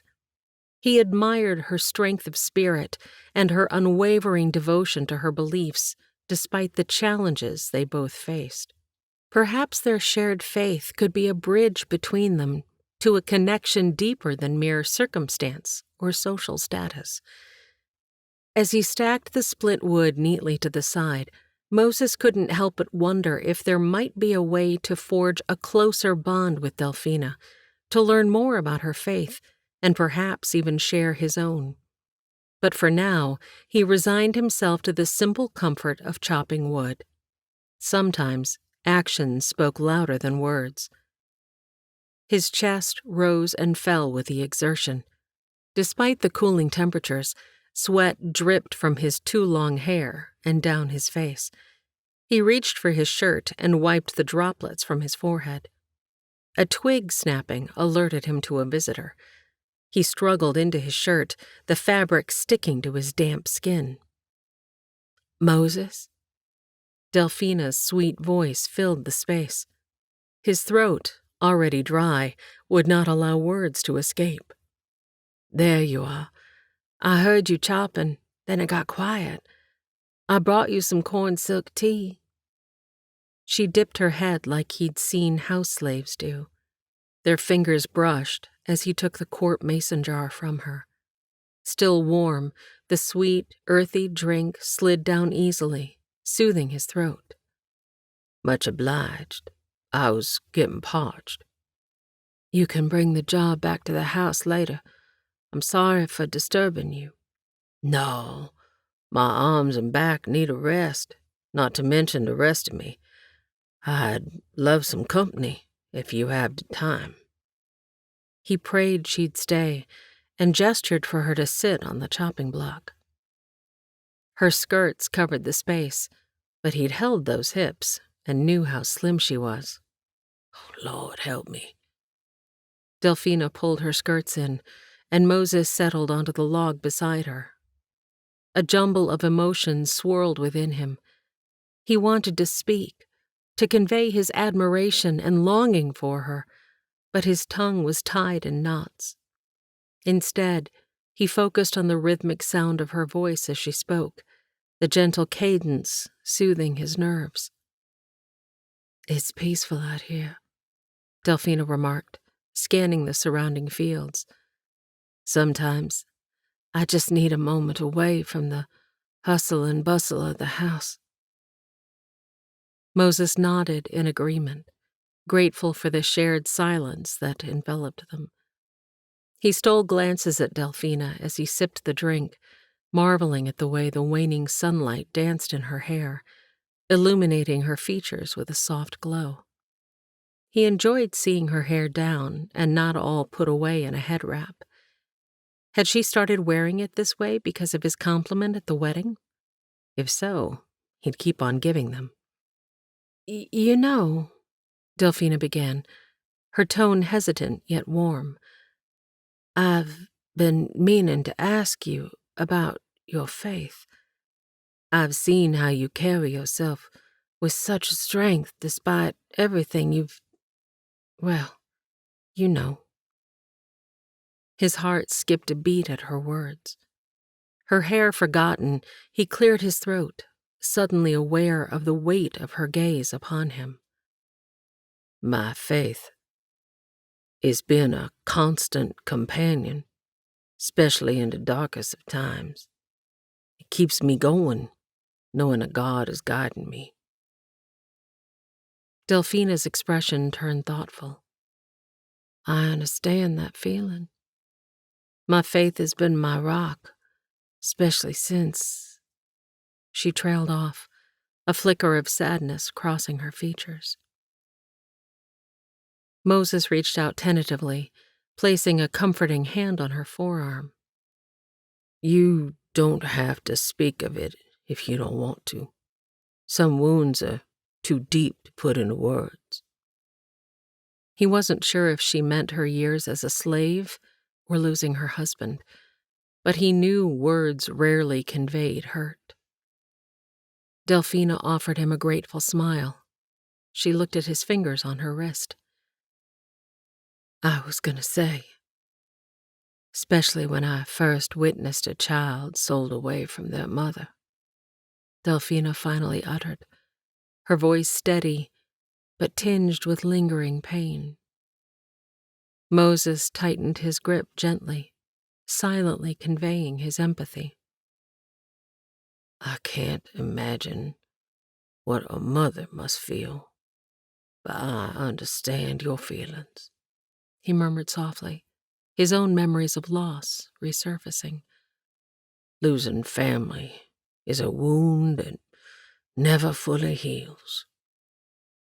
Delphina's eyes reflected understanding. "Yet through it all, I found solace in knowing God was there, even when I felt utterly alone." "Yes, His presence is a comfort that is above all else. It's what helped me endure the brutality of slavery and find the courage to move on when given my freedom. Some of the others didn't know anything else and stayed right where they was. They sat in contemplative silence for a moment, the weight of their shared experiences weaving a bond between them. Delphina broke the silence, her tone soft but resolute. Do you think God has a plan for me? For us, Moses? After all we've been through? Moses considered her question thoughtfully, his gaze searching hers. I believe he does. Our paths may have been full of hardship, but I believe he has a purpose for each of us. We survived for a reason. A glimmer of hope shone in Delphina's eyes. Perhaps our meeting here, at this moment, is part of that plan. Moses returned her smile, a sense of peace settling over him. She wasn't as different from him as he'd thought. I believe it is, he affirmed.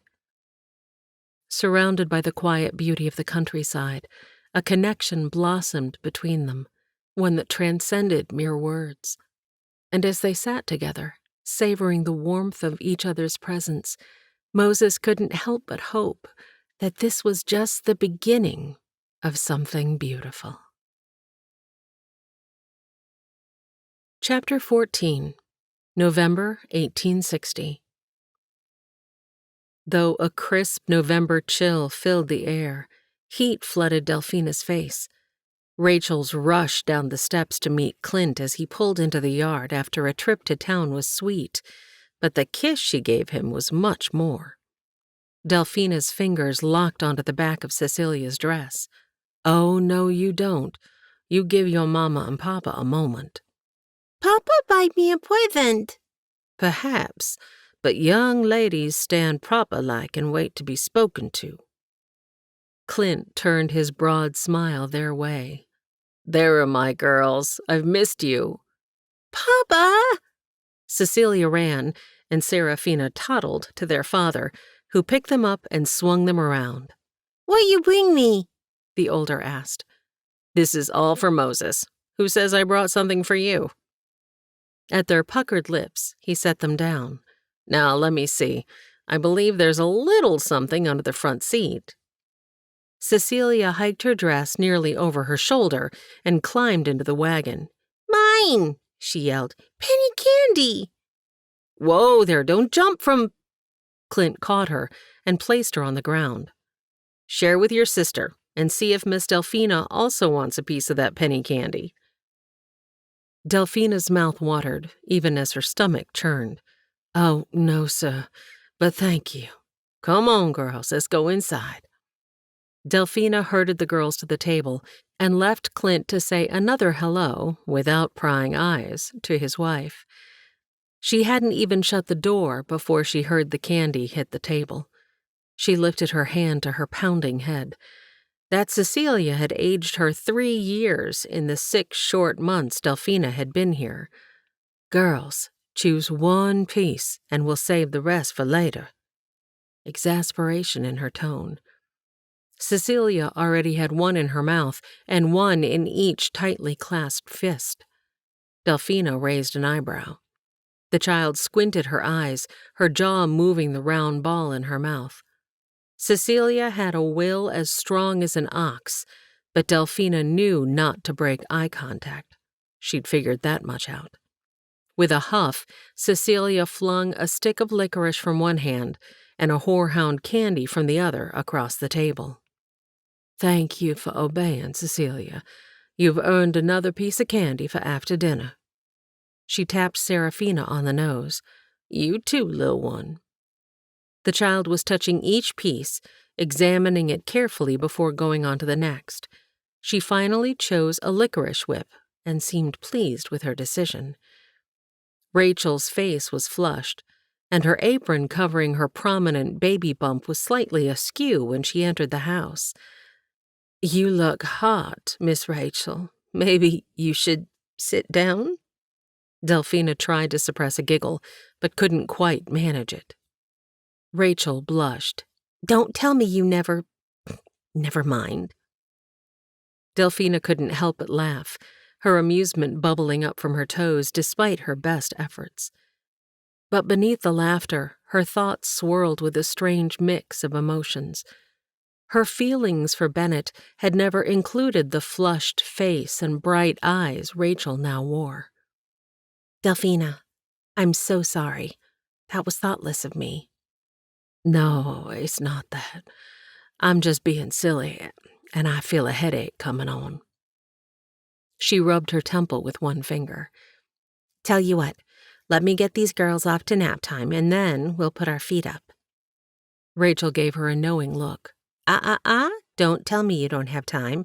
If you don't, I won't, and I really need to put my feet up. Rachel's finger wagged playfully, yet firmly, until Delphina gave in. I'll have the tea ready. Delphina put the pot on, then finished folding the last of the diapers and placing them in the basket. She shivered. The looming winter months felt colder than ever. She needed to knit a sweater, or she'd freeze. Already her wrap wasn't enough for the crisp evening walk back to her home. Rachel let out a deep sigh as she sank into the rocking chair. Oh, what are you thinking? Delphina kept her eyes on her work, avoiding Rachel's knowing gaze. Your brow furrows when you're deep in thought. Oh, I need to knit a sweater. I brought nothing warm enough for what I expect winter to be like. Whatever you expect, double it. I've felt nothing so cold as the wind coming down from the mountains and whipping across these plains. But you bring up a good point. Now that we've finished the canning and have only the apples to dry, we need to start mending. Oh, and Christmas presents. Apples. Oh, they'll sound good right now. Are there any already dried? Let me slice a fresh one for you. Delphina washed and cut the apple and placed it in front of Rachel with the cup of tea she poured. Oh, I love a crisp apple, and just the right tartness to sweetness. Have one. Rachel pushed the plate Delphina's way. I'm fine. You and that baby need it more than I do. You don't eat enough to keep a bird alive. Rachel closed her eyes with the next bite and chewed slowly. Oh, this will make the best mulled cider. How do you celebrate Christmas? Delphina asked softly, her heart twinging with a mix of curiosity and a hint of nostalgia. Well, last year we got together with Pete, Robin, and Charlie, but now that they have their own families, I expect they'll have their own traditions. I still think we should have a Christmas dance, don't you? Delphina twirled her finger around as if circling Rachel's abdomen and raised her eyebrows. I don't expect you'll be doing much dancing. If my calculations are right, this baby is due in early January. I'll be fine. The bigger question is what gifts I need. I never know what to get anyone, and I certainly won't be making a trip to town anytime soon. Thomas is the hardest. He's past wanting toys. Seeing him open books is no fun, though that seems to be what he asks for every time Clint goes to town. He does love to read. We started the Swiss Family Robinson this week, and he's already finished. Rachel leaned forward, her tone more thoughtful. That is a wonderful story. He'll be able to read the Christmas story from Luke this year. That's one of my favorite memories of every Christmas Eve. What about you, Delphina?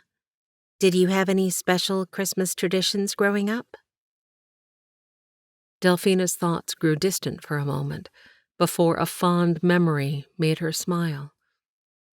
We always sang carols by the fire and made simple gifts for each other. I miss those times. That sounds lovely. Maybe we can start some of those traditions here. And speaking of gifts, do you have any ideas for Thomas? You've spent a lot of time with him recently. Delphina looked out the window thoughtfully before replying. He's been really into carving lately. He mentioned wanting to make cows like his wooden Gertie. Maybe some good wood and tools? Rachel's eyes lit up. Oh, that's a wonderful idea. I knew you'd have a great suggestion. I'm sure Clint will make one more trip to town before Christmas. Speaking of which, Clint said that load he brought was for Moses? Delphina pointed out the window. Rachel shook her head with a smile. Men in their dreams. Those are the supplies for the smithy Moses has been working on near your home. I'm sure you've noticed. Rachel waggled her eyebrows at Delphina, her eyes shining with amusement. Delphina lifted her cup to her lips.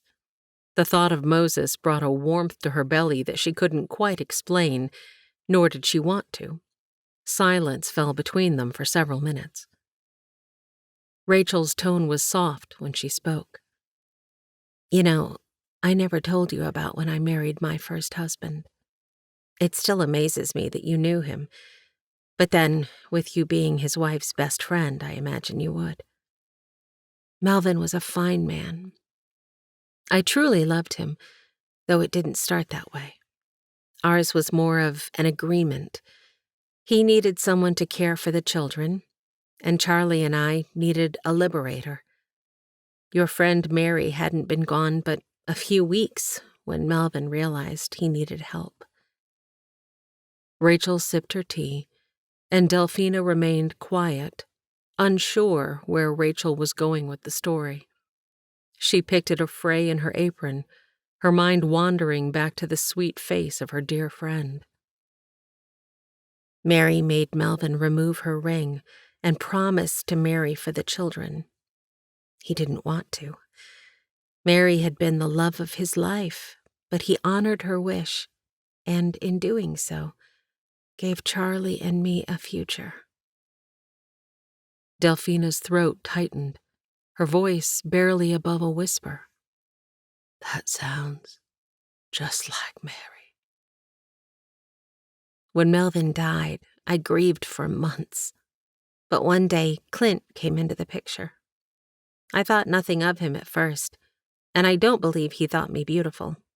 I was sickly in body and mind, but out of the kindness of his heart, and a little meddling from friends, he took me to town. It wasn't love at first sight, but more of an absolute comfort, like a perfect fit. Delphina absorbed Rachel's words. Was that what she felt for Moses? A comfort she had never known with Bennett? The thought both thrilled and terrified her. She couldn't get Moses off her mind, but what if it was too soon? What if it wasn't real, or just fear of being alone? Rachel continued. Sometimes, Delphina, love grows in the most unexpected places and times. It's not always the heart-pounding feeling you read about. Sometimes it's just right. Rachel's wisdom and friendship poured into Delphina's soul. Her feelings for Moses were something worth exploring. Delphina couldn't decide if the constant pounding was outside or in her head. The crackling fire grated on her nerves like the children had done all day. Her eyes ached from the back and forth, over and under motion of darning Thomas's sock. The boy turned a page, and the sound made her teeth ache. Miss Delphina? Thomas's voice sounded high-pitched to her ears. Yes, Thomas, she answered on an exhale. Are you feeling all right? I'm fine. Study your arithmetic. Schoolwork is important. Yes, ma'am, but I'm past that. I'm reading The Tortoise and the Hare from Aesop's Fables. The boy wasn't impertinent, yet his reply irked her. Well, then, you know slow and steady wins the race, so keep at it. He nodded, but seemed to understand she needed quiet. What she wouldn't do for a brief nap with the girls, but Rachel needed it more than she did. Her vision clouded, and she closed her eyes, then leaned her head against the high back of the rocking chair. She'd sing a hymn for comfort, but the thought of the vibration in her head squelched that idea. Delphina? Rachel's soft voice came from close by. Delphina? Thomas, how long has she been sleeping? Delphina heard them speaking, but didn't understand. Sleeping? Not her. But her body felt heavy, and she couldn't get words out. Delphina heard Rachel calling for Clint, felt a man pick her up, and shivered when the cold air hit, reviving her. These broad arms did not belong to Clint. "What's the matter?" she asked.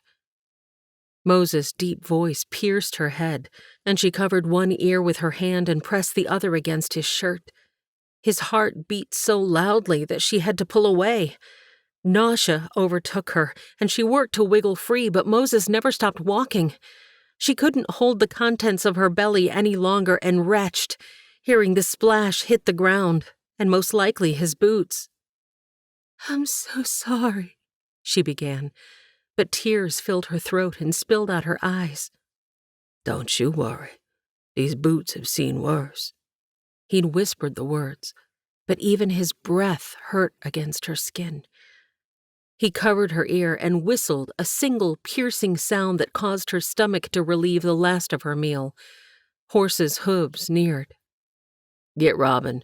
Miss Delphina's sick." "Yes, boss," a man replied, before the horse took off at a gallop. Delphina heard the familiar creak of her front step, then felt her bed swallow her frame. "Sorry, Miss Delphina, but I know you wouldn't want the children or Rachel getting ill at this stage of her pregnancy. Let me get you settled, then you can rest." Delphina dozed over the clink of a metal bucket, the sound of her tea kettle singing, and the glorious, cool cloth over her eyes. A cold burst of air filled the room, and she shivered. "Robin's here. You're in expert hands." Moses' rough hand brushed a tear from her cheek and tucked a wayward strand of hair behind her ear. Murmurs surrounded her like fluffy white clouds until the sun peeked through and nearly blinded her. Delphina lifted her hand to shield her eyes. "What happened?" Robin asked. "She was moaning something awful and wouldn't wake. I brung her here. She lost her stomach twice, but she's real weak." "You go. I will care for her." Delphina felt the woman's cold hands on her forehead. "Headache?" "Horrible," Delphina whispered. "No fever." Robin pulled Delphina's lower eyelids, then ran her finger over her dry lips, pulling their fullness away from white teeth. "Tired?" Delphina offered a slight nod. "Dizzy? Cold hands and feet?" Robin didn't wait for an answer. She lifted Delphina's skirt to show her ankles and grabbed her hands, checking her extremities. "It never gets this cold in South Carolina." Delphina did her best to make light of the situation, but her efforts earned her another unsettled stomach. Robin was quick with the bucket, but there was nothing left to expel. Robin's tender touch with the cloth soothed Delphina's dry lips. The woman ran her rough hands over Delphina's cracked nails, then moved to remove her head wrap. "May I?" The woman's voice was as gentle as her touch. "Yes." It felt good to have her hair free, but the cool air made her shiver, causing her body to revolt again. "You have the wasting sickness. Your blood is not strong. Nursing, poor eating, not enough rest. Your body is tired. I will fix yellow dock tea now." Robin was like a gentle breeze. Her voice, footsteps, and ministration soothed Delphina. One small sip. Robin helped Delphina sit up and lean against the back wall before offering a single spoonful of the tea. Delphina shivered, but the liquid stayed down. Am I contagious? Have I compromised the Shankels? No. Robin spooned another sip into Delphina's mouth. Then I need to get back. No. But Rachel needs help. Her head screamed at her to stop talking. No talking. No helping. Only sleeping and eating. 7 days. 7 days? She shouldn't have spoken so loudly. Her hands flew to her scalp and massaged. 1 more sip. Robin put the cup down and then helped Delphina lie back down. Peppermint filled her nostrils, and Delphina moaned as Robin massaged the oil into her hair. For once, she didn't care what her hair looked like. Her eyes fluttered open, then shut, and she relaxed into the pillow, allowing Robin's fingers to work their magic. Chapter 15, November 1860. Moses paced outside the house. Robin would give Delphina the greatest care she could, but what if this was something she couldn't cure? Walking around the trees, he heard another horse. Clint dismounted and caught up with Moses. Is everything all right, Moses? Clint's gaze moved from Moses to Delphina's house and back. I'm not certain. Robin's here now. God's watching over your wife and family, Mr. Shankel. Don't you worry none.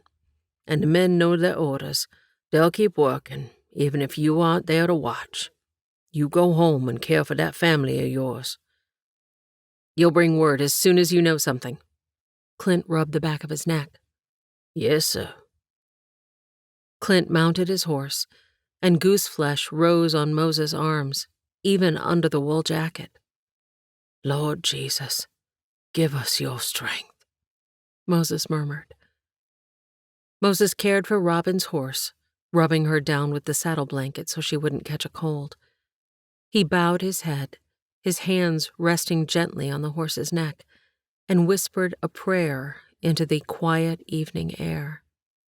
Dear Lord, I come to you humbled and with a heavy heart. I ask you to lay your healing hands on Miss Delphina. Give her strength, Lord, and ease her suffering. Bless Robin's hands. Guide her to find a remedy that will bring health back to this home. The horse whinnied, as if agreeing with the prayer. Watch over Mr. Shankel and his family, too. They need your peace and comfort. And give me the wisdom and patience to do all I can to help them, Lord. Moses' voice caught, and he stepped back from the animal before continuing. His eyes sought the heavens. He needed to trust in God's sovereignty. I trust in your divine mercy and grace. In Jesus' name, Amen. There would be no going back to work on the smithy now. He might as well clean up Delphina's yard. Moses broke downed limbs for kindling and stacked them next to the leftover pile of rubble stoned beside the house, but there was still no sign of Robin. He scuffed his feet at the dried ground. Delphina had worn a path from her front step to the water's edge. The smile on his face made his jaw hurt. With purpose, he removed his jacket and loaded it with broken rocks, each the size of his hand. He carried the sack in one hand while placing the pieces along one side of the dead grass. Reloading his makeshift carrier, he repeated the process until stones lined each side of a 2-person path that twisted and meandered to the pond. Moses glanced back at the smoke rising from the chimney of Delphina's house. No movement showed through the illuminated window. He hoped he still had time. Jogging to the smithy, he loaded the wheelbarrow with crushed stone. His arms protested after a full day's work, but he pushed on. Sweat ran down his face and into his eyes. He dumped the small pieces between the sides of the rock path, one load after another, then stamped it down with his broad shoes. The sun had shifted considerably in the sky, and Moses stretched his back, You will be wanting this. Moses jumped at the sound. Robin appeared on the porch, a shawl around her shoulders and a steaming mug in her hand. Thank you, ma'am. How is she? He took the cup from her. Exhausted, but not sick. She has the wasting disease. Moses choked on the strange hot tea. That sounds bad. Liver, dandelion tea, and lots of rest are all she needs. The blood returned to his feet. I always heard it called weakness. Many women suffer, but Delphina is strong. She will recover. But no loud noises for a few days. She needs her rest. Mr. Shankel asked me to get word to him. I will stop on my way back home and let them know there is nothing to worry about. Delphina, is she all right to be alone? Protectiveness mixed with worry filled him. He admired Delphina's strength, but the thought of her suffering filled him with sorrow. Purpose and duty gripped him, and he determined to do whatever was needed to help Delphina through her recovery. She will need some assistance. He gulped down the last of the liquid and handed the cup back. I'll stay close by. Make sure she has everything she needs. What about Mary Ellen? Robin's face softened, and she gave Moses a reassuring smile. Mary Ellen's nursing will be crucial to Delphina's recovery, but the child is strong enough now to eat. Rachel will care for her, and someone will bring the child several times a day for nourishment. I will be checking in daily, but your presence will be a great comfort to her. Keep your banging about to a minimum, and make sure she gets plenty of rest. Robin tilted her head to the smithy, then smirked. Nice walkway. Moses tightened his jaw. She placed a gentle hand on Moses' arm.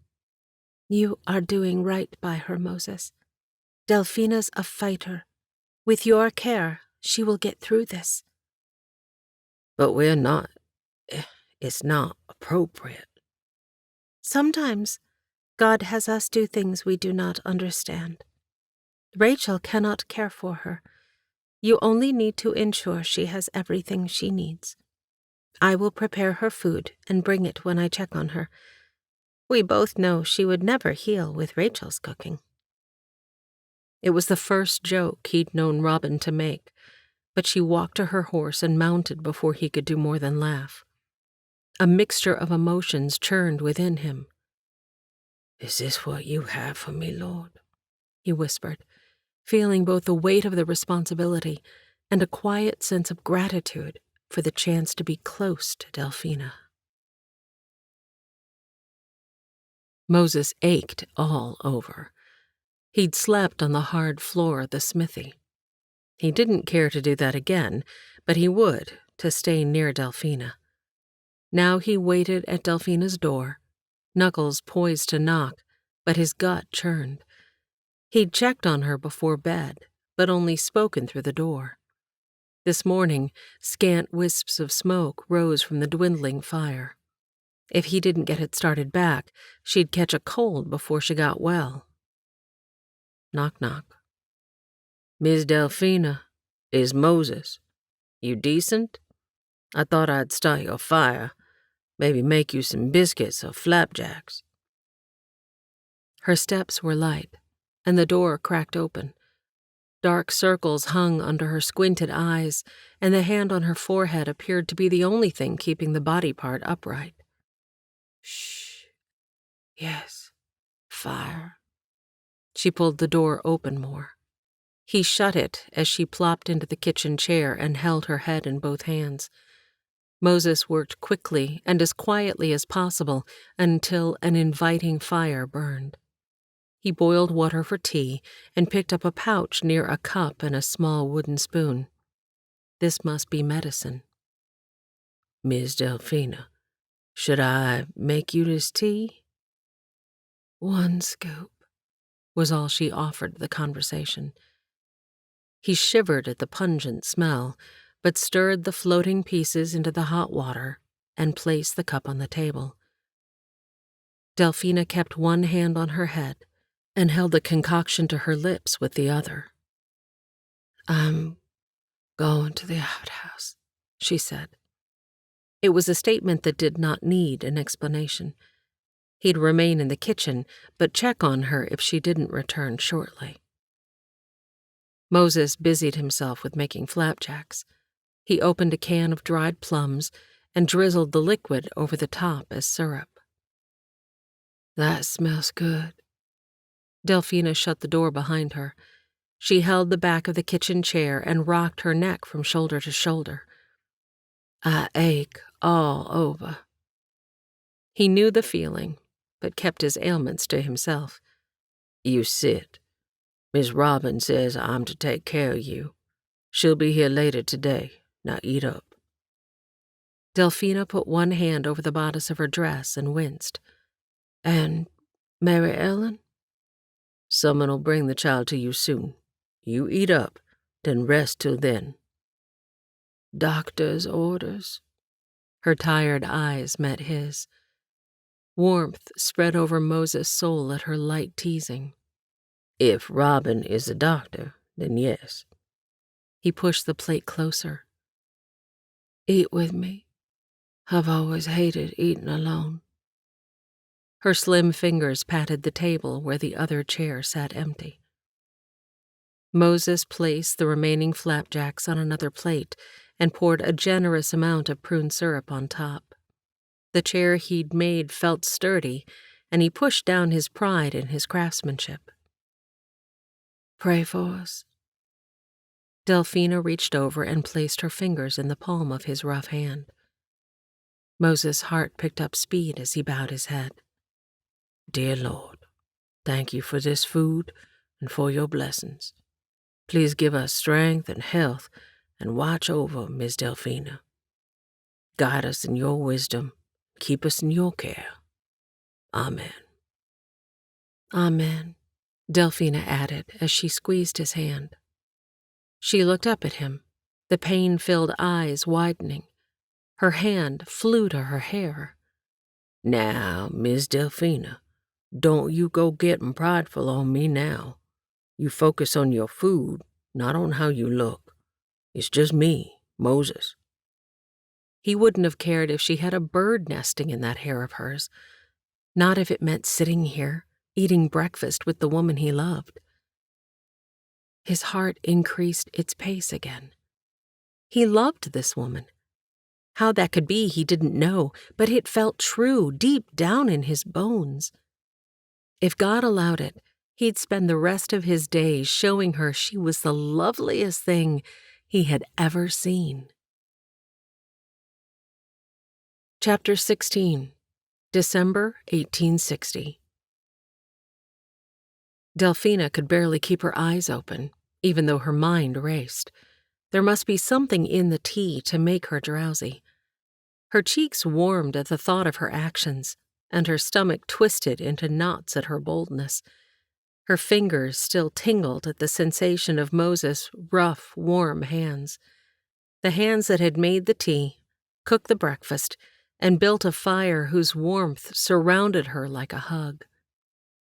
She'd been too forward. It hadn't been intentional, yet it had felt natural, like Rachel had said. All of it.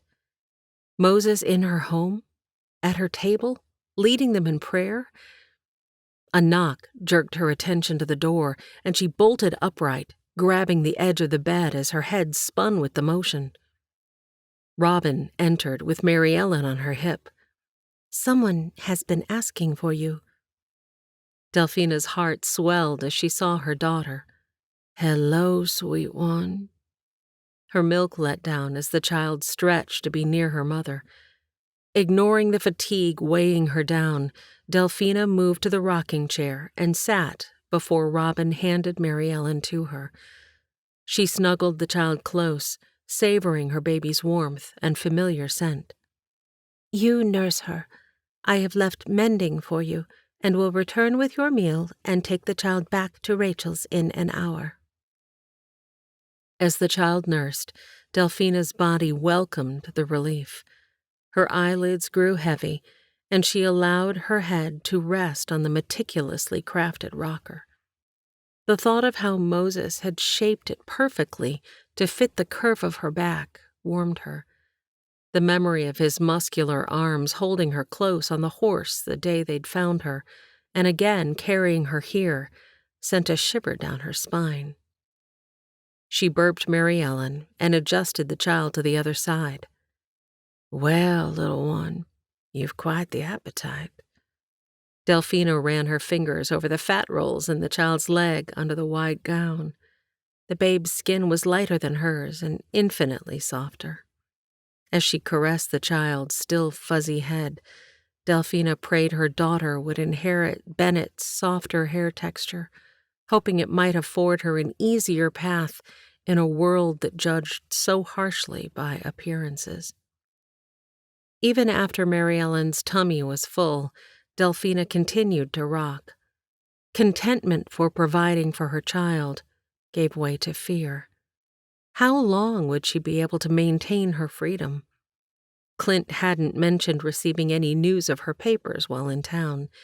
She was still a slave, and one who could be considered on the run.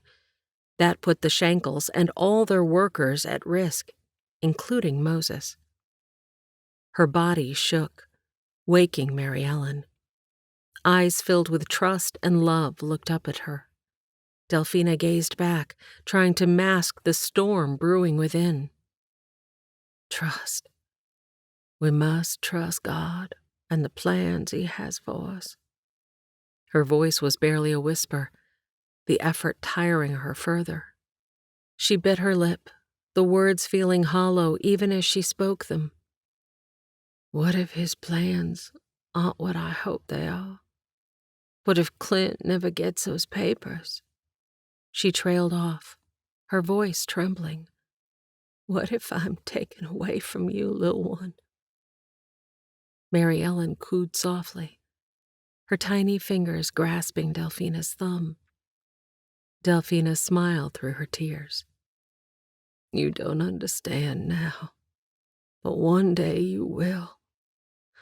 The world is so much harsher than it should be. I want to protect you from all of it. But how can I, when I'm not even free myself? She looked out the window, the vastness of the sky a stark contrast to her confinement. Her focus returned to the blessing in her arms. They say God watches over us, that He has a plan.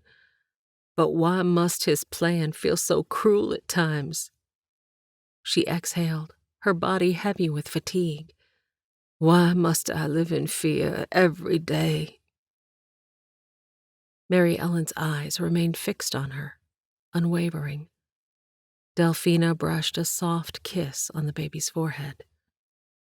I will fight for you, sweet girl. I will fight with every breath in my body. But I am so... Unwilling to voice the extent of her weariness, she quieted. Delphina rocked back and forth, the motion soothing her frail body, but not her troubled mind. She needed to be strong for her daughter. She needed to believe that there was hope and a future where they could be together and free. Mary Ellen yawned, her small face peaceful and innocent. Delphina marveled at the purity of her child's trust. We must trust, she repeated, more firmly this time. We must trust, and we must pray for protection. And I will keep you safe, no matter what. Every day started and ended the same. Moses woke her, tended the fire, fixed the meal, and then joined her. Except now she took care to put her hands in her lap when he prayed. Robin brought Mary Ellen, more mending, and the afternoon and evening meals. If Delphina never ate another piece of liver, she'd be thankful. She rocked, sewed, and dozed throughout the day before Moses came at dark to check on her and ensure she drank her tea. "Moses, I'm getting restless, all this being confined with nothing but mending to do. Please stay and chat for a while, at least until this tea starts working and I can sleep." "I can do that." He removed his jacket and pulled the kitchen chair over to where she could see him from the rocking chair. "Tell me everything. How's Rachel? Is Thomas doing his studies? Are the children behaving? Please tell me Cecilia hasn't buried Seraphina in the hope chest again." Moses' deep laughter soothed her soul. She was made for connection, and Robin, though lovely, was not one to sit and chat during her short visits. "Well, I'll start with Rachel. She's fine. Clint says she's getting lots of rest." "Rest? With her own 3 and my Mary Ellen?" "That's the best part. Clint said the day you left, she pulled out Thomas's old breeches, stuck them on Cecilia, and told her husband the child was his responsibility till you returned. Funniest thing you ever did see. That child sits on a horse like she was born on one. And bossy. Ooh-wee! She repeats everything Clint tells the men to do." Delphina's right hand wiped her eyes, while her left hovered near her mouth to cover her glee. "That dog of yours sure has taken a shine to her. If she's ever on foot, Tippett herds her like she's a roan calf. Child doesn't have a choice but to stay by Clint's side." A most unladylike snort escaped Delphina. Moses beamed like he'd won a prize at the state fair. "Oh, speaking of Tippett, there may be some little Tippets come spring." That sobered her. "Oh, no, he didn't." "Oh, yes, he did. Thomas was the first to notice. That boy's really something. Found him in the barn loft this morning reading a book when he was supposed to be cleaning stalls. It's hard to punish a child for such a thing, so I gave him a warning. Told him I'd have to let Clint know if it happened again. Sensitive little lad, but he worked twice as hard and finished his chores on time." Delphina's eyelids grew heavy, but she smothered a yawn with her hand, unwilling to let the evening, or the pleasant company, slip away just yet. "And that's my cue to go. I'll stay here and clean up your supper dishes while you head to the outhouse." "Thank you." She didn't want to go. It was so cold out there, and she hadn't finished knitting her sweater. "Put my jacket on. It'll keep you warm." Moses helped her into the sleeves, and she melted into the familiar smell of him in the fabric. She moved quickly, noticing the dizziness of the previous days was gone. When she returned, Bennett's family china rested in its proper place, the butter was covered, and another cup of tea waited for her. The smell of mint filled the small space. Moses helped her out of the jacket and put it on himself. "Enjoy your peppermint tea. Good night, Delphina." "Good night, Moses." Delphina paused at the threshold of the Shankels' home, her heart pounding with a mix of anticipation and dread. She clutched the doorknob, the cool metal sending a shiver through her already chilled fingers. Slowly, she pushed the door open and stepped inside, the familiar creak of the hinges a small comfort. "Oh, my." Delphina's breath caught as her cold fingers covered her open mouth. The Shankels' home looked as if little Cecilia had been on kitchen duty during her absence. Dishes and pots cluttered every surface. The cast-iron skillet sat precariously on the back burner, encrusted with grime and crying out for a good dose of elbow grease. A mountain of work awaited her. She took a tentative step farther into the kitchen, her boots echoing on the wooden floor.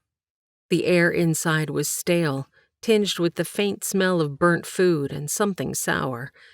Her eyes darted around, taking in the disarray.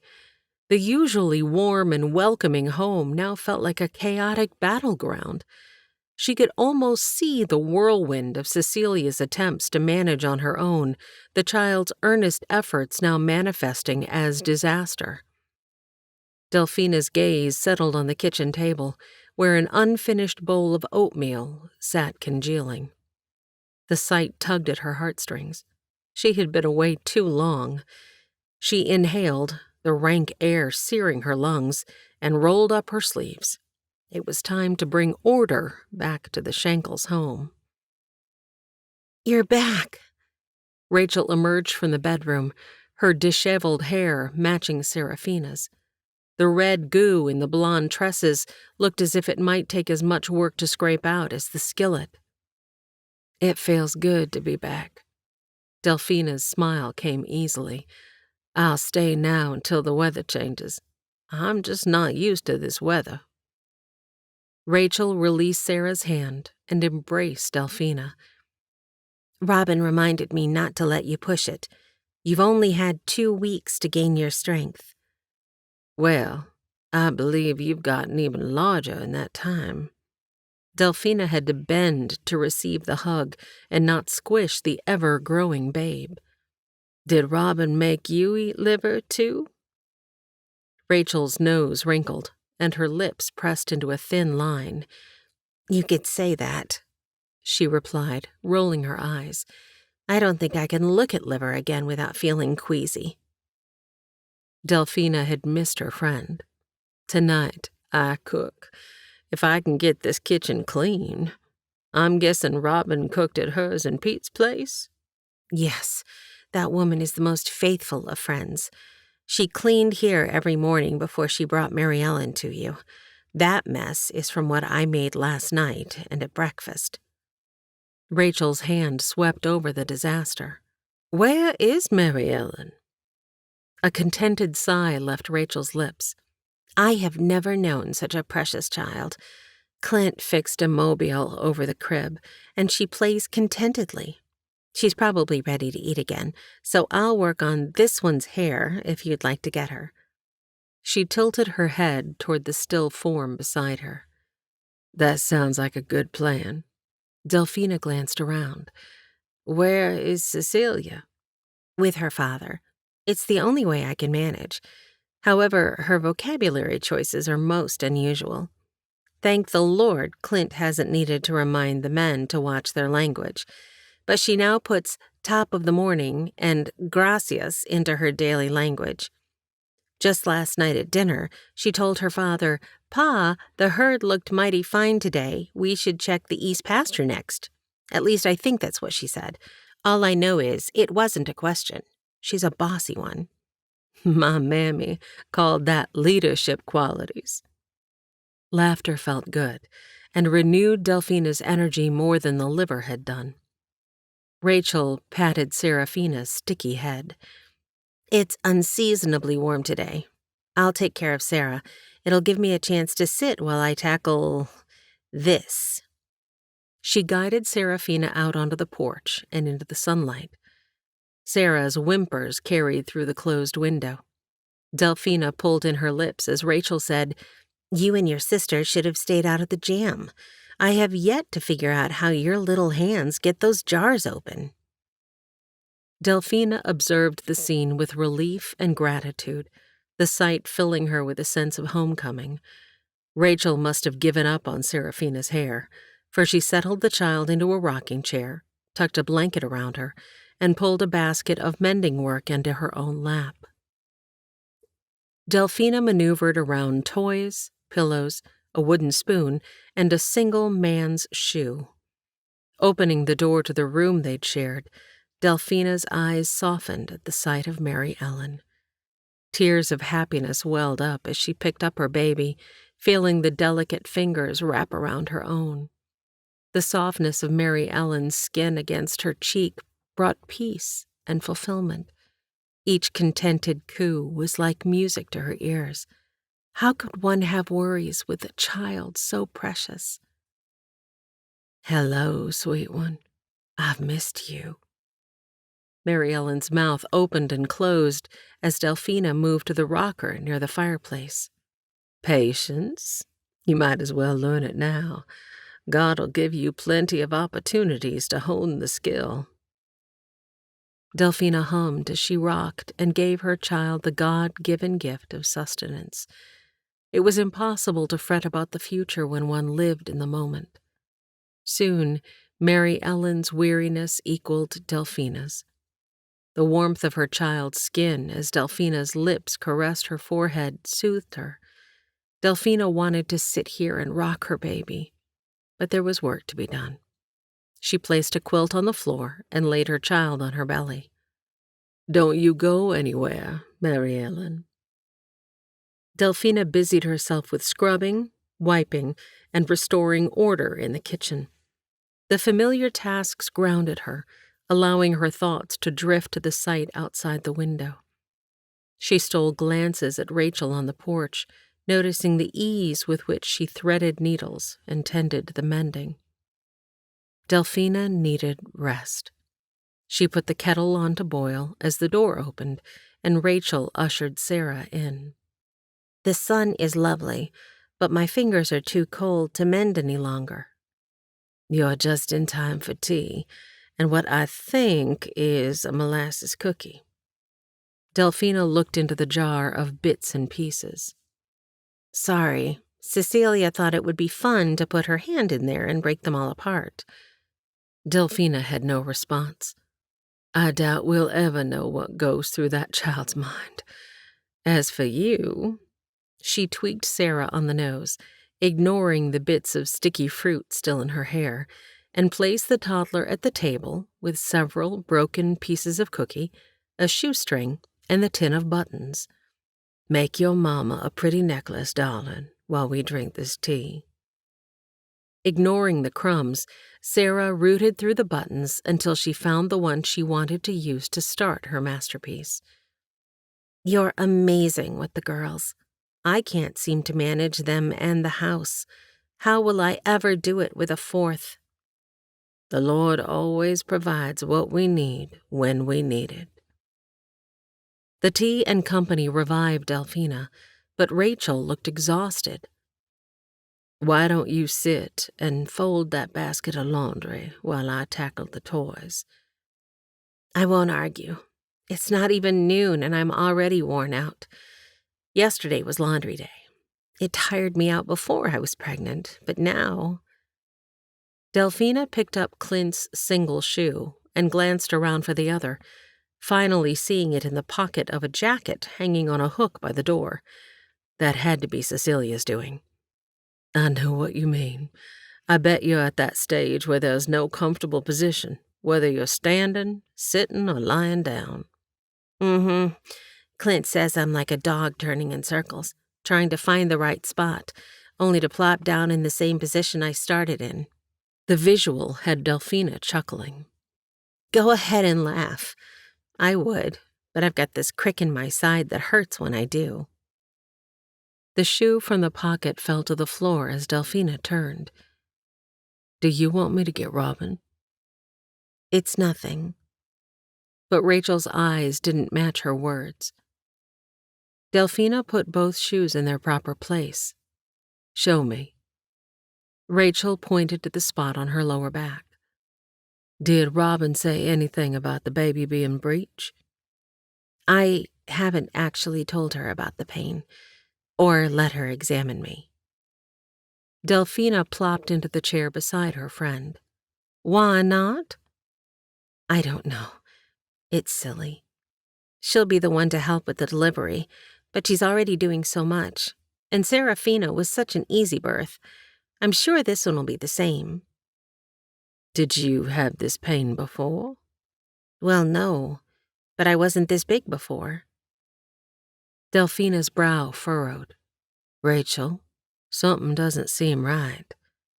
"I just need to rest a bit more," Rachel insisted, forcing a smile. "This child has at least 4 more weeks to go. We'll have the Christmas dance in 2 weeks, then the Christmas festivities. This baby is just going to have to wait until January like I've calculated."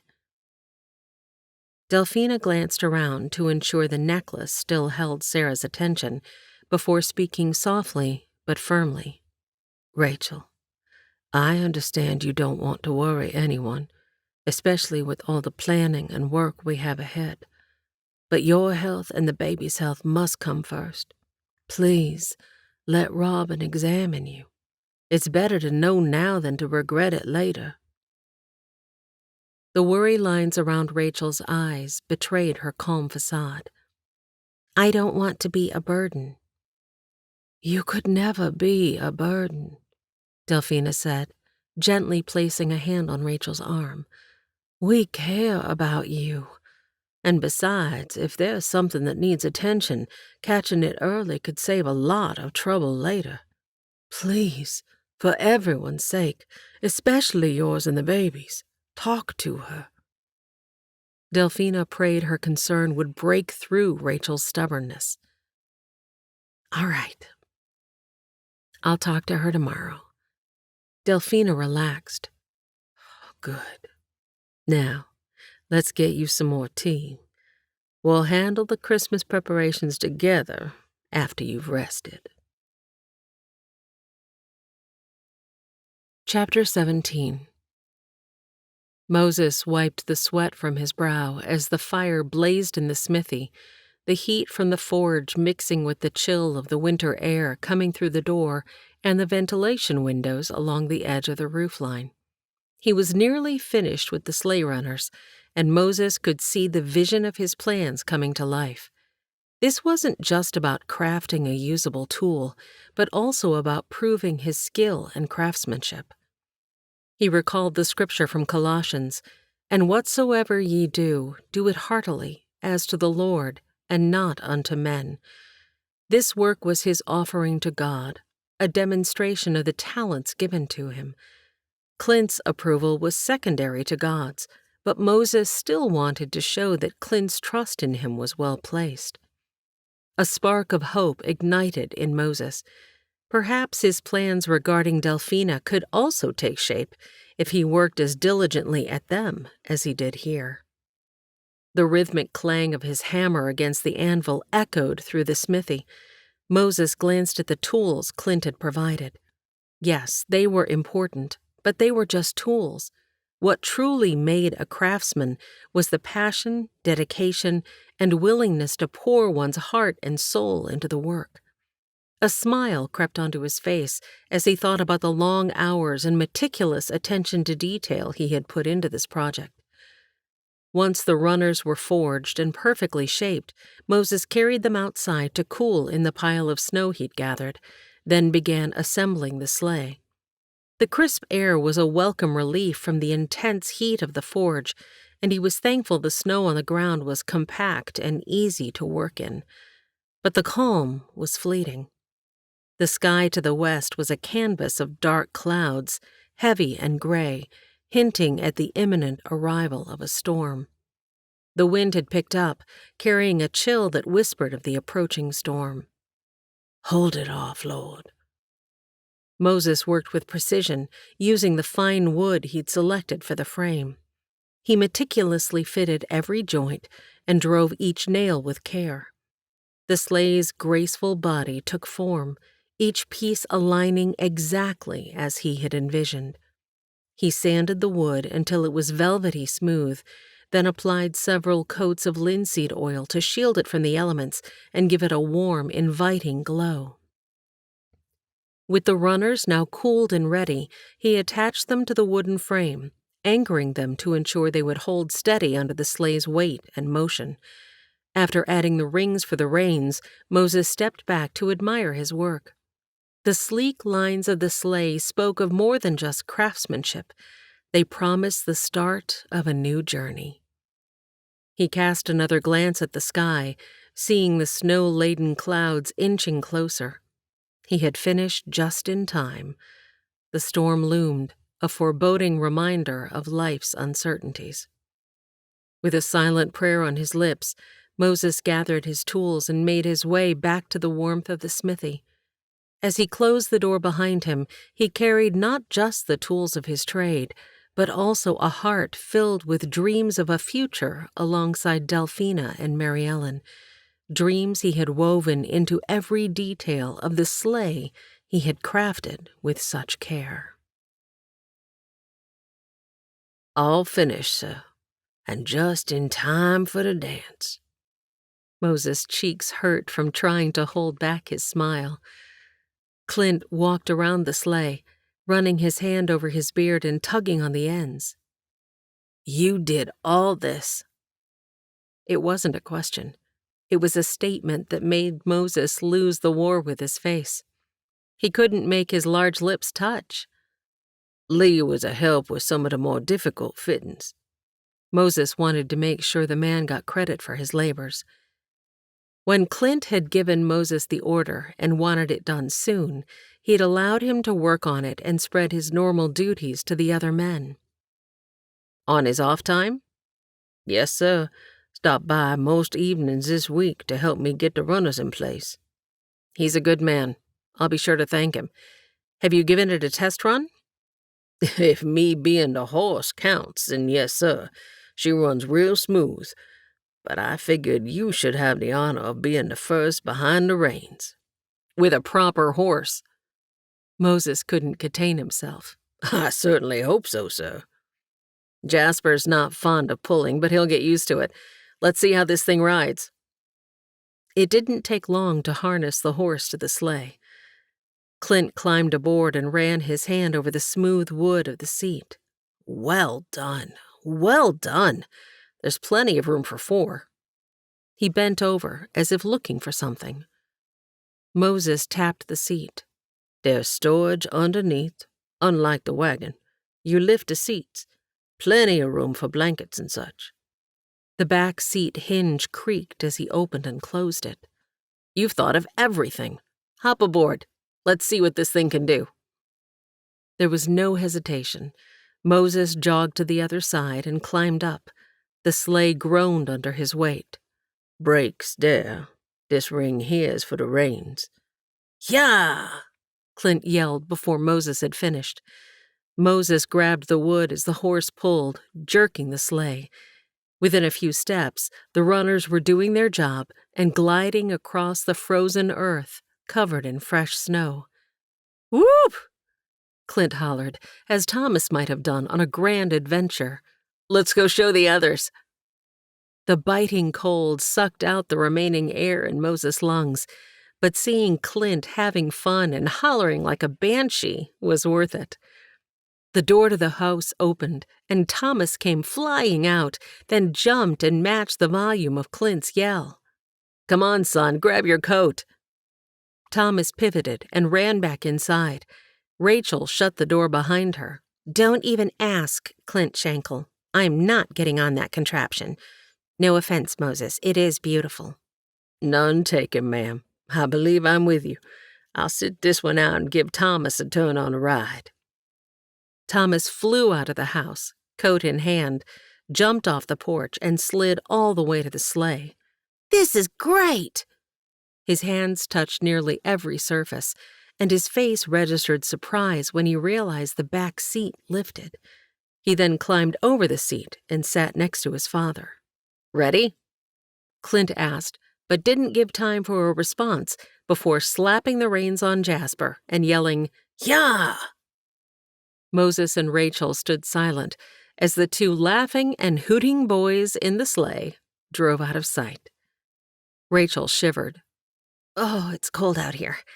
I'm guessing they're headed to Pete's to get little son. He'll want to ride. Let's get you inside. Moses took her elbow and opened the door. Quite the gentleman. Can we offer you a cup of hot cocoa? We just made it. Moses closed the door behind him. The smell of wood smoke and chocolate filled the room. Thank you, ma'am. That would be nice. He looked around the orderly room. If you're looking for Delphina, she's putting the girls down. How she managed with all that noise, I'll never know. Here you go. The roughness of the mug's bottom scraped against the wooden table. Moses pulled out a chair, which Rachel accepted before he pulled one out for himself. The first sip of hot cocoa hit his tongue. It was the perfect temperature, especially after working hard outside. Moses pulled the steaming mug to his lips again. The comforting warmth of the drink spread through his body, melting away the chill that clung to his skin and erasing the fatigue from all his hard work. He was nearly finished before he realized his eyes had been closed. When he opened them, he found Rachel staring at him. A flush of embarrassment crept over him. He looked down into his near-empty mug, avoiding her gaze. "The Christmas dance is tomorrow," she said, finally looking away. She wiped at a crumb on the tabletop he didn't see. "Yes, ma'am." He took the final swig from the cup and swallowed. What was she getting at? "Christmas is in 2 days." Another obvious statement. "Have you thought about what you might give to, Rachel tilted her head toward the back door. Delphina. He hadn't made her or Mary Ellen anything. Rachel pushed herself up slowly from the chair, her hands gripping the arms for support. She winced slightly, her belly awkward. Moses moved quickly and offered his arm. She brushed him off. "I need to get myself to bed. This little one keeps me up most of the night. You let me know if you need anything, and I'll see you tomorrow night. Clint tells me you're roasting a pig. In this weather, you are a godsend, Moses." "You're most welcome, Miss Shankel." "You let me know," she said, her voice soft as if she'd used up all her air in the motion, "if you need anything." With effort, she continued her slow shuffle toward her bedroom door. A pang of guilt and helplessness filled him. As she reached the door, she paused, one hand on the frame for support. "Good night," she murmured, her gaze flicking briefly toward him before she disappeared into her room. Moses sighed heavily, his thoughts swirling as he stared at the bottom of his empty cup. What was he going to do for Delphina? The Christmas Dance.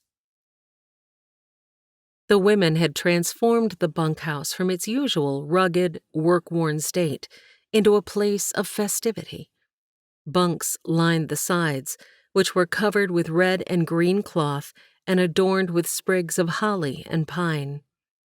The warmth from the cast-iron wood-burning stove filled the room, and lanterns cast a soft, flickering light across it, making the shadows dance along the walls.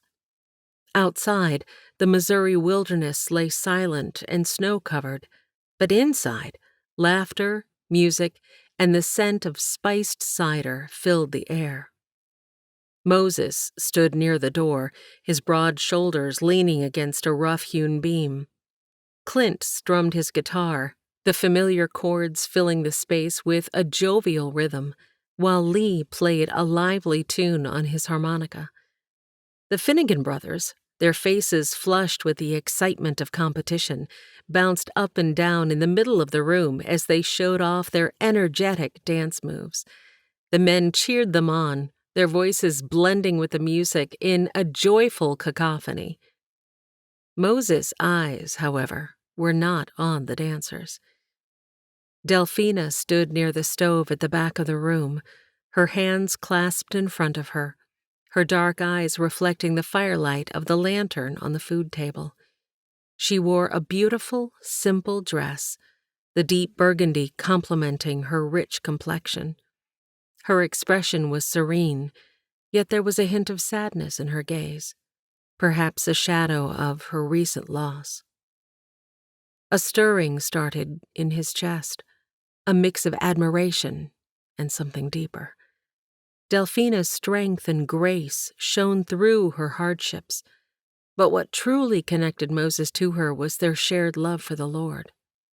He had seen her faith and unwavering belief, which mirrored his own. Yet she did not smile. Moses wanted to comfort her, elicit a smile, and see her eyes light up with joy. Gathering his courage, he stepped forward. The wooden floor creaked under his weight, and the room seemed to hush slightly as he approached her. "Evening, Miss Delphina," he said, his voice deep and steady. "Would you care to dance?" She looked up at him, surprise flickering across her face before a soft smile curved her lips. "I'd like that, Moses." He extended his hand, and she placed her smaller one in his. As they moved to the center of the room, the music shifted, the tempo becoming gentler, more suited for a slow, intimate dance. Moses glanced Clint's way and received a wink. Moses placed a hand on Delphina's waist, feeling her warmth through the many layers. They moved together, swaying gently to the music. For a moment, the world outside the bunkhouse ceased to exist. It was just the two of them, surrounded by friends, the warmth of the stove, and the sweet sound of the guitar and harmonica. "You're a wonderful dancer," Moses said quietly, his gaze meeting Delphina's. She laughed softly, the sound like a gentle bell. "I don't get much practice these days." "Well, you should," he replied, his voice low. "You deserve to dance, to be happy." Her eyes softened, and for a moment they held a world of unspoken words. "Thank you, Moses," she said, her voice barely above a whisper. "And thank you for the rock pathway to the water. I apologize for not saying something sooner. It's lovely. I'll plant flowers along the edge this spring. That'll look real nice." They twirled past Juan, who held a bright-eyed Mary Ellen. Moses silently thanked the man. As the song ended, Moses reluctantly let Delphina go, their hands lingering for just a moment longer. "May I get you some cider?" he asked. Cecilia flung herself into Moses and wrapped her arms around his leg. "My turn," she declared. Delphina's smile brightened. "I believe you have a new dance partner." Moses chuckled, though he hoped Delphina's words held a deeper, unspoken meaning. "It seems I do," he replied, lifting Cecilia into his arms. "But I'll save that cider for you, Miss Delphina." Chapter 18. Cecilia's laughter rang through the bunkhouse as Moses twirled her about, but Delphina's eyes were trained on Rachel, who clutched her stomach with a look of surprise and discomfort. Delphina left her spot by the stove and quickly made her way through the crowd toward her friend. As she got closer, Rachel froze, her face flushed with embarrassment and her eyes wide with alarm. "Rachel, are you all right?" Delphina asked, her voice low and soothing. Rachel glanced around at the men, all oblivious to her predicament. She leaned in closer to Delphina and whispered urgently, "My water just broke." The liquid pooled on the freshly buffed wooden floor. "We need to get you to the house." Delphina looked first to Juan, who still sat, Mary Ellen bouncing on his knee and drool covering his pant leg. She then searched the crowd for Robin, but the woman was already walking their way. "It is time, I see. Early, but all will be well." Robin took Rachel's other arm, and the two ladies helped her toward the door. Pete joined them. "What happened?" Robin shot him a look. "Rachel is having the baby. We need to move her to the house." Pete's face paled. "Oh no, not again." Delphina couldn't help but smile at Pete's reaction. "Don't worry, Pete. We'll get her there, and Robin'll take good care of her. You can stay far away." Rachel, despite her discomfort, chuckled at Pete's distress. "You look worse than I feel, Pete. We'll be just fine." Rachel's fingers dug into Delphina's forearm, and the ladies stopped, giving Rachel a moment to recover from the pain. Clint came running. "Rachel, darling, is it the babe? Do you need help? What can I do?" Delphina answered for her. "We need to get Rachel to the house without making a scene." Clint turned to the crowd. "I'm having a baby," he yelled. The room fell silent for a heartbeat. Delphina shook her head at Clint's dramatic announcement, but amidst the stunned faces, reactions rippled through the gathering. Juan, now standing with Mary Ellen clutched to his chest, gaped in disbelief. Un bebé, ahora mismo. Sensing Juan's tension, Mary Ellen whimpered, mirroring the unease spreading among the guests. Near the door, the Finnegan brothers chuckled nervously. One of them leaned over. "Well, that's one way to clear a room." Clint wrung his hands and paced in front of the ladies, obstructing their path. Rachel managed a weak smile, her grip on Delphina's arm tightening. "Thank you, Clint," she whispered. "But maybe save the announcements for after the baby's born next time?" Clint grinned sheepishly, realizing the impact of his words. "Right. Got it." Amidst the chaos, Delphina knew one thing for certain. This baby would certainly enter the world with quite the story to tell. Rachel leaned heavily on Robin. "I want to deliver this baby at home, not in this bunkhouse. Do we have time to get there?" They weren't far from the house, but walking would be a challenge. Delphina considered the wheelbarrow. Moses stepped into view. "Yes, ma'am. I'll get you there on the sleigh." Maybe there was one man who stayed sane during emergencies. Delphina's heart fluttered. Delphina and Robin supported Rachel as they carefully guided her to the sleigh. Rachel's face was flushed, but Delphina kept a reassuring hand on her back and a supporting arm under Rachel's trembling one. As they reached the sleigh, Delphina turned to Moses, who was already holding the reins. "Thank you, Moses. We need to get Rachel to the house quickly and smoothly." Moses gave a confident nod. "I can do that. Let's get her in." Clint gently lifted Rachel onto the seat. His excitement from earlier now looked more like dread. He looked torn between wanting to be there and wanting to escape. Rachel reached for his hand. "Clint, it's all right. It could be hours. Please stay and let the men enjoy the party. I would hate to ruin the celebration." 2 minutes or 2 days, I'm not missing a moment of it.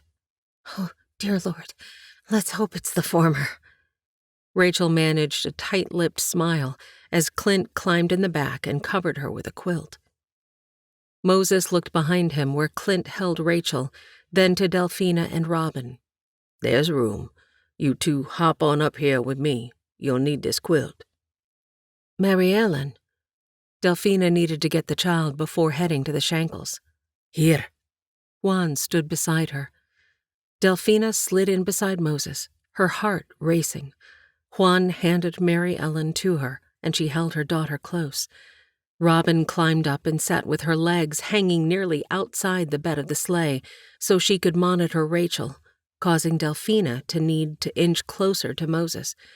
She could feel the heat radiating from his body, and his steady presence was a comforting anchor in the stress of the moment. As the sleigh set off briskly toward the house, Delphina couldn't help but notice how masterfully Moses guided the sleigh over the frozen ground. His hands, strong and sure on the reins, communicated a sense of control and competence that made her feel safe. Cold air nipped at Delphina's cheeks, and she pulled Mary Ellen tighter to her body. Sitting so close to Moses, she felt a warmth that had nothing to do with the blankets around her and Mary Ellen. She stole glances at his profile, the sharp lines softened by the moonlight. Every jolt and bump of the sleigh brought her shoulder against his, and each touch sent a shiver down her spine. As they neared the Shankels' home, Delphina realized that her feelings for Moses were growing, slowly, but with intensity. It was more than the physical attraction. This was a man of God she wanted to know more deeply, a man whose strength and compassion stirred something deep within her. Her thoughts stilled. She was not free to give herself to him, even if he wanted her, not free to make such a decision. She was still a slave. The harsh reality of her bondage overshadowed every precious moment she spent with Moses, every shared glance and unspoken word. Until her manumission papers arrived, she would remain a slave, her fate uncertain and her heart bound by chains that no amount of love could break. The weight of her situation pressed down on her, a stark contrast to the lightness she felt in Moses' presence. Fear of being taken back to South Carolina as a runaway loomed over her, as well as the threat of harm, not just to her, but also to Mary Ellen, the Shankel family, and anyone who had helped harbor her, including Moses. The risk was ever present, a dark cloud over the fragile hope that had blossomed in her heart. His voice was but a whisper, his breath on her hair. I'll stay close by if you need me. I've got some work to do, but ring the bell and I'll come. As the sleigh came to a halt, Delphina forced a smile, pushing her turmoil aside. There was a baby to be delivered and a friend in need. She could not afford to dwell on her own struggles now. But as Moses helped her down from the sleigh, his hand warm and steady in hers, she allowed herself one fleeting wish, that someday she might truly be free to love this man as she desired and as he deserved. Chapter 19. Clint emerged from the house, his face etched with worry. His posture was rigid, and his shoulders slumped as if he carried the weight of his worry in his stance. His eyes registered confusion, then shock. Moses, what are you still doing here? Put the sleigh in the barn and took care of Jasper. Thought I'd stay until, well... He didn't know why he was staying. It wasn't like there was anything he could do. Clint stretched and rubbed the back of his neck. Robin said I needed to get some air. Clint's laugh was dry, and he licked his lips. Rachel's the one needing air. Birthing babies is not for the weak. No, sir, I don't imagine so. You head on back to the festivities, Moses. Robin says it's looking like a long night. I'll be staying here at the smithy tonight, Moses said, his voice steady. Got some work to finish up for Christmas, and just in case Miss Rachel needs anything. Clint nodded absently, his mind clearly elsewhere. Yeah. Sure, Moses. Thanks. Cries of labor filled the air, a stark contrast to the otherwise serene night. Clint tripped over the frozen snow as he returned inside. The air felt eerie, as if the world held its breath. Keep her and that babe safe, Lord, Moses said into the biting wind. A thick, oppressive blanket of clouds shrouded the sky, making the moon barely visible. Moses focused on the opening of trees and headed toward the pond. The heavy gray pressed down on the earth. Lord, I'm not feeling settled in my spirit. I know you are in control of all things. I trust you, but I'm pleading with you. Keep 'em safe. A sharp cold cut through his layers of clothing. Moses rubbed his hands together and breathed into them. A white cloud rose before him, and a strange quietness, as if nature itself was bracing for something horrible, made his footsteps over the frozen earth sound like thunder. He looked to heaven, but the heavy clouds muted the stars' usual brilliance. Moses refocused on the path to the smithy. Shadows stretched unnaturally, cast by the sparse, diffuse light that seeped through the dense cloud cover. Tension rode on the wind. Moses continued his prayers for the Shankels and would continue through the night. The outline of the smithy came into view on his left. Delphina's house was but a dark shadow to his right. Small shafts of moonlight hit the frozen pond before him, making the scene more strange than peaceful. The moment Moses entered the smithy, he lit a lamp and started the fire, thankful for something to do with his hands. He laid out his supplies and pulled out paper and a pencil, leaving the ventilation shutters just below the roof closed to keep the heat in and the weather out. It didn't take long before he had the design drafted and needed to open the windows to let out the now oppressive heat. The rising heat melted the snow off the roof as he labored. Hours later, Moses hammered the final touches on the wrought iron brooch, each strike echoing against the stone walls of the smithy. His fingers ached from the intricate work, but the delicate floral design had slowly taken shape under his skilled hands. He stepped outside to cool the iron in the snow. New snow was coming down hard enough that no light shone through to bounce off the frozen pond. "Keep the Shankels safe, Lord," he said, but he prayed for Delphina in his heart. She and Robin would be busy. Moses attempted to gauge the hour, but the moon was not visible enough and provided little aid. Despite his weariness, he guessed it might be nearing midnight, yet he realized his hunger from skipping the Christmas dance might be deceiving him more than his exhaustion. Returning to the smithy, he resumed his work, this time crafting the leaves. His arms grew tired, but he pressed on. Finally, with a satisfied sigh, he set aside the completed gift.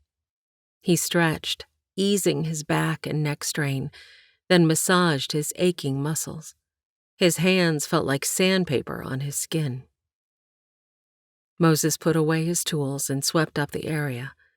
The fire would take time to die down, but he'd have everything cleaned up, including himself, in mere moments. Rubbing his tired hands in the snow would feel good. He pushed at the door, but it didn't budge. He leaned into it with his shoulder, and it gave a bit. What could be blocking it? He poked his head through the opening, and a wall of snow greeted him. He inhaled sharply, the cold biting at his lungs. The snow had banked up against the smithy door, even with the walls still hot from the fire inside. "Lord, what in the world?" he muttered, his breath forming a frosty cloud in the air. His heart pounded as he took in the severity of the storm.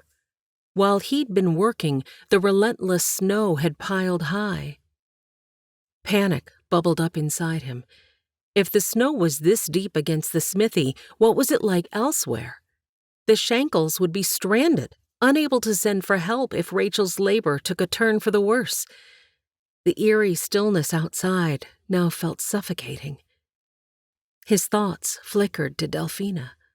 He had promised himself he'd stay close in case she needed him. The realization that he might not reach her if she needed help clawed at his chest. Would he have heard the bell with all his hammering? Snatching his coat, Moses filled his lungs until they protested, then leaned back and threw his weight against the door, exhaling forcefully. The door opened just enough for him to step outside. The cold hit him like a slap, and he gasped. Snowflakes swirled violently, stinging his face. His leather boots sank into the snow, each step a struggle. Moses kept his hand on the smithy wall until he reached the end, and then he took in his surroundings. Nothing was visible through the swirling flakes. He should stay in the smithy, where it was safe and warm, but his stomach had a mind of its own, and he'd slept enough nights on that cold floor to know he'd be worth nothing to nobody when needed. "Keep the Shankels safe, Lord, and guide my steps. I just need to make it to the safety of Delphina's home," he prayed. Moses visualized the landscape in his mind and got his bearings. The journey to Delphina's house looked impossible. He could not see the outline of the structure, but he knew the general direction. If he followed the edge of the pond to the stone walkway, he could follow it to the house. A sudden gust of wind nearly knocked him off his feet. He staggered, barely catching himself. The wind was relentless, howling like a beast and whipping the snow into a blinding frenzy. Moses squinted against the onslaught, his vision reduced to a dizzying swirl of white. He dropped to his hands and knees, the snow immediately soaking through his pants. Crawling forward, he found it marginally easier to make progress. The wind roared over him, lessening its grip on him when he stayed low. The snow was like a living thing, trying to push him back, but he refused to give up. His fingers found the slick surface of the pond, and he followed it until his hand touched the familiar edge of the stone walkway. He clung to the rock and hope and inched forward. The cold was a numbing force, leeching his strength with every movement. "Just a bit farther," he encouraged himself, his voice lost in the howling wind. His muscles screamed in protest, every limb like lead. His breaths came in ragged gasps, the freezing air burning his lungs. The storm seemed to be winning, sapping his energy with each grueling inch. Finally, his hand touched the step of her porch.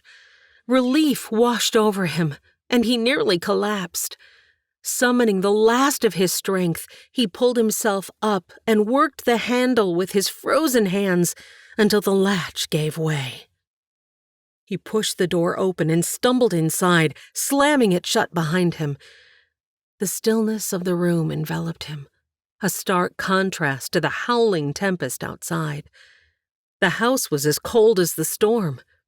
Moses' hand shook as he gathered wood and kindling, the small flame from the match, a fragile lifeline in the icy darkness. He lit the fire, the flickering warmth casting dancing shadows across the room. He stood before it, feeling like a snowman melting in the heat. The priority was warmth. He would deal with the mess puddling at his feet later, once feeling returned to his stiffened limbs. Thankful for privacy and warmth, he removed his outer clothing and hung them on the hooks by the fireplace to dry. Despite the relief of safety, the worry for Delphina and the Shankels lingered at the back of his mind. They would struggle to reach him in an emergency, but for now, he needed to restore his strength. His stomach growled. He found a jar of peaches in the pantry and opened it, the sweet juice making his hunger more pronounced and his exhaustion deeper. Each bite brought a fleeting comfort, a brief respite from the ordeal outside. He devoured the peaches, his body grateful for the sustenance, but he searched the shelves for more. An oiled cloth held hardtack, and he tried to chew the tough ration, his weariness clear in each slow bite. Coffee was next on his mind, but the pump proved too stubborn to yield water. Determined, he braved the biting wind and scooped snow into a bowl, bringing it back inside to melt by the fire. As the flames crackled and warmth spread through the room, Moses relaxed slightly. He fixed the coffee and held the delicate china cup, looking around at the orderly, well-appointed house. His thoughts turned to Delphina and the life she must have led. Clearly, she was accustomed to finer things, far finer than anything he could ever provide. His gaze wandered to the brooch he had crafted. It reminded him of the sleigh he had built with his own hands. Though he couldn't offer wealth or opulence, he could create beautiful things that spoke of care and effort. Maybe he couldn't give Delphina a life of luxury, but he could give her pieces of himself, crafted with love and skill. The self-doubt still lingered, a shadow in his mind, but he was beginning to see a path forward. It wasn't about comparing himself to the fine things around him, but about embracing what he could offer. Exhaustion overcame him, and he set the cup on the counter before sinking onto the bed he had made for her. The plush and inviting mattress cradled him in comfort. His cheeks flushed as he lay there, aware of the intimacy of resting in someone else's bed. Not just anyone's, but Delphina's. He shifted uncomfortably, trying to stay near the edge as if afraid to disturb the bed's pristine arrangement. Every movement amplified the awkwardness of his presence in Delphina's private space. The scent of her lingered faintly on the pillow, a subtle reminder of her absence and his intrusion. He tossed and turned, trying to find a position that felt less invasive until exhaustion won him over. When he woke, the fire in the hearth was low, and the cold had crept back in. He shivered as he rebuilt the flames, the flickering light casting shadows on the walls. Moses ran the arm of his long johns over the window, but still couldn't see outside. His clothes by the fire were stiff but dry, and he struggled to get them on. He must have slept for several hours. Moses opened the door and stepped onto the porch. No snow fell, but then, by the looks of the amount on the ground, maybe the clouds had loosed it all. Sunlight crept over the house and danced on the snow-covered pond, its rays glittering off the pristine white blanket that covered everything. The scene before him was both breathtaking and daunting. God's handiwork through the storm had transformed the landscape into a winter wonderland, but its wrath was clear. Snowdrifts towered high against the sides of both the house and the smithy. Several trees had succumbed to the weight of the heavy snow and the force of the wind. One particularly large shoe-marred oak had fallen dangerously close to the house, its branches splayed across the yard like a giant skeletal hand. Animal tracks crisscrossed the fresh snow, evidence of wildlife moving about in the storm's aftermath. Rabbits, deer, and other critters had ventured out. The world was silent, like it had been before the storm, only now it was the thick snow that muffled all sound. The usual chirping of birds and rustling leaves was absent, replaced by a reverent stillness. He bowed his head, closed his eyes, and prayed. Lord, I thank you for getting me through the night. The storm was fierce, but you are mightier. Please, Lord, watch over the Shankels. Keep Rachel and the baby safe. Give them strength and comfort. And Lord, please keep Delphina safe. Guide me to her and give me the strength to do what needs to be done. Protect all of us from harm and help us see your hand in all things. In Jesus' name I pray. Amen. A renewed sense of purpose and peace came over Moses. The silence around him felt less oppressive now, more like a blanket of God's protection. He had a long day ahead, but he wasn't facing it alone. Chapter 20. Christmas Day. The lid to the coffee pot clattered, and Delphina shushed it like it was a disobedient toddler. She'd asked Thomas to watch all 3 girls so Rachel and Clint could finally get some much-needed sleep after a difficult delivery, and so she could clean up. Her eyes drooped, but she'd have to wait until the girls napped to get her rest. It had been nearly 20 hours of excruciating labor. She'd spent hours mopping sweat and boiling clean water for Robin, and an equal amount of time on her knees pleading with the Lord for Rachel during her difficult delivery.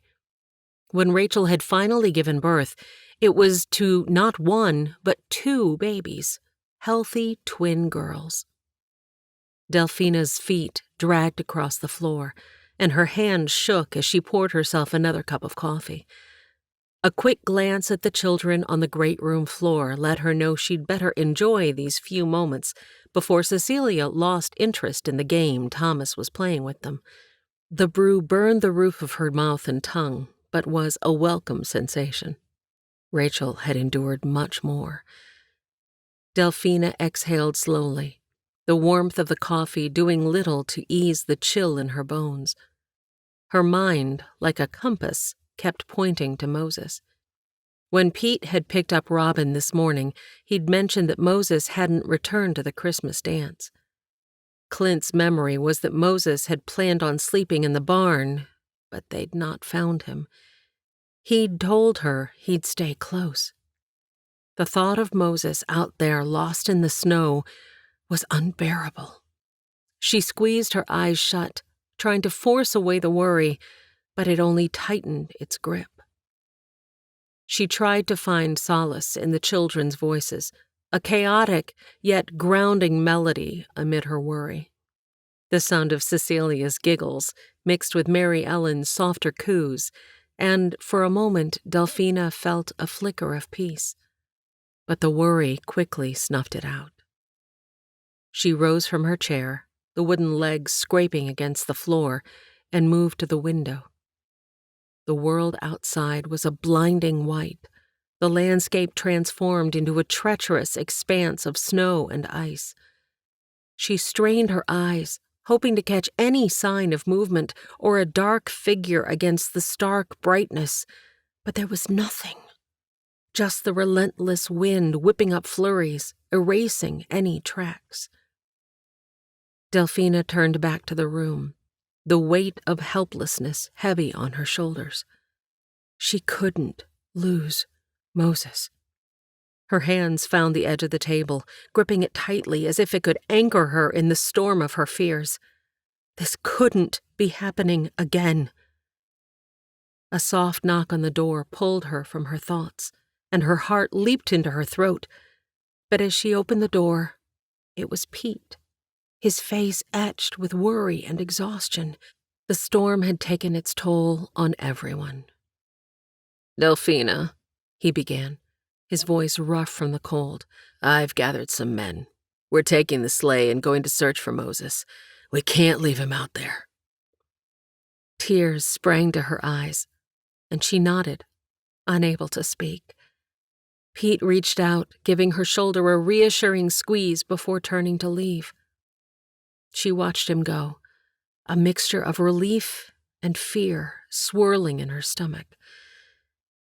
Painful memories flooded back. The search party venturing out into the wilds, their grim faces when they returned. Her husband, cold and lifeless, taken by the same unforgiving land that now threatened Moses. The same men were searching now, and she couldn't shake the dread that history was repeating itself. She sank back into her chair, the coffee forgotten. "Lord, give us strength," she whispered, the words trembling in the still air. "Watch over Moses. Guide him back to us." Her faith had carried her through before, and she clung to it now like a lifeline. "Trust in the Lord with all thine heart," she reminded herself, the familiar scripture a balm to her frayed nerves. "And lean not unto thine own understanding." She had to believe the men would find Moses and that he would come back to them, alive. Thomas still kept the children occupied. She had to stay strong for the children's sake, for Rachel and Clint, and for Moses. Realization struck her with the force of a winter gale. It wasn't just fear of losing another person she cared about. It was fear of losing Moses, the man she had grown to love. She loved him, truly and deeply, and the thought of a life without him was unbearable. Delphina braced herself for whatever lay ahead. She would keep the faith, hold on to the love she felt for Moses, and be ready to welcome him back when he returned. Because he had to return. He just had to. The sharp crack of a gunshot carried across the frozen earth, and Delphina's heart seized with terror. She recoiled, bile rising in her throat as she clutched her hand to her mouth. The sound reverberated through her memories, making her pulse race. Clint burst into the kitchen from the bedroom, yanking his suspenders up over his shoulders. His hair was as wild as his eyes, which scanned the room frantically. "What's going on?" "Moses," she uttered, her voice trembling. "Pete and the men." The words choked in her throat, unable to come out. "Stay here." Clint's tone left no room for argument. He shoved on his boots and grabbed his jacket and hat. With one last glance at Delphina, he rushed out the door. Delphina sank deeper into the kitchen chair, her mind a whirl of fear and anxiety. Her hands squeezed each other, her knuckles white as she waited in agonizing silence. She needed to do something. She grabbed the nearest cloth and wiped down the already spotless countertop, then salted and scrubbed the gleaming cast-iron pan. The minutes dragged on, each one feeling like an eternity. Amid her fear, she prayed, "Lord, protect Moses. Keep him safe from harm." Her heart pounded against her ribs as she imagined the worst scenarios playing out in her mind. She wrestled with her faith, each passing second a test of her resolve to trust in God's plan. "Please, Lord, bring him back to me," she whispered. Then, faint at first, she heard it. The rhythmic pounding of horse hooves approaching in the snow. Her heart leaped into her throat, dread coiling tightly in her chest. She forced herself to stand, her legs shaky beneath her, and moved to the door. Her hand trembled as she reached for the handle, turning it slowly, each creak of the door echoing her fear. The door swung open, and there stood Moses, bright afternoon light pouring in behind him.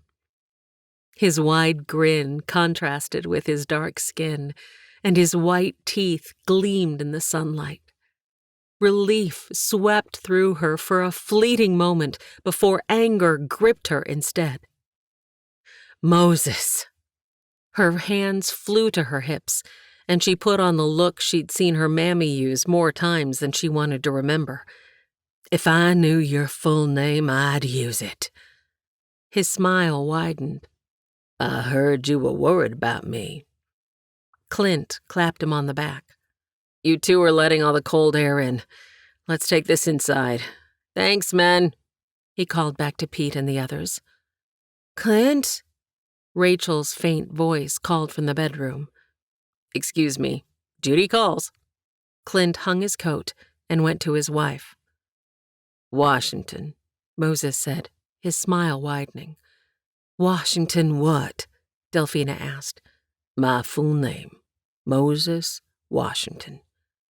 "Well, Moses Washington, you're dripping on my floor," she retorted sharply, though her relief was palpable beneath the anger.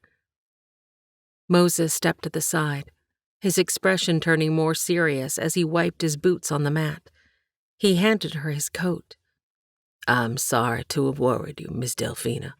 Storm hit while I was finishing up my Christmas presents, and—" She softened, though her frustration still simmered. Before she could reply, Moses glanced toward the children. "Christmas!" Cecilia yelled. Thomas grabbed the bag of marbles before they went flying, his eyes bright with anticipation. Moses' brawny arms lifted the girl. Did Santa come? Cecilia pointed at a lump underneath a small quilt bunched up on the floor. Thomas lifted his bag. I got marbles. Cecilia and Seraphina got dolls. And Mary Ellen got a stuffed pig. At least I think it's a pig since it's pink. He put Cecilia down and turned to Delphina. And what about you, Miss Delphina? What did Santa bring you? His voice was low, almost husky, and his words made her skin tingle. Twins, she answered. Moses' eyebrows came together and then rose. Miss Shankel had 2 babies? Delphina clasped her hands together. 2 girls, Esther and Ruth. Robin says they're healthy, though Rachel is exhausted. It was a rough... She pulled her lips in as her gaze darted at the children. They are precious. His gaze met hers. That's quite the Christmas gift. Clint's arms were full as he stepped from the room. Yes, quite the Christmas gift. You want to hold Esther? He held out the babe on his left arm, then the one on his right. His eyes widened before darting to Delphina. Esther has the pink ribbon on her ankle, she said. Ruth's is yellow. Right. Clint checked the ankles and handed Esther to Moses. The infant wasn't much larger than the man's hand, but he cradled the child with such tenderness that Delphina's heart melted. Delphina, would you mind checking on my wife? Clint asked. I believe she could use a woman's touch. Yes, sir. Delphina pulled herself from the tender scene and went to check on Rachel. The woman's hair would need a good washing. Though no longer damp with sweat, it still clung to her forehead, neck, and temples. Strands stuck out in various directions in a tangled mess. Her face, though pale with dark circles under her eyes, held a note of contentment. How can I help you, Rachel? I want to come to the living room for Christmas. We haven't opened presents except for the gifts from Santa. You're not going anywhere, but I have an idea. You let me do something to that hair of yours and get you changed, and we'll bring Christmas to you. How does that sound? Thank you, Delphina. It certainly isn't a traditional Christmas, but it's a memorable one. Delphina helped Rachel change into a clean dressing gown and then added a pillow to a chair for her to sit on. Those 2 really took it out of me. How did I not guess? Robin said she knew it was twins all along. Quite the surprise for me, but nothing ever seems to sneak up on her. Delphina brushed the ends of Rachel's hair and worked her way up. A satisfied sigh escaped the woman's lips when she reached her scalp. Delphina continued, even though her back ached and weariness filled her bones. She piled the hair on top of Rachel's head and off her neck and secured it with pins. All done. Let's get you back into bed. Delphina helped her friend, placing pillows behind her back so she could sit up. Thank you. One more thing. In the closet there, on the top shelf, there's a small leather box. Would you get it, please? I didn't have time to wrap it, but Clint will understand. Delphina found the small box and tucked it under the blanket beside Rachel's hand. It must be something very special. It's not much, just a simple pocket watch. I've had it on that shelf since spring. I'm glad I got it when I did. I haven't been back to town since. Rachel's eyelids drooped in exhaustion. I'm sure he'll love it. You lean back and rest for a moment, and I'll get everything ready out here. Rachel's eyes were closed before Delphina shut the door behind her. Chapter 21. Delphina closed the door to Rachel's room and took in the sight before her. Clint sat cross-legged on the great room floor with the children. Mary Ellen sat nestled in the center, Esther and Ruth in the crook of each arm, and Cecilia and Seraphina sat as close to the babies as their father would allow, while Thomas played with his marbles near the fire. Delphina swiveled to find Moses in the kitchen, the familiar apron around his waist. "What are you doing?" Can't have Christmas without a meal. Instead of potatoes and duck, it'll be biscuits and sausage gravy with flapjacks with maple syrup for dessert. A feast. Her heart melted again. "Thank you, Moses. We are all hungry." Delphina cleared the table of her cold coffee and set out Mary's fine china. Mary would have loved knowing these dishes would hold such a fine meal. 1 year ago, Delphina could have never imagined all the changes that would come. She may not be free by law, but she was free in spirit, and that spirit soared with thankfulness for the gift of this family and these friends. She stole a glance at Moses. He looked ridiculous in the apron.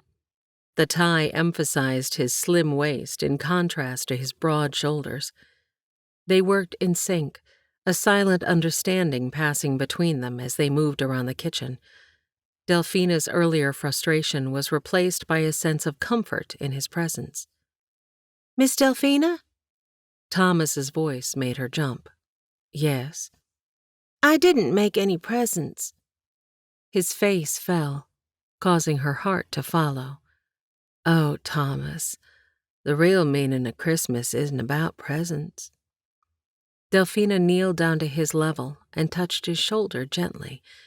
It's about celebrating the birth of Jesus and the love and kindness he brought into the world. Delphina wasn't sure how much Thomas would understand about the Christ child coming to save us from our sins. Thomas looked up at her, his eyes wide and hopeful. "But everyone else has presents to give," he murmured, his voice barely above a whisper. Delphina gave the boy a warm smile. "You have something more precious than presents, Thomas. You have a good heart and a generous spirit. Those are marvelous gifts." Thomas tilted his head, pondering her words. "But what can I give with my heart?" She took his small hand in hers. "You can give your time, your help, and your love. For example, you played with your sisters and Mary Ellen today, giving your mother and me a much-needed break. That gesture means so much more than any store-bought or handcrafted gift, because it came from your heart." His face brightened a little, and a prick in Delphina's spirit made her eager to share more. She handed him the stack of silverware. His smile grew, and he carefully moved to the table, ensuring each piece was placed properly. "You know, Thomas, Christmas is also about celebrating the birth of Jesus. He came into this world not with riches or grand gifts, but with love and humility. His life was the greatest gift to us all." Thomas listened intently as he put the silverware on the table. "So Jesus didn't have presents to give either?" Jesus gave his life as the best present of all. From the moment he was conceived to his selfless sacrifice on the cross, and even through his resurrection and ascension, his life was the gift that keeps on giving. He showed us how to live with love and compassion. Thomas's eyes sparkled with a new understanding. "So when I help and show love, I'm celebrating Jesus too?" "Exactly," Delphina affirmed, a sense of joy filling her heart. "Every act of kindness, every moment spent caring for others, is a celebration of the love Jesus brought into this world. And that is the most beautiful way to celebrate Christmas." Clint chimed in. "She's right, Thomas. When you gave your heart to Jesus, you allowed him to begin working in you. Those good gifts you give others show how much you care for the person receiving the gift and how much you love Jesus." "Then I guess I do have presents after all." "Grab a chair, Moses," Clint offered. I'm letting those pancakes settle. He patted his stomach. Moses' bulk filled the frame of the door he leaned against. The Shankel children sat at the foot of their parents' bed, Clint looking like one of them, with his legs crossed on top of the covers next to his wife as she opened a gift. Delphina bounced a sleepy Mary Ellen on her knee. The pillow she'd left from when she'd brushed Rachel's hair was a blessed relief to her tired body. It's lovely, Clint. Thank you. Rachel held up a store-bought dress in a vertical green stripe. The full sleeves and white lace collar made it look both expensive and well-made. I figured you'd tired of the ones you let out and have worn for nearly 3 seasons, so the Gray sisters suggested this one. It has a special feature. Clint's Adam's apple moved up and down. Rachel turned the bodice to her and ran her fingers inside the pleats. Ingenious. Delphina, do you see this? Yes, ma'am. Some woman is smarter than me. No one will ever be the wiser, and you can nurse comfortably. Heat filled her face when Moses' shadow moved in the doorway. Thomas, this is for you. Clint presented the boy with a wooden box with a metal clasp. A little bird told your mom and me that you have an interest in learning to carve like your old friend Hans. Thomas's eyes were wide as his fingers caressed the contents of the box. Gerda needs a friend. I might start with a fish. They don't have legs or tails. The group's laughter pleased the boy, and his smile grew as he examined each tool. Rachel pointed at the side table, and Clint picked up 2 small bundles, handing one to each girl. Delphina hoped the girls liked the doll outfits she and Rachel had sewn during the children's nap time and late into the night. For my baby, Cecilia exclaimed as she scrambled to get off the bed. You tell your mother and Miss Delphina thank you. Careful. Clint grabbed the child before she flung herself into her mother's lap. Thank you, Mama. Thank you, Miss Delphina. The child's sing-song practiced words had Delphina pulling her lips in to keep from laughing. Go on now. Clint helped Sarah down. You too, Thomas. The boy bounded off the bed. Son, those are sharp. Store them in the loft and only use them outside. Yes, sir. Thank you, sir. Thank you, Mama. The boy ran back to the side of the bed, kissed Rachel, then looked at his 2 new sisters in the bassinet before rushing through the small space between Moses and the doorframe. Rachel wiped at the tears on her face. I'll never tire of hearing that boy call me Mama. What a lovely Christmas. Delphina rose from the chair, her knees protesting the effort. It truly was. Thank you for including us. She glanced at Moses, who returned her smile warmly. She would wait until they were alone to give him his present, wanting the moment to be just between them. Stay right there, Delphina. There's one more gift, Clint said, pointing to the chair. The blood drained from Delphina's face as she plopped back down. She had only given them each an embroidered handkerchief. They'd given her a home. She couldn't accept more. I really can't. Moses stepped into the room. Here, let me take Mary Ellen. In her stupor, she handed her child to the man without thought. Clint came from around the bed. When I was in town last week, this came. Delphina took the envelope he offered and peered at it. She broke the seal, pulled out the crisp paper, and read the words under the lantern light. Her hand flew to her mouth, a cry of astonishment escaping her lips. What is it? Moses moved from the doorframe, his concern evident as he touched her shaking shoulder. Clint's laughter rang out across the room, echoing Rachel's infectious giggles. Her manumission papers. They're all there, Delphina. You are a free woman. Thank you, Mr. Shankel, Delphina managed to say, still in disbelief. Her feet pushed her up and propelled her forward, the envelope slipping to the ground as she crossed the short distance to Clint, wrapping her arms around him in a tight embrace before quickly stepping back, embarrassed. "Oh, I'm so sorry." "Delphina, that's the best gift you could have given me," Clint replied warmly. With the papers pressed against her chest, Delphina twirled, then grabbed the back of the chair to steady herself. She stared at the shaking papers in her hand, unfolding and refolding them several times before picking up the envelope and sliding the sheets back inside. The chair was a welcome relief as she slid into it and pulled the papers out once more, reading each word.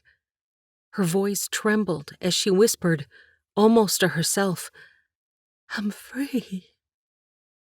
Joy filled her to overflowing as tears coursed down her cheeks. Her heart swelled with happiness for her newfound freedom. She looked at Mary Ellen, relieved for what had been an uncertain future, but now was full of promise. Her tears mimicked those on Rachel's cheeks. "Thank you." Gratitude for the kindness of all those around her filled her cup to overflowing.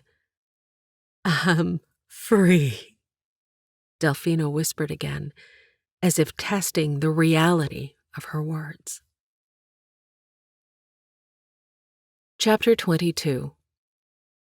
Despite the quiet atmosphere, it was a Christmas Moses would cherish forever. He'd felt a part of the Shankel family in a way he'd never experienced or expected. They'd invited him in and encouraged him to share in their joy. Clint came down from the loft. "Thomas is out." The man's red-rimmed eyes watered when he yawned. Moses turned back to the dishes. "Sounds like you need to do the same. I think Miss Delphina is helping your wife, but she should be out soon." "Talking about me?" Delphina shut Rachel's door. Her smile made the tips of his mouth turn up. She looked at Clint. "Rachel and the babes are fed and sleeping. If you go in now, you might get 2 hours before one of the two is up." Clint let loose a long breath of air. "You don't have to tell me twice. Thank you both for all your help. Moses, you're welcome to bunk with Thomas. He put out quilts for you." "Thank you, sir." Sleeping in a warm house sounded good, but sleeping under the same roof as Delphina made his blood run hot. He'd make his way to the bunkhouse. The bedroom door clicked, and Moses dried his sweating palms. His racing heart was full of nervousness and anticipation. "It's cold, but would you like to sit on the porch swing?" His mouth went dry as he waited for Delphina's response, unsure of how she would react to his invitation. Delphina's eyes widened slightly at the unexpected offer. Her hand ran down the side of her skirt, and he wondered if she was nervous too. "I'd like that. Let me grab a quilt from the chair." She lifted several and moved to the door. Moses took them from her so she could put on her coat. As they made their way to the porch swing, he kept his hand in his pocket, fingers wrapped around the brooch he had carefully crafted for her. He closed the door quietly, praying their conversation might be kept private. Moses placed one quilt on the wooden seat and the back of the swing and helped Delphina sit. The wood moaned under his weight, and he looked up to ensure it was securely attached to the beam above. Delphina covered their legs and tucked her hands underneath the quilts. Moses pulled the brooch from his pocket and held the gift in his closed palm. His hand shook as he opened it, showing the item. "I made you something. It's not much. Sorry, it's not wrapped." Delphina hesitated, then took the brooch from Moses' outstretched hand, her trembling fingers delicately tracing the curves of the metal in the soft moonlight.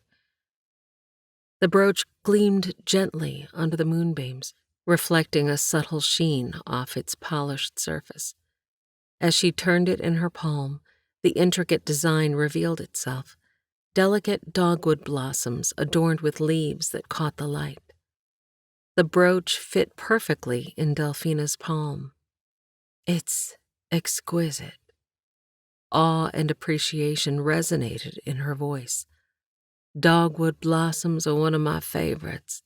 How did you know? He was glad she didn't think it was a four-leaf clover. He hadn't created anything so intricate before, and the flower had been a challenge. I didn't, but it's one of my favorites as well. It reminded me of you. Did you know the wood of the dogwood tree is known for its hardness? You have that kind of strength. But the dogwood's ability to thrive in all kinds of soil and climates is what made me think of you. They learn to adapt to survive. She was silent. Had he said too much? His gaze followed the tips of Delphina's smooth nails as she delicately traced along the outside edge of the brooch. A whirlwind of emotion surged through him. Nervousness tingled in his fingertips, excitement pulsed in his chest, and a slight tremor shook his hands as he fought to maintain composure. He wanted to draw her in, kiss her, and ask her to love him as much as he loved her, but he would give her all the time she needed. He'd never forget the day he'd learned he was a freedman and didn't want to do anything to ruin that feeling for her. Her head still lowered, Delphina tilted her chin up, meeting his eyes with a sideways glance that made his breath catch. Did you know that dogwood blossoms symbolize undying love and affection? Heat flooded Moses' face. He couldn't help but smile, though his nerves were unmistakable in his twitching eye and sweating palms. Her laughter washed over him, a balm to his uncertainty. Oh, Moses, I wish I could bottle that expression on your face. He gathered his courage, taking her hands gently in his own. I'm afraid I didn't know that's what the blossoms symbolize. But if you're willing to consider me, I'd like for it to mean that, and much more. Delphina's eyes softened with understanding, but she withdrew her hands from his grasp, her gesture gentle yet firm. What had he been thinking? It was too soon.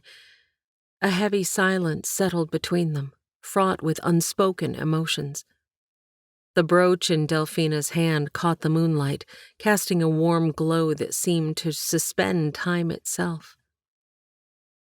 Moses reached out, hesitated for a moment, then again took her hand in his. She intertwined her fingers with his, giving him hope. I'd say getting your Freedman paper was quite the Christmas present. He squeezed her hand, and she leaned into him. His heart quickened. Lord, could it be? Oh, I forgot to give you yours. My what? He missed her touch the moment she pulled away. She slid her hand into the folds of her skirt and pulled out a small piece of cloth. I didn't get yours wrapped either. Her hand reached for his, and he gladly opened it to her. She placed the thin rectangle on his palm. He ran his finger over the delicate stitching, but he could not read the words. It says, Hope springs eternal. The crisp air made breathing difficult. It's real nice. Thank you. It's a lovely gift with beautiful stitching. Oh, that's not the gift. The confusion he felt must have shown on his face. Delphina's laughter sounded like bells in the brisk night air. I'm gonna need a shelf for all those jars of facial expressions I'd like to bottle. She turned in the seat, her knees touching his leg. It's a bookmark. If you're willing, it would be my honor to teach you to read. Moses wrestled with a surging emotion. His throat burned. He opened his mouth to speak, but white puffs of air were all that came out. His lower lip began to tremble. Delphina reached up and touched his trembling jaw. He wrapped his hand over hers and pulled her in. I'd be honored to learn from you, Delphina. His voice cracked. He wanted to say more, to tell her he loved her. Delphina leaned into him, her warmth enveloping him like a blanket. "Then it's settled," she murmured, her breath mingling with his. "Hope springs eternal, Moses. No matter how tough things get, one should always find reasons to stay hopeful." Moses definitely had a reason to be hopeful. Epilogue. New Year's Day. As the first rays of the New Year's sun peeked over the horizon, Moses stood by the porch rail, watching the world come alive with the dawn. The sky, painted in hues of pink and gold, reflected the hope blossoming in his heart. He turned to see Delphina, wrapped in a quilt, stepping out onto the porch, her smile more radiant than the morning light. "Good morning, Moses. You're a bit early for your lesson," she greeted softly, her eyes shining with warmth. "Good morning, Delphina," he replied, his voice catching on her name. He stepped closer, his heart pounding with nervousness. They settled onto the swing, the wooden seat creaking softly beneath their weight. The gravity of the moment overwhelmed him. All night he had meticulously practiced his letters, preparing to pour out his heart in a way words alone couldn't convey. "Delphina," he began. His fingers trembled as he pulled out a small piece of paper. I practice my letters, like you said. I hope you can make sense of it." Her eyes held no judgment as she took the paper from him. She unfolded it carefully, her fingers tracing the uneven lines of his handwriting. There, in simple, earnest script, were the words, "Marry me." A soft gasp escaped her lips, and her eyes filled with tears. She looked up at Moses, and his heart overflowed with love for this woman. "Moses, it's beautiful," she whispered, her voice thick with emotion. He reached out, taking her hand in his. "I know Missouri may not recognize our union, but as a God-fearing man, I want to do as best I can in the eyes of my Savior. I want to spend my life with you, Delphina, if you'll have me. But I want you to know it's your choice. I'll give you all the time you need." Delphina shook her head, her tears spilling over as she smiled through them. "I don't need time, Moses. I stitched you on my heart long before today. You've been woven into my story since the day you pulled me out of that wagon. Yes, I will marry you." A rush of joy surged through him, his breath catching in his throat. He leaned in, his eyes never leaving hers. Slowly, he closed the distance between them, their foreheads touching as their breaths mingled in the cool morning air. "I love you, Delphina Rogers," he murmured, his voice trembling with emotion. "I love you too, Moses Washington." His name on her lips was a balm to his soul. Moses tenderly tilted her chin up and pressed his lips to hers. The gentle and reverent kiss felt like a promise of all the tomorrows they would share. It was a kiss that made him yearn for more. He pulled away and placed his forehead on hers. "When?" "Spring," Delphina whispered. It seems fitting, since hope springs eternal. Moses' heart overflowed with love for this woman God had blessed him with. Yes, it does, he agreed. The sun continued to rise, casting its golden light over the porch and the world beyond. They sat on the swing, wrapped in each other's warmth, ready to embrace the future together. The promise of a new dawn and a lifetime of shared dreams was more brilliant than the morning sun. Dear reader, one of the most challenging parts of writing this book wasn't crafting a plot twist or describing loss. It was honoring the characters and their circumstances. Delphina and Moses lived in a time when their worth was questioned, yet their quiet strength, steady hands, and determined faith told a bigger story. A story of trust, perseverance, and choosing to believe God had a purpose, even when the path ahead was unclear. Though fictional, this story reflects real faith, the kind that clings to hope when everything feels uncertain, the kind that whispers, God is still here, even in the wilderness. If Stitched on My Heart spoke to you in some way, gave you hope, made you pause, or reminded you of God's steady hand, would you take a moment to leave a review on Amazon? Just a sentence or two is enough. Reviews are one of the best ways to help new readers discover stories like Delphina's. And thank you, truly. I know your time is valuable, and I'm grateful you chose to spend some of it with me. If you're looking for more faith-filled stories, you're invited to explore the rest of the Discerning God's Best series. Each book offers a glimpse of how God's love shows up in the middle of life's messes. You'll find them on my author page at HeidiGrayMcGill.com. Thank you for spending your precious time with Delphina and Moses. I pray their story encouraged your heart and reminded you that God is still at work, even when the road is long and the answers aren't clear. With grace and gratitude, Heidi Gray McGill. Before you go, stay tuned after the credits for a sneak peek of the next book in the Discerning God's Best series, Matters of the Heart.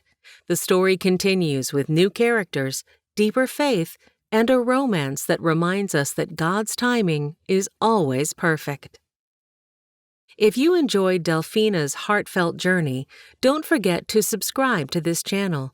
And when you tap the bell icon, you'll be the first to know when Heidi posts more inspiring audiobooks and faith-filled content. We'd love to have you join us for future stories. You've been listening to Stitched on My Heart, Delphina's Story, a companion Christmas novella and book 2.5 in the Discerning God's Best series. Written by Heidi Gray McGill, narrated by Amy Lilly, and directed and engineered by Adam Hassel. Text copyright 2024 by Heidi Gray McGill. Production copyright 2025 by Heidi Gray McGill. Thank you for listening. The adventure doesn't end here. Continue discovering God's faithfulness and the power of love in Matters of the Heart, the next book in the Discerning God's Best series. Keep listening for an exclusive sneak peek of the first chapter of this post-Civil War novel set in Shumard Oak Bend. You won't want to miss what's next. Matters of the Heart Sneak Peek. Late May 1866. Shumard Oak Bend, Missouri. A flush of adrenaline tingled through Katie's body. She'd made it into the kitchen without the floor squeaking or the door scraping. Right hand on the latch, she applied pressure to the wood with her hip, hoping that the door would be just as silent as it settled into the warped frame. Katie, me girl, where have you been? Katie yelped and flung herself around, her hand at her throat to hide the pulsing vein in her neck. The empty plate and fork she'd tucked under her arm slipped from their hold. She grabbed for the plate, but the fork clattered at the floor. "Oh my! Aunt Heidi, you gave me a fright.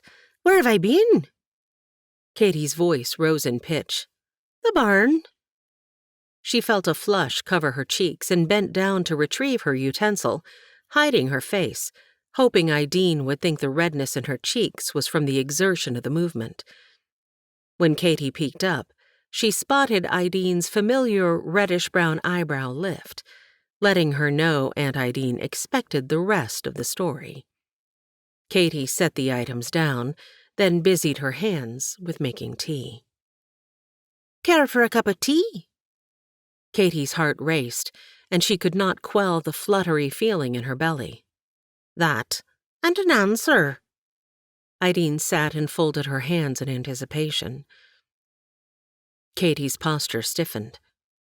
With her back to her aunt, she forced a smile before turning with 2 cups of tea. "Fine." Katie hesitated as she took her time placing the cups on the table. "Would you care for a cookie?" She reached for the tin. "I wish for the truth." Katie arranged her skirts as she sat, delaying the inevitable. "I was in the barn feeding—" Nerves frayed, her leg bounced as if the pumping motion would help get the words out. "Kathleen Orla Murphy." Katie's heart thudded in her chest, and she was sure her aunt could see her tatted collar move up and down. Why was she nervous? She'd done no wrong. She crossed one leg over the other, her knee hitting the underside of the table. Ignoring the pain, she used her napkin to wipe up the tea that had breached the rim of her cup. "Care to explain the plate?" Katie lifted her chin. She did not want to burden Ideen, nor would she be dissuaded from her mission. She carefully uncrossed her legs and willed herself not to choke, stalling as her small sip of tea went down wrong. "I see," Ideen said. "If you'll not tell me, perhaps I'll simply guess. We've no animals but a stray cat. Are you to tell me, or not as it seems, that you have someone holed up out there?" Her Irish accent increased along with her volume. "Now before you get your dander up, I took nothing that didn't already belong to me." Katie's indignant tone did not help the situation. "Serving yourself a double portion, and only eating half." Hands flat on the table, Ideen's eyebrow raised higher than Katie thought possible. "Aunt Ideen!" Katie's bouncing legs slowed, as did her speech. "I can't let them go hungry," she argued. "But Katie, girl—" "No!" Katie shot to her feet and began pacing with a purposeful stride, picking up speed around the table and increasing in volume as she spoke. "The women and children did not ask to be left widows and orphans from the war. Even the good book says we're to care for them. Aunt Ideen, you of all people, widowed now less than a year, should know the devastation, the loss they're feeling. You have a home. They've lost theirs. They have nothing." Her voice cracked with emotion. "Oh, me girl, I know you be right, and I don't mind you giving to the needy, but the magistrate were most clear on the matter. If he catches you, you'll be in a heap of trouble." "I won't get caught." Katie straightened her posture even more, her chin jutting forward, which was difficult with the tightness in her neck and jaw. "Ach, I pray you don't, for your sake and theirs, and mine." Ideen's last words came out in a whisper. Katie had not fully considered the implications of her actions on her aunt and her boarding-house business. "Aunt Ideen, please." Katie's voice mellowed, but the fervor in her spirit flamed brighter. "I have to help them. I want to help them. No, I need to help them. It isn't just that God commanded it, or that my heart aches for them, but I need a purpose. This town—" Her arms swept out, then dropped to her side. "It has nothing for me. I want to make something of my life, not just clean rooms until my dying day." Ideen straightened in her chair. Katie returned to hers. She reached over and placed a hand on her aunt's freckled forearm before lowering her voice. "Oh, Aunt Ideen, I don't mean to be ungrateful or give offence. I love living here with you in this beautiful home. You've been so good to me, taking me in these last 6 months." She took deep breaths, trying to quell her racing heart. "Mama gave me your letter on her deathbed." Katie fingered her dress pocket, as if the letter her mother had received from her only living sister were still there. "Her last words to me were, 'Go, Kathleen, me golden princess. Bury me and go. Nothin' here for ye. Go, and dead ye lot.'" "God will go with ye. She said the same thing to me once." Ideen wiped away a tear. Katie had not considered Ideen might understand. She had felt abandoned when her mother had died, forcing her to leave Ireland. But God had gone with her on the journey, and he was with her still. She lifted her hand to her cheek as her mother had done, a distant memory of those final moments. Katie understood the loss of a parent and the devastation of losing everything else as well. "Aunt Ideen, I know what they're going through." Katie stood and gathered the empty cups. She leaned on the counter for support and spoke to the wall. "In Ireland, I had no funds to pay the landlord what was due, no job to earn enough to keep a roof over my head, no family to take me in, no one to call friend. So I packed all I needed into a small bag before looking at the 4 sparse walls I'd called home, and then I left the remaining items for the priest to give to those in need." Katie touched her throat again and turned as if to show Ideen the treasure no longer around her neck. "Only Mother's locket remained, a gift from the man who called himself my father, the man who abandoned us." Ideen stood and embraced the girl before holding her at arm's length. "You did the right thing by selling it for your passage, me Katie girl." Katie wiped at the moisture on her cheeks. Her heart pined for the locket, but ached more for the widows and orphans, casualties of war.